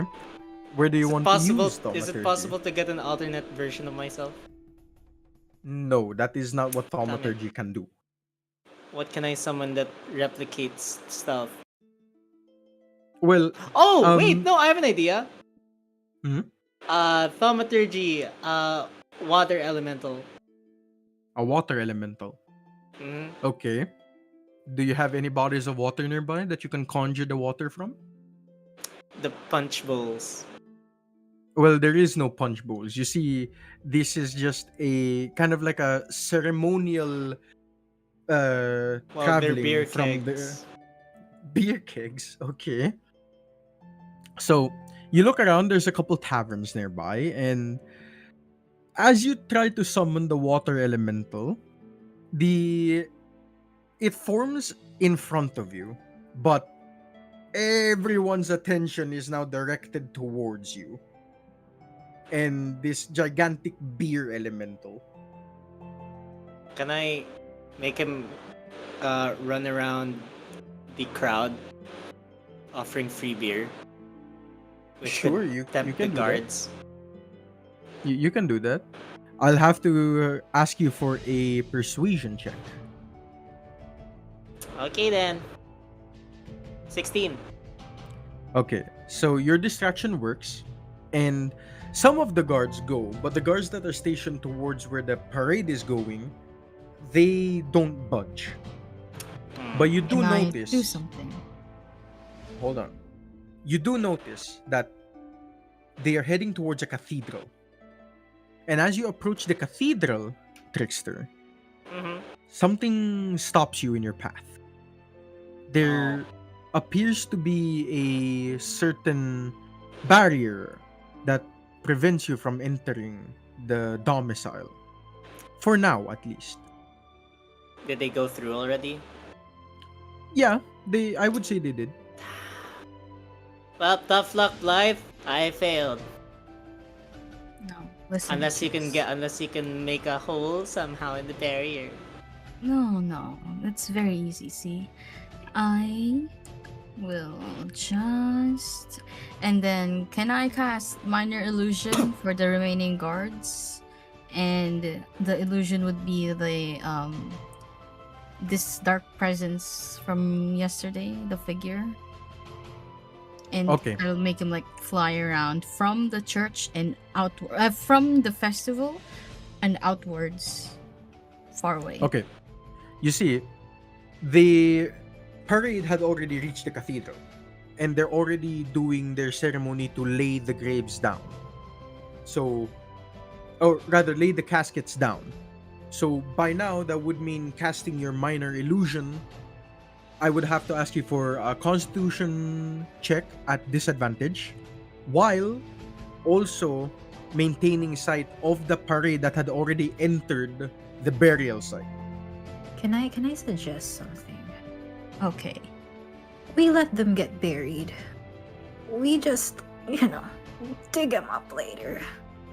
But I want their stuff now. You know what? You're so right.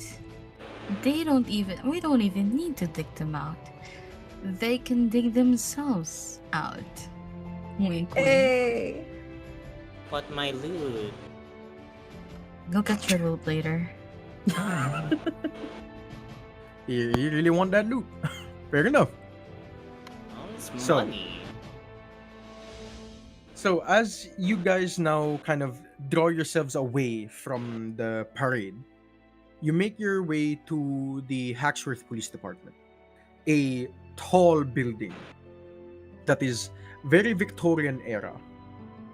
It's formal looking, it's decorated in white, blue, streaks of black, some gold, and as you come to the front of the Hacksworth Police Department, their insignia covers the gate, and two guards open the gate for you slowly and stand to the side.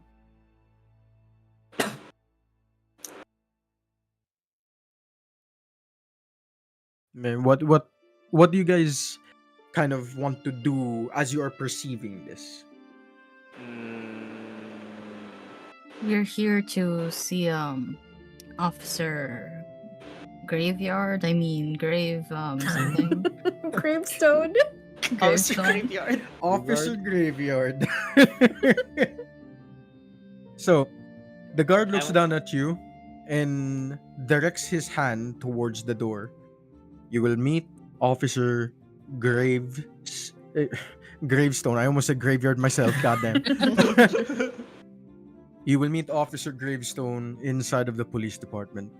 Please make sure that you don't have any weapons on you as you enter, otherwise they will be confiscated. You leave them at the receptionist on the right side. Thank you. Sigh. They walk towards the reception, and Blythe kinds of like, I don't know, very hard pats Trickster on the back. It's like, come on, spit it out. What? Spit Your one out. weapons. Your weapons. I Do you can wanna spot spend this. Do you want to spend the rest of your lives living in this jail cell? And then she points towards like a cell there for minor offenders. Fine. I shake my backpack of items, and it's just. Wait, let me read my items. Hold on. 2 sets of arrows. Two crowbars. 4 daggers. My revolver. 2 short bows.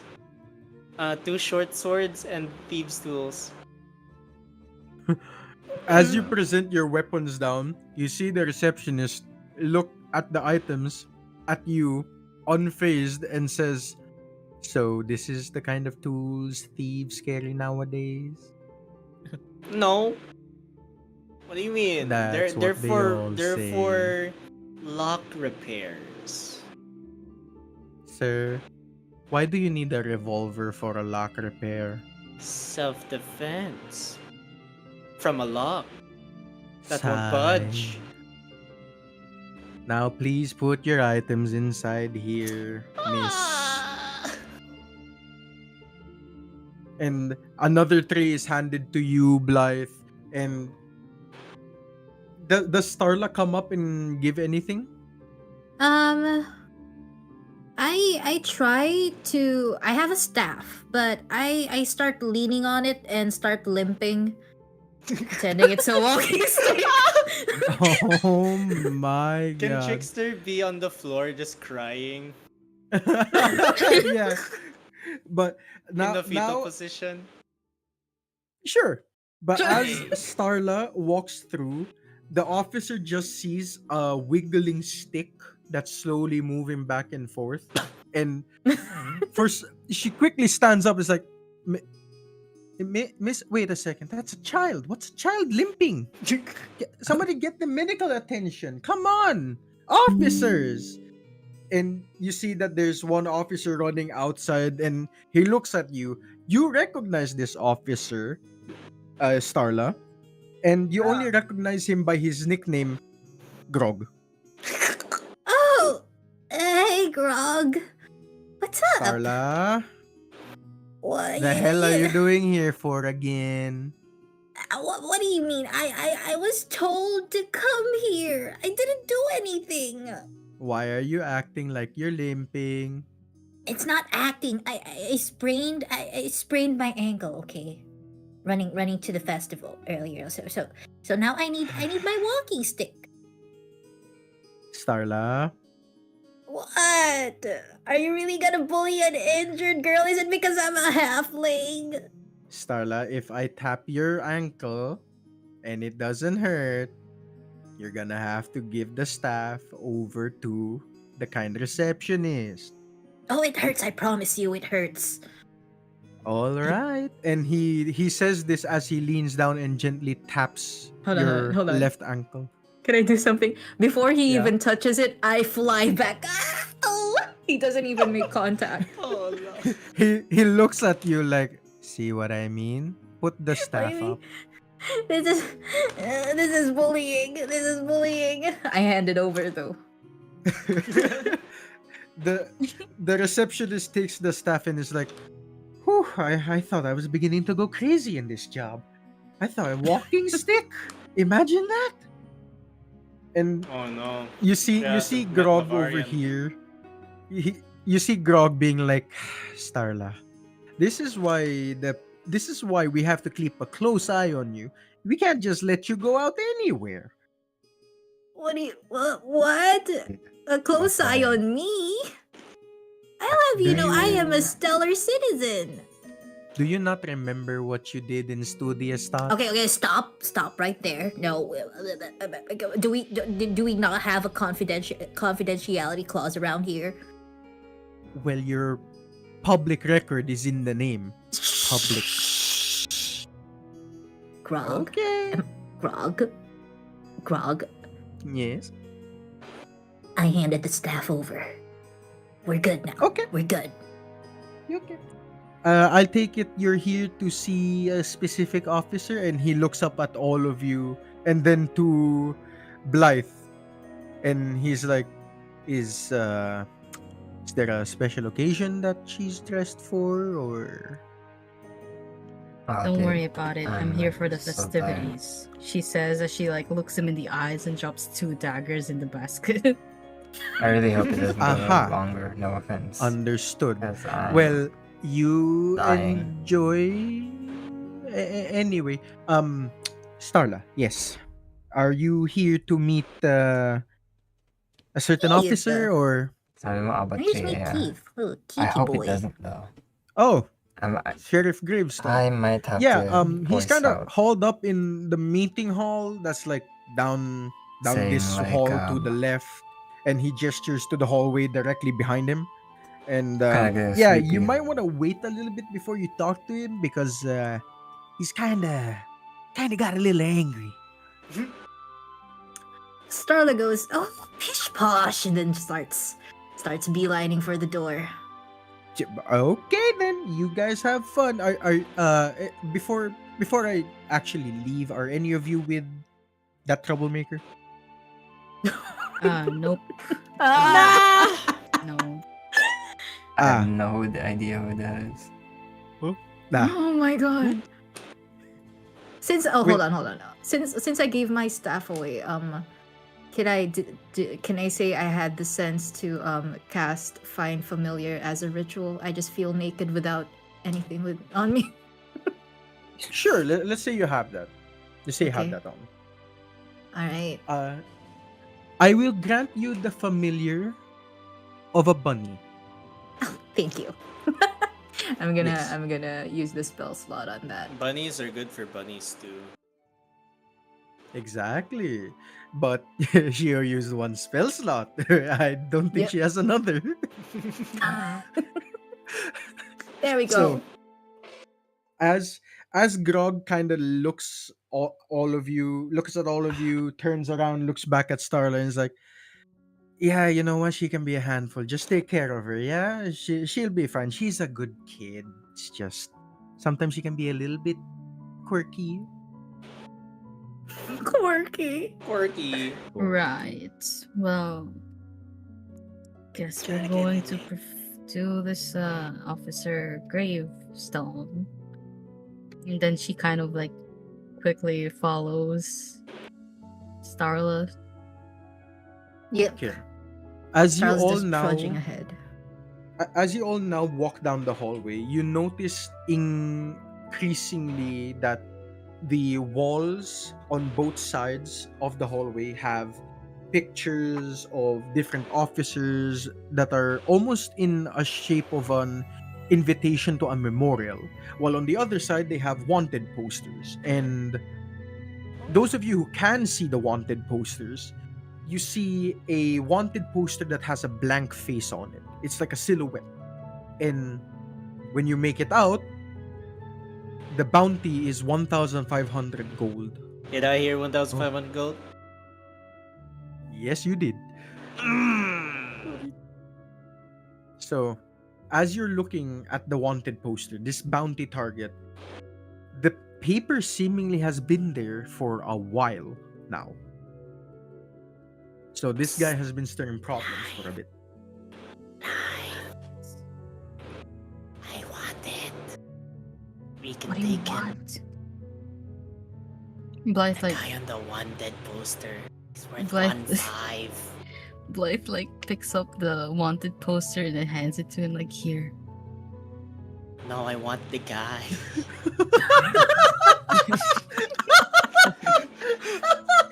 Hands him a piece of paper. He's like, here. Not the paper, I want the guy. I could have stolen that whenever.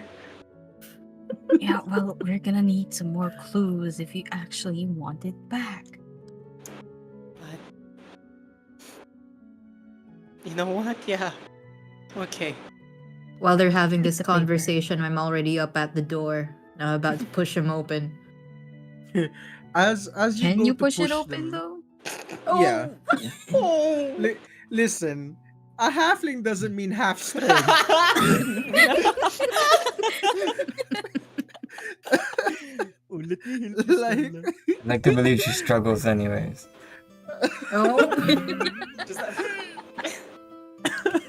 Couldn't I push put my it at whole all. weight into it. I put my whole weight into it and I like body slam it to open it. As you body slam the door open, you fall to the ground, and in front of you are 3 of Sheriff Gravestone's men, just all looking down at you like the sad Pepe meme. And, Hi. uh, Hi. You okay, Missy? I picked myself up, dusting my leafy dress up. Yeah, just wanted to make a grand entrance. Grand entrance. Well, I would have hoped that the grand entrance wouldn't be quite literally stumbling in, but you caught us at a very Sorry. I saw the image too at the corner, and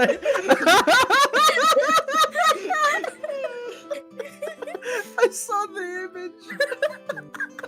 I couldn't hold it. Imagine it's just mushrooms. Yeah. Just that, but put mushrooms and Starla. That's perfect. Like the spore halo is just on the ground, and all the mushrooms are just all over the place. Well, Poor thing. as the officer kind of looks back to you, looks back to the room and back to you, and he tells you, Starla, this is a little bit of a bad time. You told Imagine us it's just 18 mushrooms. hours. We are right on time, Keithy. Yeah, well, this is not Keith, by the way. This is not Oh, him sorry. talking to you. this ain't him. But regardless, he gives a small nod of affirmation and is like, "Yeah, stuff happens. We just recently received a lot of bodies from the northern warbound. A couple of them are infected, and we don't know what to do." I flipped my And- eyes towards Blythe very obviously at the mention of bodies. I like poke my head through the doors. I'm like, infected, you say? You just the you just have officer- your like hand on my face while I'm like flailing my hands around you and just like you're just like poking your head on the other room and just like So at Blythe speaking, the officer kind of jumps back a bit. It's like, holy Dios de los Muertos. Like, what is your. Listen, we're already pumped up with too many things. Yeah, Starla. Mind introducing us to your friend over there that seems to be oddly curious about bodies? Oh, that's my coworker. That's Blythe. She's The pretty officer cool. looks at Blythe. Hello. Hi. And in the background, you just hear the loudest thud you've ever heard, and it wasn't a blunt thud. It was one that a blade met wood kind of thud. Oh, And thank you, Trix. got you. So then the officers look back, and the one in the middle kind of lets out a heavy sigh, like, yeah, the officer really, really did not like what happened last night. Yeah, if you want to meet Sheriff Gravestone, he's just over there with the now cut desk. You Right. do you not want me to like look at those bodies or? Ma'am, I'm currently creeped out about the look on your face right now. Did If they you have didn't, loot?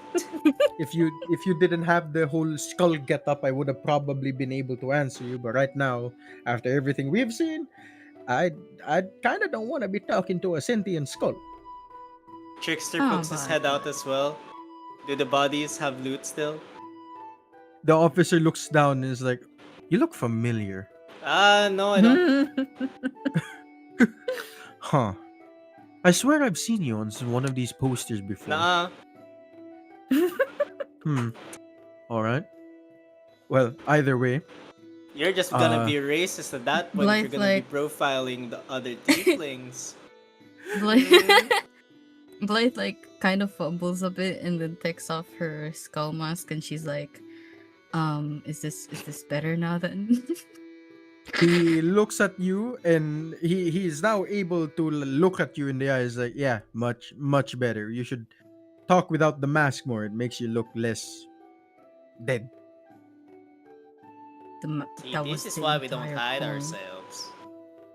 Well, yeah, anyway, regardless, what is your name, ma'am? Oh, and Starla, please, if you need to talk to Gravestone, I'm sure he'll give you the time of day.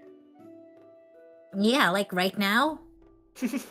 Uh, t- you know Right what? now. He's not gonna get angry at the kid. Go. All right. All right. I pick up my mushrooms quickly, put it back in my pocket. That entire time she was still on the floor. Just the head's just like fucking tilted up and just like right now. As if the guard is like, why are you still on the floor? And just as the guard was speaking, as the guy was speaking, she's just there like and just hear tuk, tuk, tuk, tuk, tuk, tuk. As she's collecting the mushrooms back. So Starla, you bound off towards Sheriff Gravestone, and for now we're gonna be in this scene with Blythe and the officer. The officer looks at you, Blythe, and is like, "Well, ma'am, you seem to be a questionable expert at bodies. Can you explain yourself a little bit?" I just I studied back then in a different city, and the identifying sicknesses is just kind of part of it. Haha. Well, the thing is, they're not sick with anything, at least that we know of. You said they were infected. Yes, but we don't know what the infection is. You know, I do have some images here. They're kind of a little bit close to the chest, but if you are an expert, maybe we can let you look at it to see if what it is. Give me the photos. Well, damn, you didn't have to be so pushy about it. Well, come on into to the room then. So, Someone's got issue. so as you make your way into the room, you see that there's a lot of boxes that are just full of files and files of just documentation of everything that's been going on in Machivarta. And you notice that their boxes are dated a year apart from each other. And from what you could count, there's about 48 boxes. Damn. And as the officer returns, he presents a brown manila folder full of images. And he says, "Yep, there you go. Have at it." I take out like the photos and I take a look. Are there anything in the photos that seem familiar to me? As you look at the photos, you do recognize that these are patterns of necrotic influence pouring into people's veins, injected through blood directly. But as you go on, the images become more distorted. Human figures are no longer human. There are some figures that seem to be Frankenstein figures of other variants of creatures. When you keep going down and down and down through the images, you stumble upon one that interests you the most. A mutation of a tiefling. I can't lie. The tiefling is almost unrecognizable beyond the horns. Every minute is starting to get The longer wings and were longer. completely clipped off. The In my one arm was perception. more bulbous and larger than the other, while maintaining It felt like an hour hoof-like went feet by structure. already.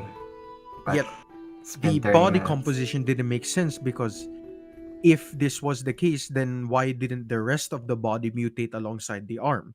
It seemed as if that there was something else going on inside the images than just simply an infection. By the gods. Yeah, I know, that was my reaction.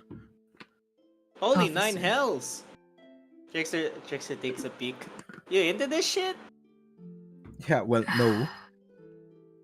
Officer, do you know if any of these people ingested something? From what we know, there's only a small amount of ingestion according to our forensics team. But what we know is that they seem to be directly influenced by something. It's as if magic had entered their bodies forcefully. Now, if you look at this image here, and he points towards an image that featured a human male that was half of his body was mutated into a serpentine like structure, but while maintaining human forms. You could see the human legs sprawl across the entire serpentine half, but also the human half looked grotesque. Blythe recalls like the 3 drops of whatever was in the vial that she gave Garlic, and she's like, huh. And Imagine if Garlic turned into one of that. good thing it was his brain that mutated for the better. Ooh. And she puts the photos down and looks at the officers and says, Officer, these are the results of necrosis.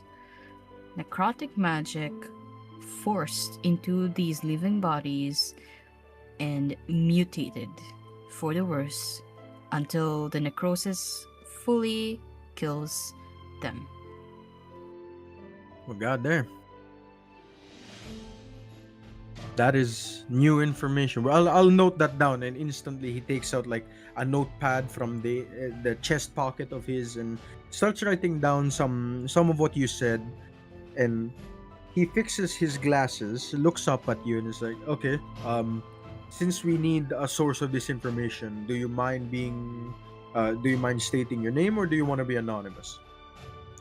Being anonymous. All She right. puts back her mask. Scary Skull Lady. Got it.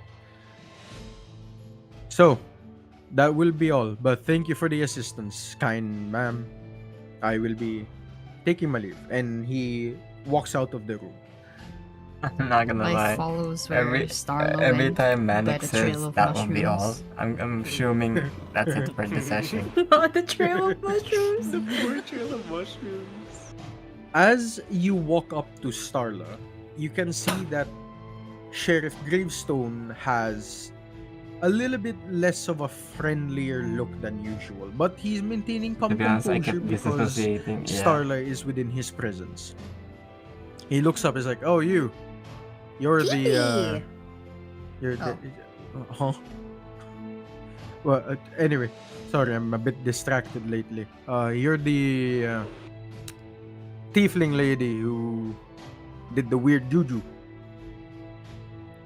What weird juju?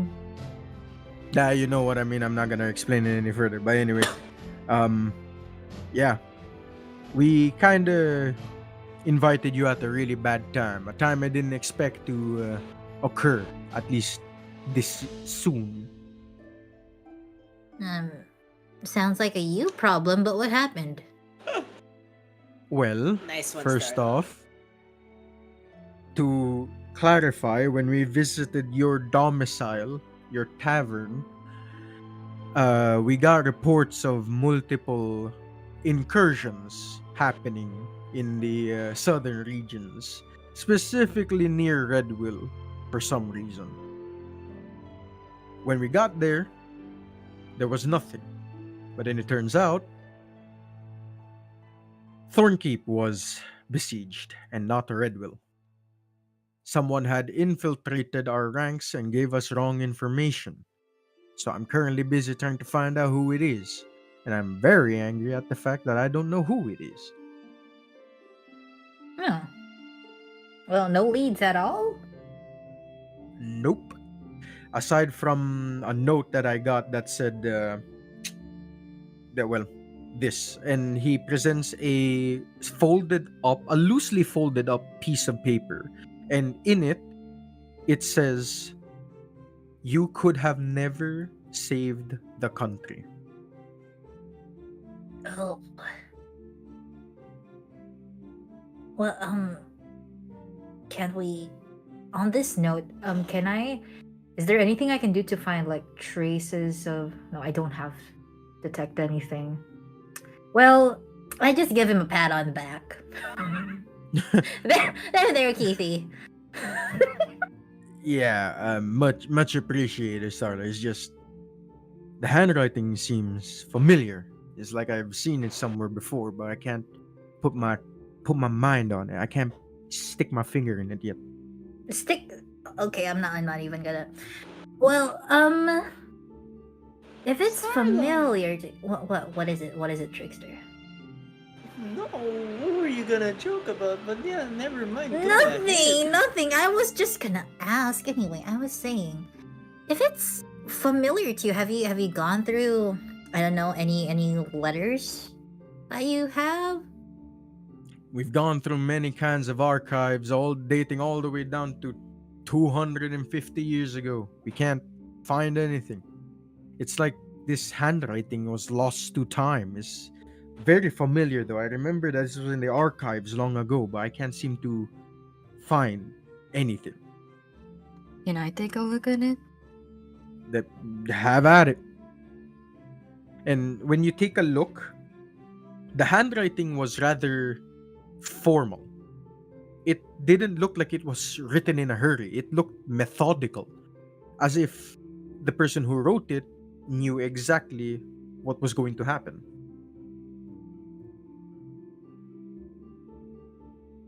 Hmm. Is the language written on it like something I know? It would be written in common. Hmm. And none of us recognize this handwriting. It's just Keith. For you, Starla, you don't. But those who are older than maybe 250, they may recognize it. Oh damn. I'm older than 250. What about you, Yamao? How old are you? How old are you, Gorlock? 100? Ah, just shy. Damn. So, since we have Blythe the old one, you would recognize the handwriting from scriptures that relate to your necromancy studies back in Keithenville. Hold on a minute. I know this. You do? Well, goddamn, why didn't you say anything earlier? It's very hard to tell. It's something from a long time ago, even before the old war, religious war. Wait, hold on a second. How old are you, miss? Don't you know that it's not nice to ask ladies their age? Oh, well, shoot me fucking dead, why don't you? It's important for me to know because this kind of writing is lost to time. That's why I asked. My bad. And he tips his hat a little bit towards you. Fine. I am 379 years old. Damn. Ow. Sorry. What the Wow. Sorry. I didn't expect that. You know, you look really Get a good for sudden your age. accent, Rubo. Sure. It's Officer Graveyard. Okay, now hold on now. How'd you know my high school nickname? It's not quite that hard to tell.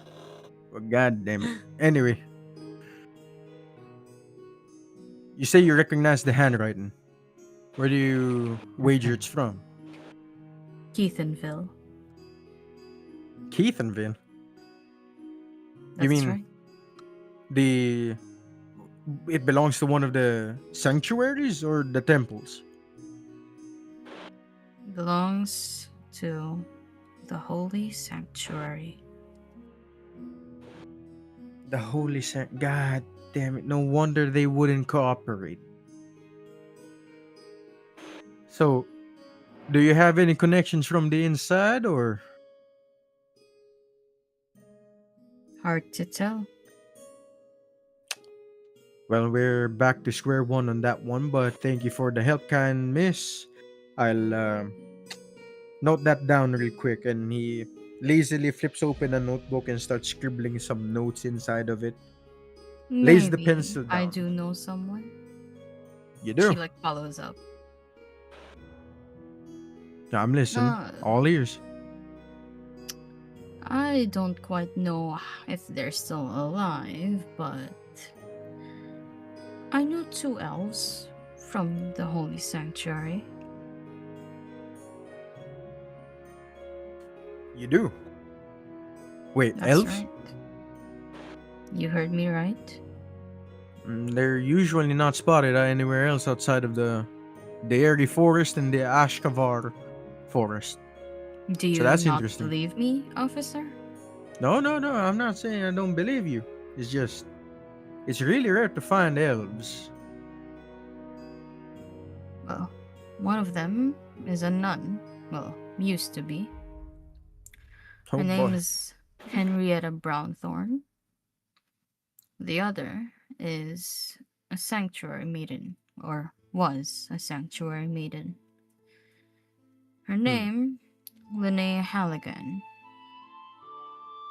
Alright, let me note that down real quick. He picks up the pencil and starts scribbling down the notes once more. And after he's done, he lays the pen down and places his left hand on the notebook. He looks up at you and is like, I'm surprised that someone from the Holy Sanctuary came over here and actually gave this information. Everyone we talked to before about this was reluctant, to say the least. Who told you I'm from the Holy Sanctuary? Well, you see, the Holy Sanctuary isn't really a place where common folk go. And you don't know just anyone inside of that Holy Sanctuary. Let me tell you what. The only people who would know about people inside of the Holy Sanctuary were students of that place.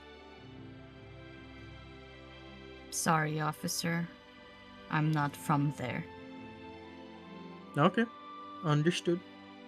But regardless of any case, this information will help us out. Now, I do want to preface something. I invited you here for a little meeting about this whole situation that takes place over here in the country of Mashkavarta. But it just so happens that I'm full up with work at the minute. So, I'll give you another task. I want you to meet the Prime Minister of Mashkavarta. He's here in Monumento Grande. I'll even give you this. And he reaches into his desk, opens a drawer, and takes out a badge. This is proof of evidence that you've stopped by Hacks. Sorry, I forget the name. But this is proof of evidence that you have visited me, and this is my evidence that I have personally given you the permission to meet the Prime Minister. This is very important, don't lose it now. And he places the badge down in front of Starla. Alright, sure. I'll hold on to it. I Good. snatch it. Keep it away Is it from valuable? the other tiefling. He Is it made immediately out of shoots a gold? look at Trickster. Don't you even think about it, buddy boy. Oh, I'm not gonna think about it. I will do it. I highly I put it under suggest- my clothes. Okay, maybe not. Okay, yeah, that's off limits. Never mind. It was that easy, huh? Well, fair enough.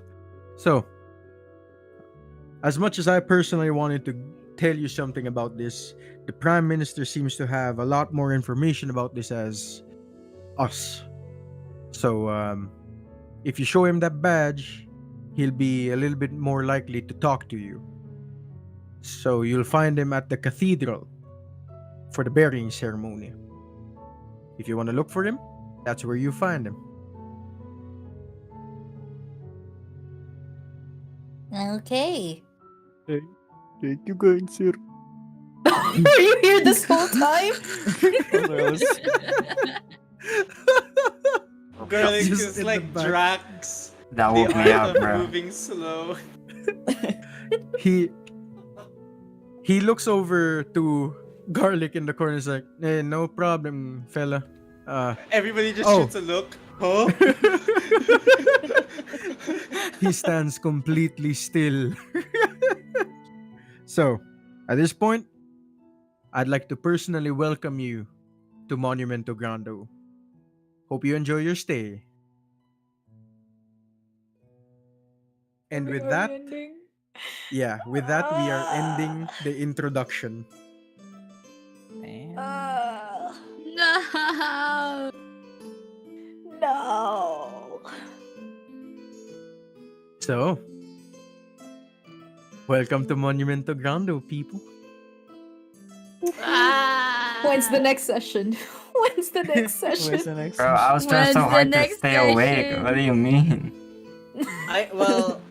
I've been doing well. I'm drinking, so I'm fighting both sleepiness and my drink. But you know, That is the moment I hear treasure, wait, my gear!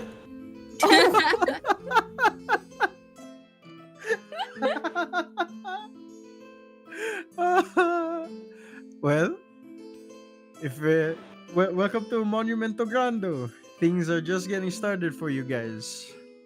I So- think it's ending, yeah. Your next session, you'll have to visit the Prime Minister. And also, hopefully, we get Cage back. Hopefully.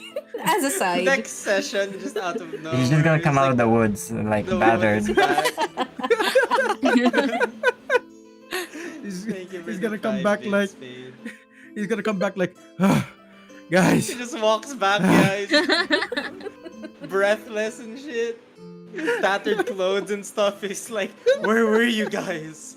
We were trying to find you. I mean, with his 18 AC, that guy could take on everyone by himself. AC. Honestly, he They are would, he not would be hitting able to. him. He would dodge everything. But thank you so much for participating. This is Yes, gonna be a yes. fun ride for all Does of this us. mean we vote to continue the campaign long form? Yeah, of course. Hell yeah! We're only in Hell chapter yeah. 1, guys. Imagine we end it here. Oh my god. Right? It was, It's just getting good. the start was a bit messy with all the internet going down. Yeah. Crazy. Tell me about it. But Good thing. It was only Cage that got kidnapped. it Yeah, was- let's just say Imagine someone whenever- kidnaps our star-nosed mole. No. Bro, whenever I imagine the star-nosed mole, it's just like that tiny little potato-sized, thing just running around the floor the entire time. That's exactly it. That's exactly it. When Oh my when God. Ling got hit by that like card, the damage was relative to size, right? So because Starla is so small, that cart would have flattened her. Oh god. So I was generous. I was like, no, we can't have a death. We can't. Not a death by cart. Good lord. Not even in combat. And Oh my my card God. instant gone. I honestly thought, Ling, you were gonna be there for the combat, but then you turned into a mole and just jumped out the window. I was so ready to. Like, I obsessively studied my spells. I knew a sequence to do already. I was so ready to look cool, but I had to go and turn into a mole. But you see, that's why it's Bro jumped unpredictable. out the freaking window. I heard wild shape and I was so hyped. I was like, bear, wolf, owlbear, and then a freaking star-nosed mole, and I'm like, They have a really good sense of smell. I thought I could They sniff do. Cage out. bro, we They almost do, but, lost like- tricks at the Oh, yeah. at the start. That is actually crazy. For some bro, reason, the zombie one kept zombie. attacking high. No. It wasn't even two. It was the one female zombie right next to me. It wasn't even the one shambling on the freaking. Imagine if that one actually got over the counter, bro. I would have died.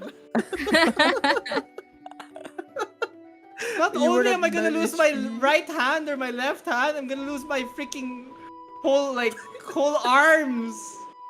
Getting me from left and right. Well, luckily, Faint is able to detect if you are infected, and so far you're not. So, How? I didn't I got really bitten twice. A whole detect. chunk of meat on my hand just disappeared. let's just say that it's not, transmitted that way. Also, fuck that zombie, man. Good thing. It's I not mean, transmitted that way. they're technically half alive and conscious, but they are dead. So yeah. Fuck you. Anyways, fire elemental to the jaw. Haha. Now, but can we talk about you summoning a fire spirit Yeah, why inside a not? wooden tavern? Uh huh. Did you not Well, think that was Oh no, I did. that You did? wise It of was a a last resort. decision? Bro, if I was going down, that thing's coming down with me. Summoning a fire elemental right then and there instead of a Yeah, bloody the wooden moment that tavern. look, the moment that I lose control by dying is the moment those flames would go wild on the freaking floor. Wherever that freaking zombie was, aka right next to my elemental, that thing is burning down with me. Now the tavern is just collateral damage. Cage comes back and he sees like the entire tavern burned down. He's like, what And then happened? he finally sees the hidden potato patch by the back. It's the only thing that survived. So that's just canon now. I typed that out as a joke, but now it's just canon that he it's doesn't very eat canon. potatoes. Yes, it's just canon now. Canon. Fair now. enough. Listen, Cage the anti-potato gang. So Anti-potato king. that's Is this actually still funny. garlic, bro? Welcome, boys. Hey, Chicken. garlic gain +3 intelligence score. I Hey, am it's Yeah, back to the thanks to positives. me. Thanks to Yeah. me. I am now Yeah, smarter seriously, we than- need. What's your modifier now, Garlic? +1. Minus no? 1. Minus Minus 1. one? What? Because he was -2. Yeah. Yeah, +3 would bring him up 1 modifier. I see. It's +1. Bro, No. you Minus Is he +1 1. now? Minus 1. He would be -1 Six- because he's coming 6 from to 7 -2. -2. 8 and 9 -1. So he's -1 in. Yeah, that's right. Gotcha. Yeah. So, because 8 and 9 is the average, considered average. You're average now, Garlic. You're average. Oh my god. you know, I got reparations. Yeah, we need to get you Those more items were intelligence, man. tied up after hunting. We need to, We need to we find need to keep ways. feeding you suspicious spells. No. Is that really something you guys want to do? Are we going to try to like gamble by building garlic with my random shit voice, that we my tone of find? voice will be there forever. I mean, and ever it's and either ever. he gets smarter or his immune system gets stronger. Right. It's a It's a win-win. win-win. After every 3 fails, he gains an immunity. And it's like, garlic, you are now resistant to fire damage. yeah, resistant to fire damage after taking multiple other substances that How's your probably day? dealt more damage to him than there you anything. go, okay. Oh, Pretty we can chill. heal him. How about you? Yeah, No. imagine he's like, oh yeah, you drank this substance, very good. Your leg is now broken permanently. You play other games. I play a lot of other games.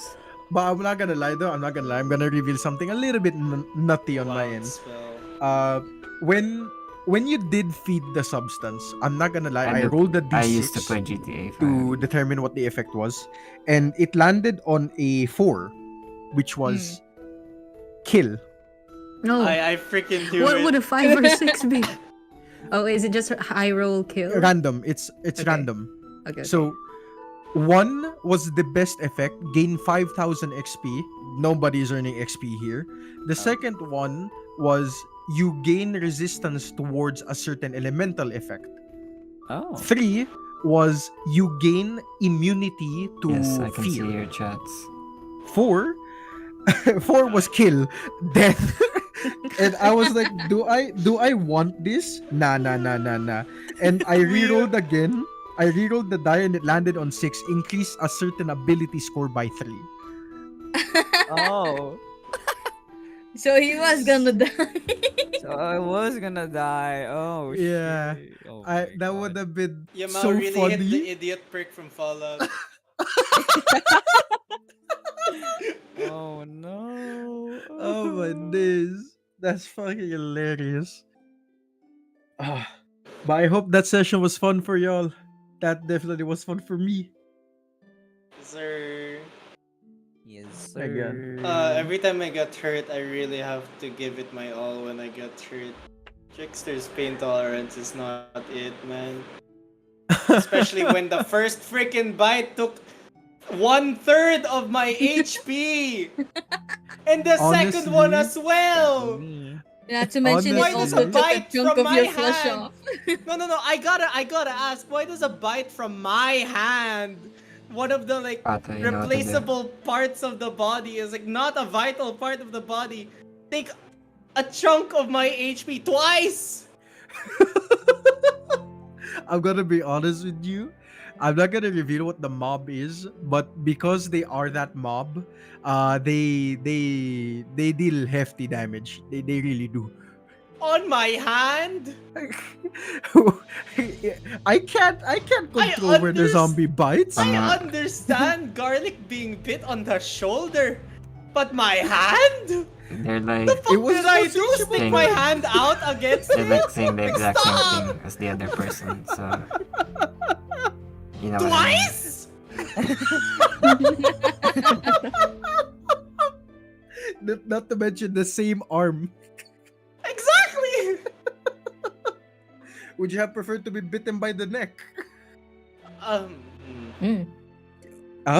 What? I mean, Hello? That Hello? zombie wasn't that rotten, right? Whoa! Excuse-me. Aren't they freshly dead? Aren't they? They're freshly dead, right? It's slightly warm. Whoa! Yo. Yo. hey okay. now. I know what not to do when attacking tricks. Yep. Avoid those spots before I start Dang, making them I regret really it. hope. I really hope that none of you meet any of the ankle biters. So I'm I the think we ankle already biter. have one in the party. yeah, you. Especially when you drop Alright, chat. The little girl. I'ma end stream a bit abruptly here. There should be a Um, sound effect for whenever Ling just falls yeah. over as Starla. You just Oh god. Go ahead, Pata. You know, they like how like Starla yeah, would I'm like gonna look end up stream with like the big since we're kinda done. beady eyes with And we're tears. just chatting now. He's like, don't laugh, don't you laugh. The sound effect should be like when you get hit as Sonic and you just drop all your coins. Bye bye, chat. See you Oh next my session. god, you remind me of the Lego sound effect when it falls Good night, apart. Pata. Thank you for staying up with me. God. Bye bye. That should be a thing. Good night. Is that just her passive now? Each time she gets hit, she drops a few Good luck mushrooms. with your studies. My halo gets accidentally activated.